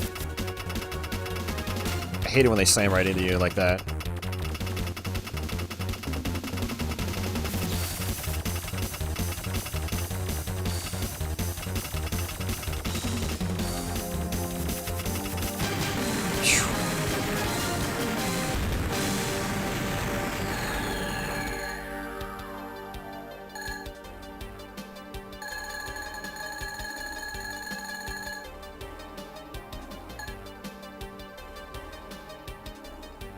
Yeah, I think you're right, Sean. I don't remember too many bosses like actively trying to slam into you. Here, let me get rid of that weapon.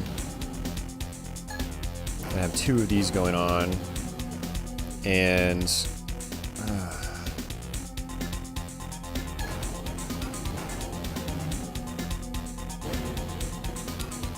man, actually...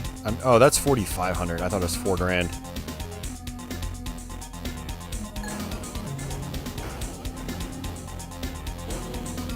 Alright, so... let's go ahead and buy a bunch of nukes. I'll just have one drone. This is a tough game, by the way. Like, this is the medium difficulty. Hey, Geminim?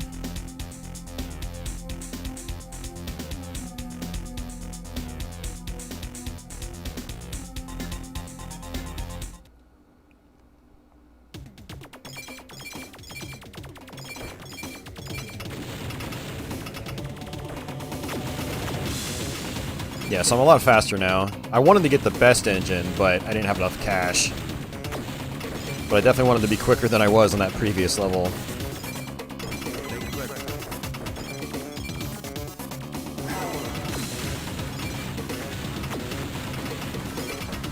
Yeah, by the way, guys, this is another one that's free on GOG. So as long as you have a GOG account, you can just add it to your library, then download it. And it's DRM free.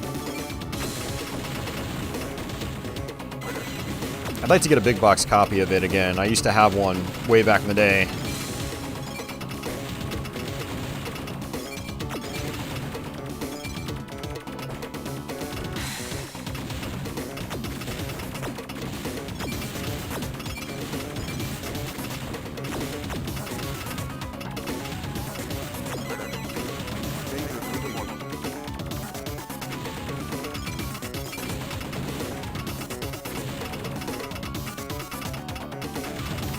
Yeah, the slowdown actually kind of helps, because then I have more time to react.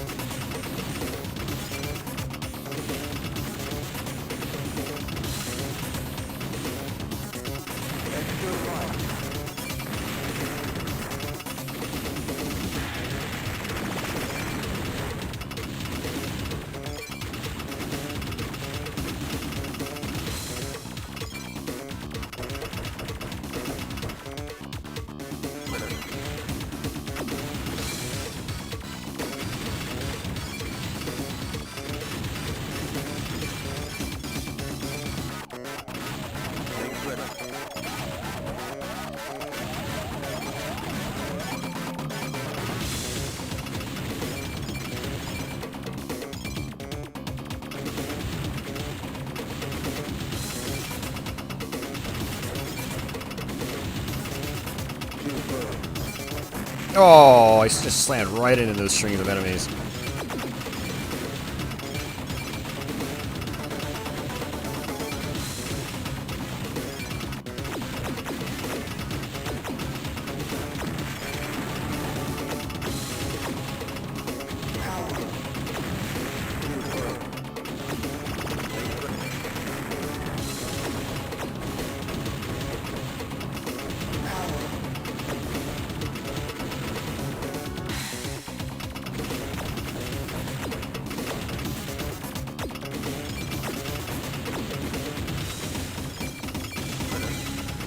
We're at the boss fight now.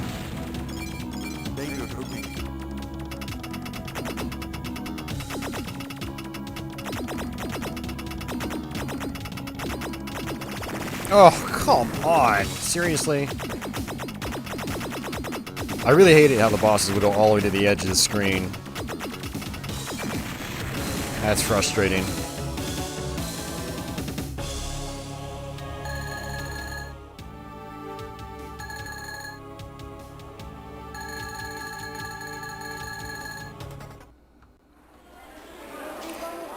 Alright. We'll go even faster.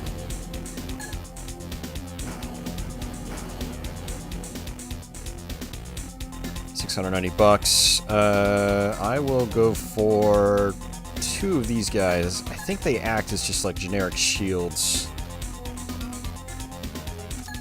That's probably gonna be better than buying a few nukes. I have 1 nuke on hand.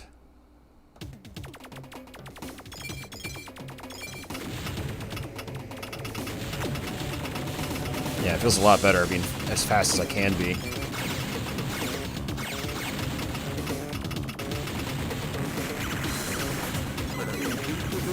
That was not worth it. I lost a life to get that invincibility.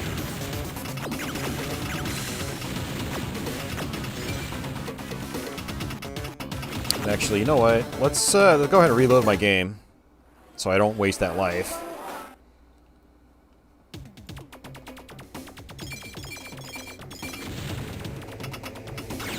Nah, this isn't the Amiga vibe society. This is way too detailed for that. But I know what you mean. I know exactly what you mean. Earlier MS-DOS stuff had more of like an Amiga vibe. In the early days of VGA.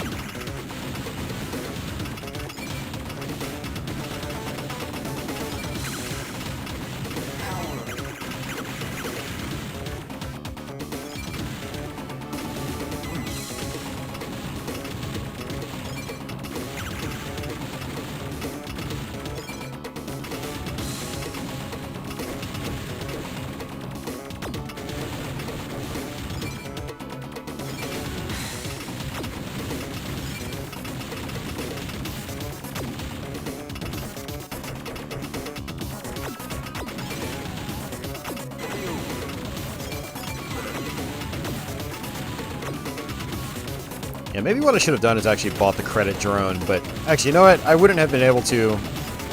No, actually, no, I might have been able to if I didn't buy the little pods or orbs or options, whatever you want to call them.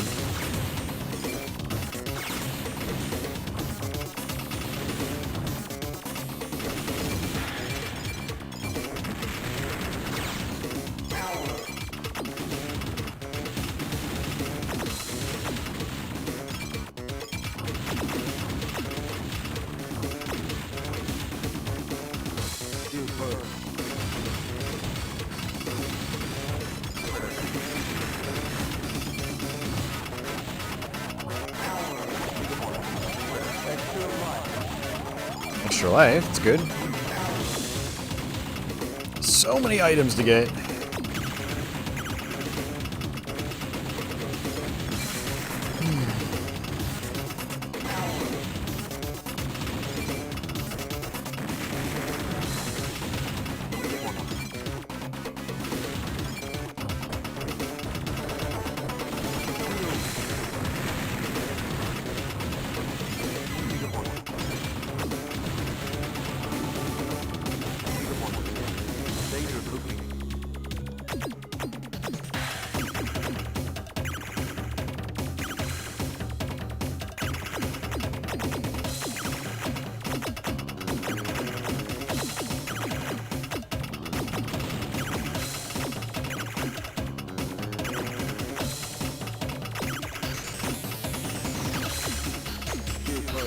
Ah.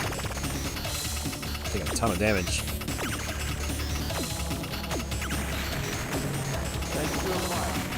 Got an extra life, I guess. I guess you get extra lives from points. Because I've heard it say extra life multiple times now. Society says, another reason I like this channel is Austin plays stuff I would never play or see. Yeah, I try. I try. That was part of the point of tonight's stream, is I knew that I would introduce some of you to some games that you haven't heard of.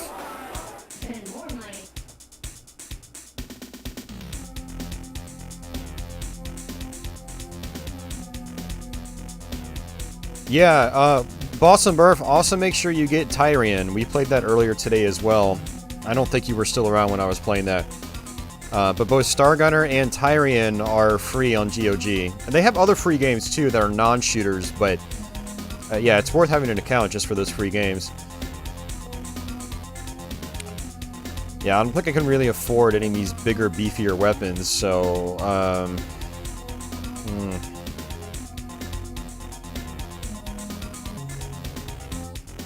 Almost tempted just to go with the credit drone just to try to get more money.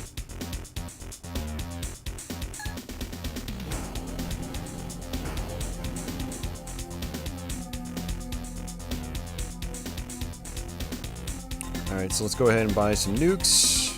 Well, you know what? I think I'm just gonna keep what I've got. Try to bank my money. Might be risky, but we'll go for it. Decisions, decisions.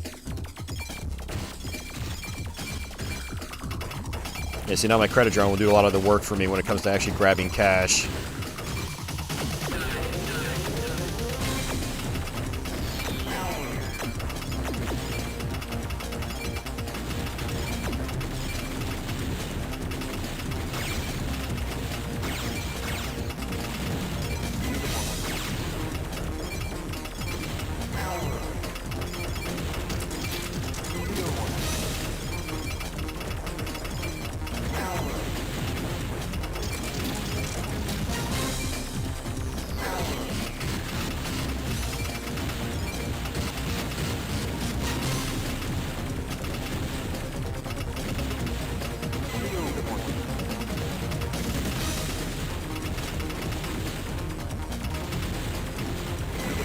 Ugh, I ran into one of those bombs.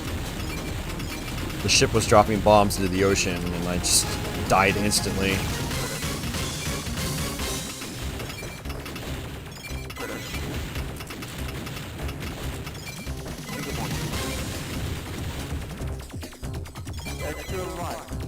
Hit an extra life, that was nice.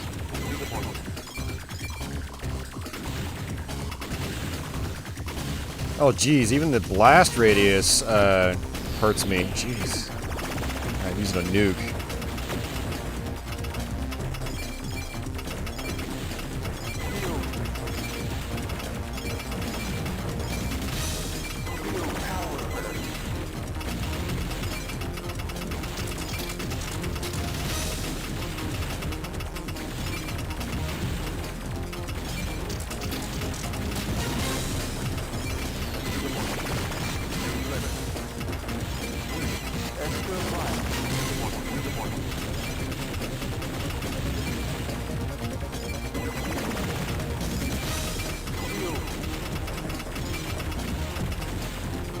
Yeah, I've got a ton of money now. It's like over 5 grand.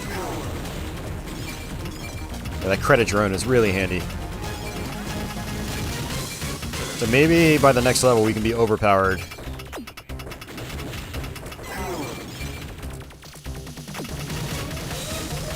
Alright, boss time.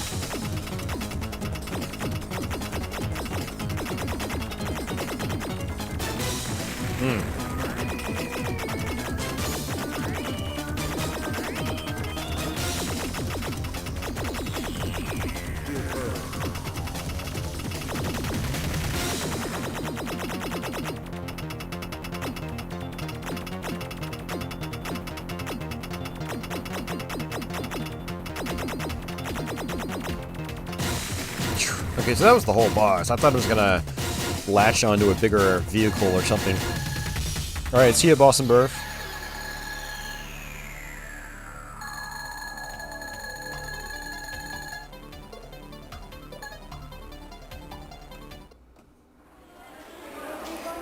But I've got 6,500 bucks, so I can actually buy like one of the best weapons in the game. So, torpedo launcher, dual laser.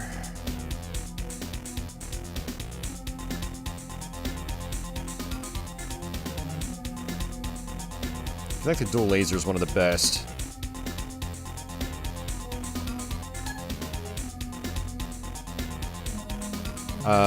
I think this next level is going to be our last stage for this episode, I feel, so I'm going to keep the top weapon.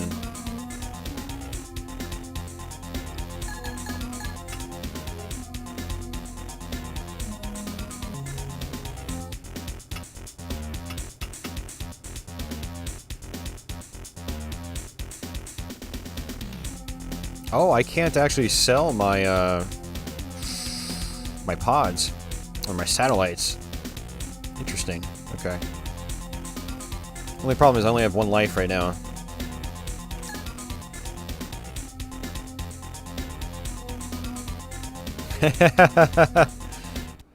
Yeah, we should make a game where Patchouli is like... Every enemy is Patchouli.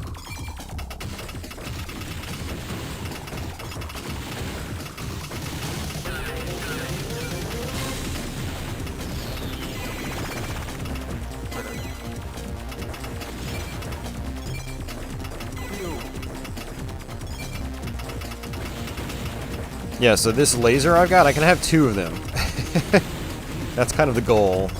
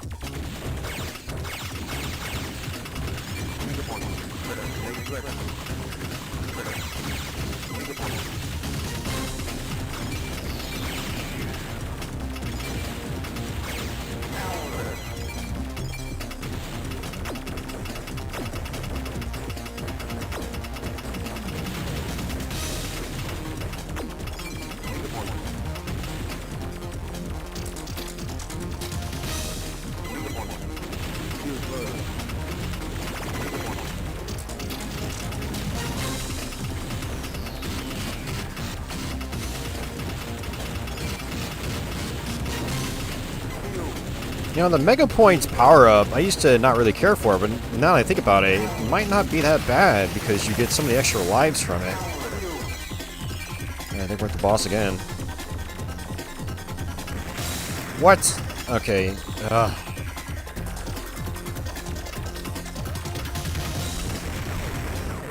Holy crap! All those little things he dropped that you could barely see were killing me instantly.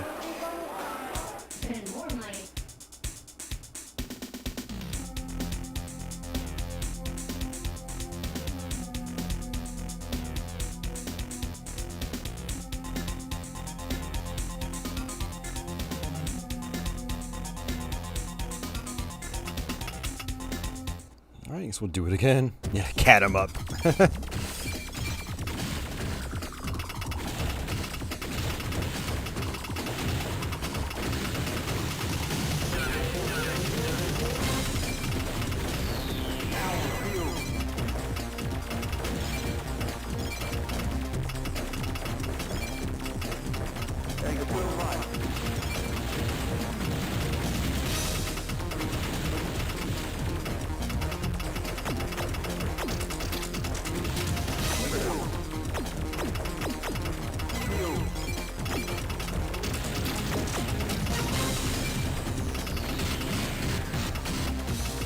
Yeah, there's no well, the weapons that you buy, they don't get downgraded when you die, but your primary shot, either your spread or your red focus laser, those do get downgraded when you die.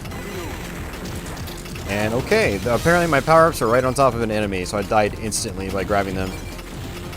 That was fun.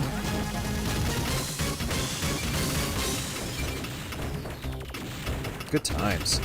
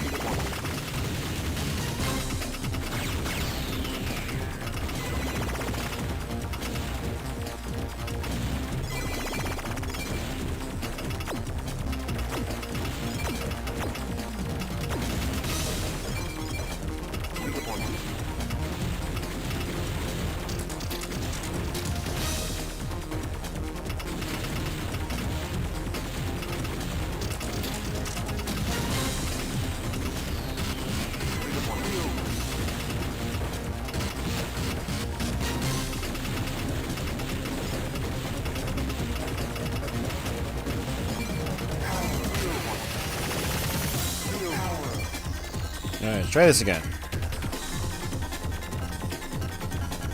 Yeah, all those tiny little blue balls. They probably should have drawn those like white or something. That was really hard to see them when I first played.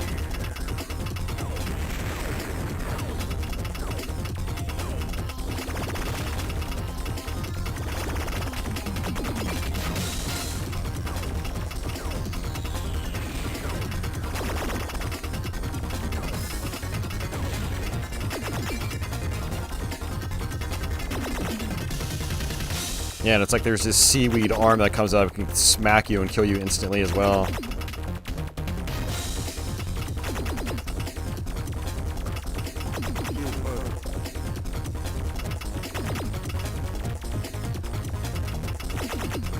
Oh no! Oh, why? Why? We were so close. So close. Oh, it's brutal. Ugh. Ugh. What time is it? It's 20 after 6. Man. Jeez, I've been streaming for 4.5 hours already. Oh, man. Well, that is Stargunner. We might as well go ahead and let this roll out just a little bit longer. Let me open my CD drive, and we will do one more game, assuming this works. I haven't tested this out in a long time. But we will see.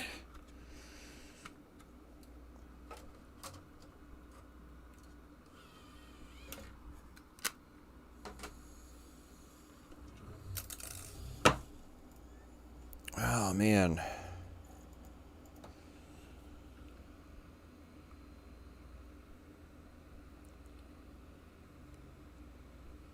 Alright, so this is actually a Windows 95 game.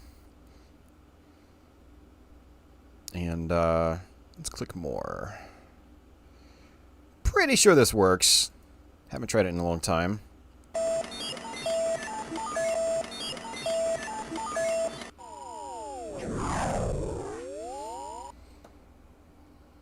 Cyberfront published, I don't know, not published. They did a lot of, like, Taito PC conversions back in the day. This and Layer Section and a whole bunch of others. Yeah, looks like it's good.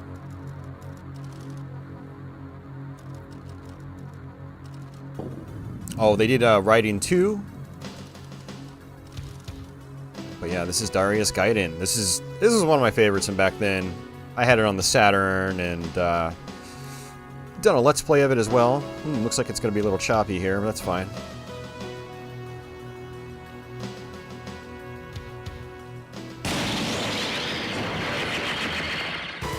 Although I've already forgotten what the easy route is. Well, no route in this game is really easy, but relative to the rest of the game, it's easier.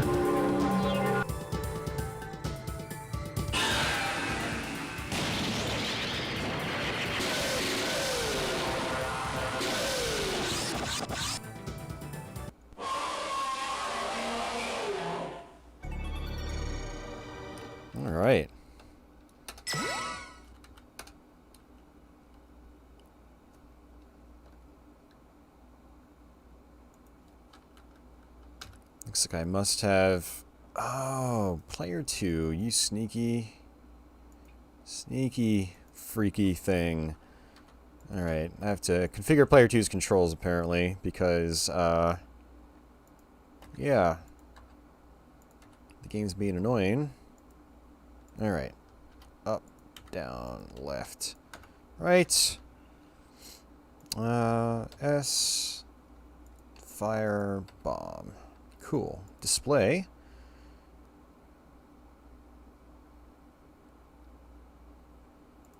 And sound, I think everything should be good. Alright.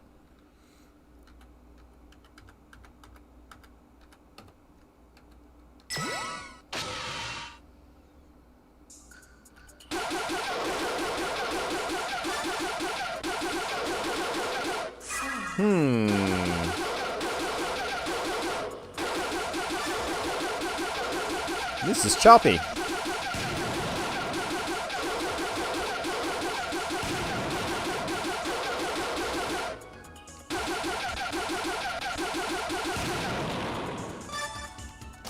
Yeah, the music's really quiet too. Let's go to the sound options.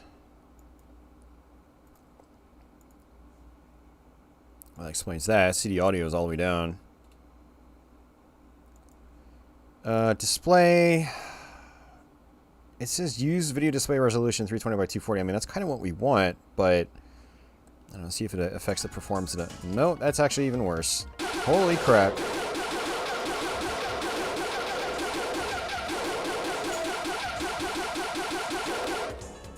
And you know what? Let's go ahead and... No. Let's go back. Flip that back on.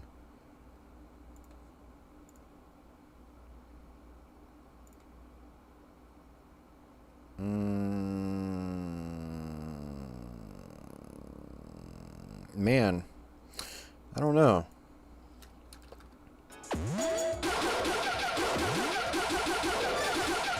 Not having a positive effect on performance. I thought I ran this game on this kind of computer back in the day and it was just fine. But...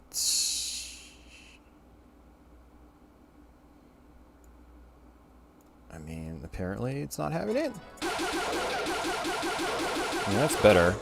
Let's escape. I'm gonna reboot the program. Because sometimes you would, like, go into an options menu and performance would come back a little wonky. We'll try it again. Alright, so my computer... Explore.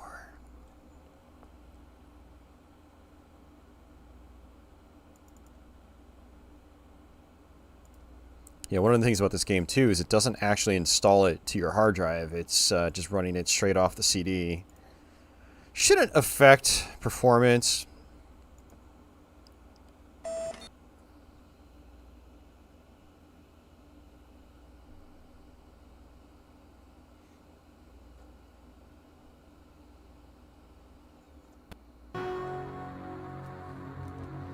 Let's try this again.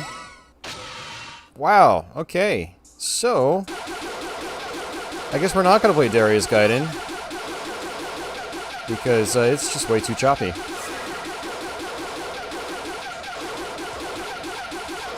Which is a real bummer. I know it runs flawlessly in my Windows 98 machine, but that's also, like I said, much more powerful, so... Alright, so we're running a Pentium 200 MHz processor, so apparently the poor thing just can't keep up with it. Which is a bummer.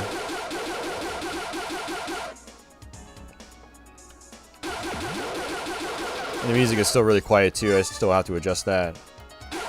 Oh, that's a bummer. That sucks. That really sucks.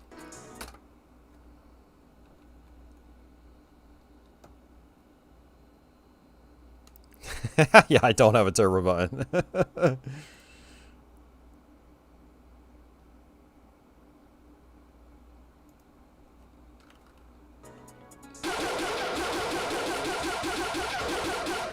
Yeah, none of these options helps anything, really.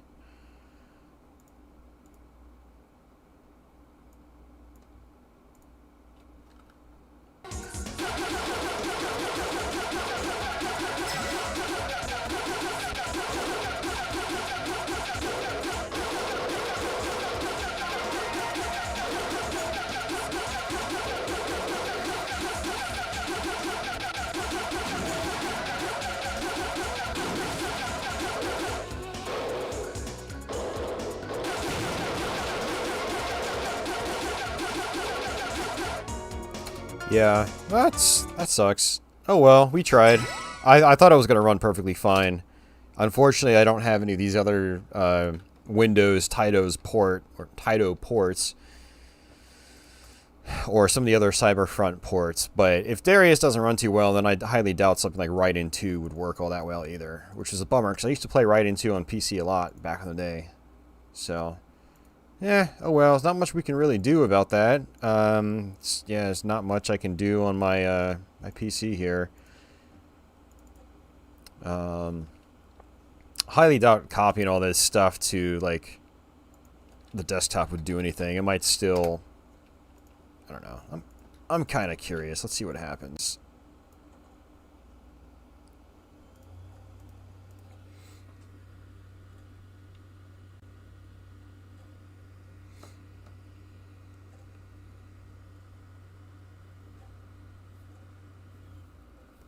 Yeah, I guess, you know, I think you're right.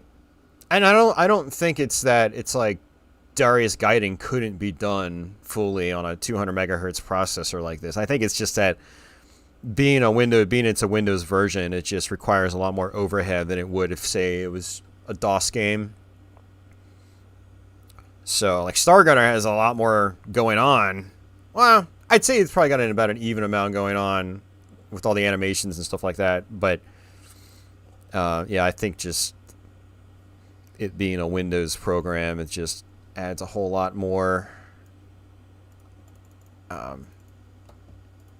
It's just more demanding.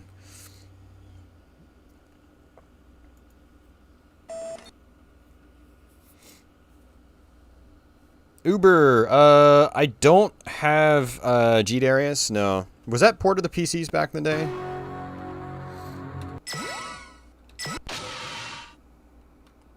Yeah, it's exactly the same. Actually, funny enough, it might actually be worse.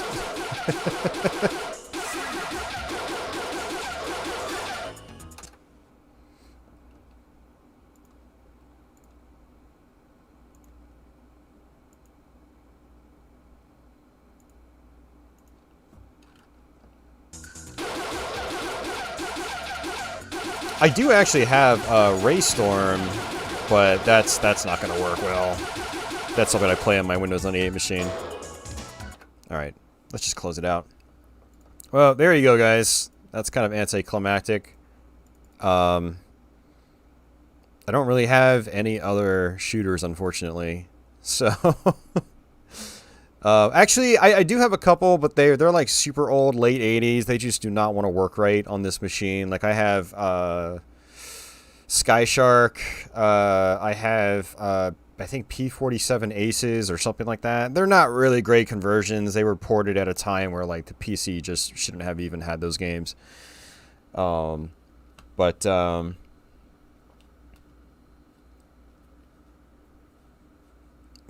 it makes sense, Agostino. I totally get it. Yeah, for sure. Hey, you love that wallpaper. So classic. Yeah, like I have yeah, Sky Shark is on here. Unfortunately, Raiden just wants to crash on me, even though, you know, whatever. Highway Hunter is cool, but it runs way too damn fast. So we can't play this one. I have a slower Pentium processor. I think I'm going to just slap into the machine for certain games. Or try to get like a slowdown program. But this is as slow as it runs, and this is the slowest speed setting. Check that out. It's just way too fast.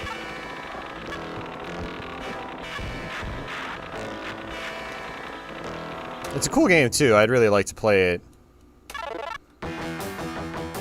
I used to play this one a lot growing up.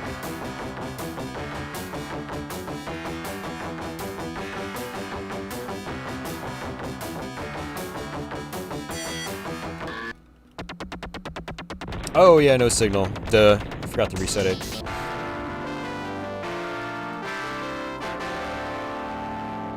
Yeah, my capture card's been having issues with games, DOS games running at 70 hertz.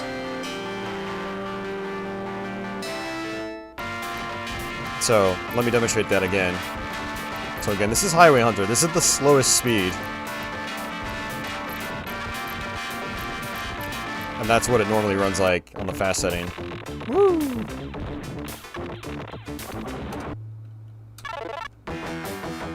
It does have the super R-Type power-up sound, yep. Someone's got good ears. But yeah, it's kind of like impossible for me to play it well. I've never messed around with slowdown programs. And I feel like it's something I need to do. Or just try to research what like the slowest processor is that I can put in on this board.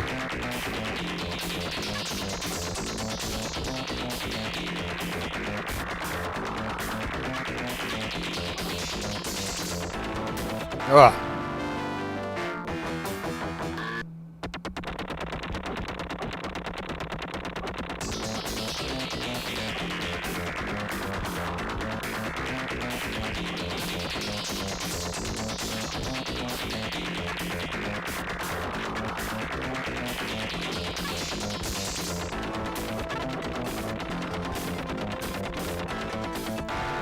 It's just pretty much impossible.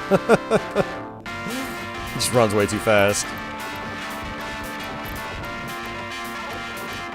Yeah, it's made by Omega Integral Systems. I think that was like a Russian company. And then it was published by Epic Mega Games. This unfortunately was not a popular game back then. I just have a hunch. I don't know if this is correct or not. It could be like conspiracy theorist BS, but I noticed like Epic Mega Games' most popular titles had a tendency of being their own games, whereas other games published by them but that were developed by other companies, they didn't seem to do that well, like Tyrian or Highway Hunter.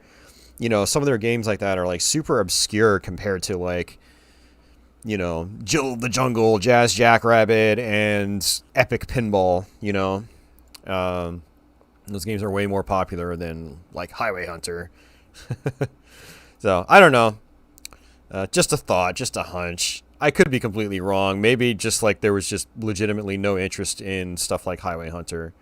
Oh, yeah, Sylphy doesn't work right either, which kind of sucks. I want to play that. Might be able to get some of these working if I just, like, go into msdos mode on this box, but that's something I haven't messed around with a whole lot. But yeah, I think that's probably going to do it for me, guys. Thank you for hanging out. I do appreciate it.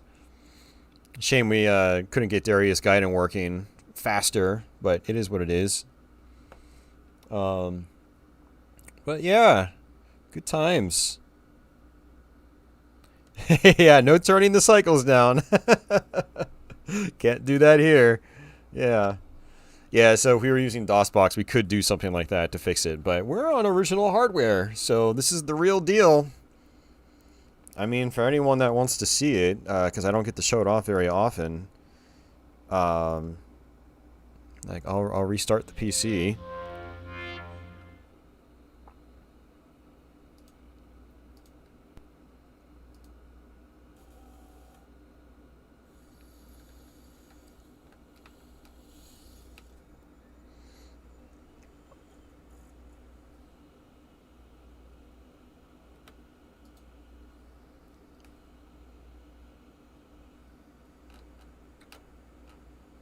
I think we have 128 megabytes of RAM in here.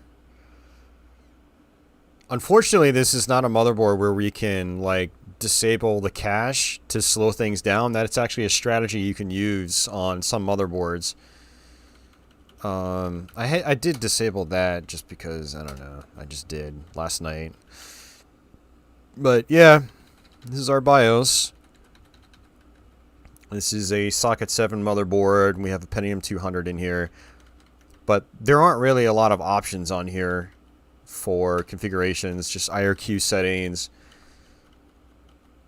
Nothing special, unfortunately. So no way to force slow down my computer, which would be nice. I wish I had that option. Again, some motherboards will let you turn certain caches off, which will inherently just slow things down a lot. Caching's used to speed things up. But, yep. that is it. So let's go ahead and just save those changes.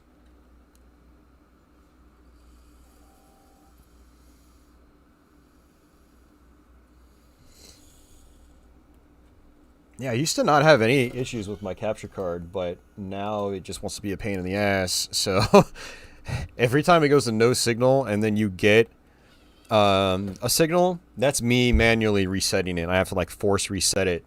And if I don't, then you guys won't see anything. And I completely forgot to do that on Highway Hunter when we switched over to that. So it's not a beige box, no. So one thing people do is they take classic hardware and they install them into modern cases so they don't look so funky. And they're easier to work on, much easier to work on. So I have a modern Corsair case that this is in. All my retro builds are in modern cases, which again makes them a lot easier to work on. There's better cooling and stuff like that, better airflow. Not that these old systems getting really hot made a huge performance difference. But still, it's nice knowing that my components are cool. Which, as this hardware gets older and older, I think is probably important to a degree. So, but yeah, I've pretty much got nothing else on here shmups-wise.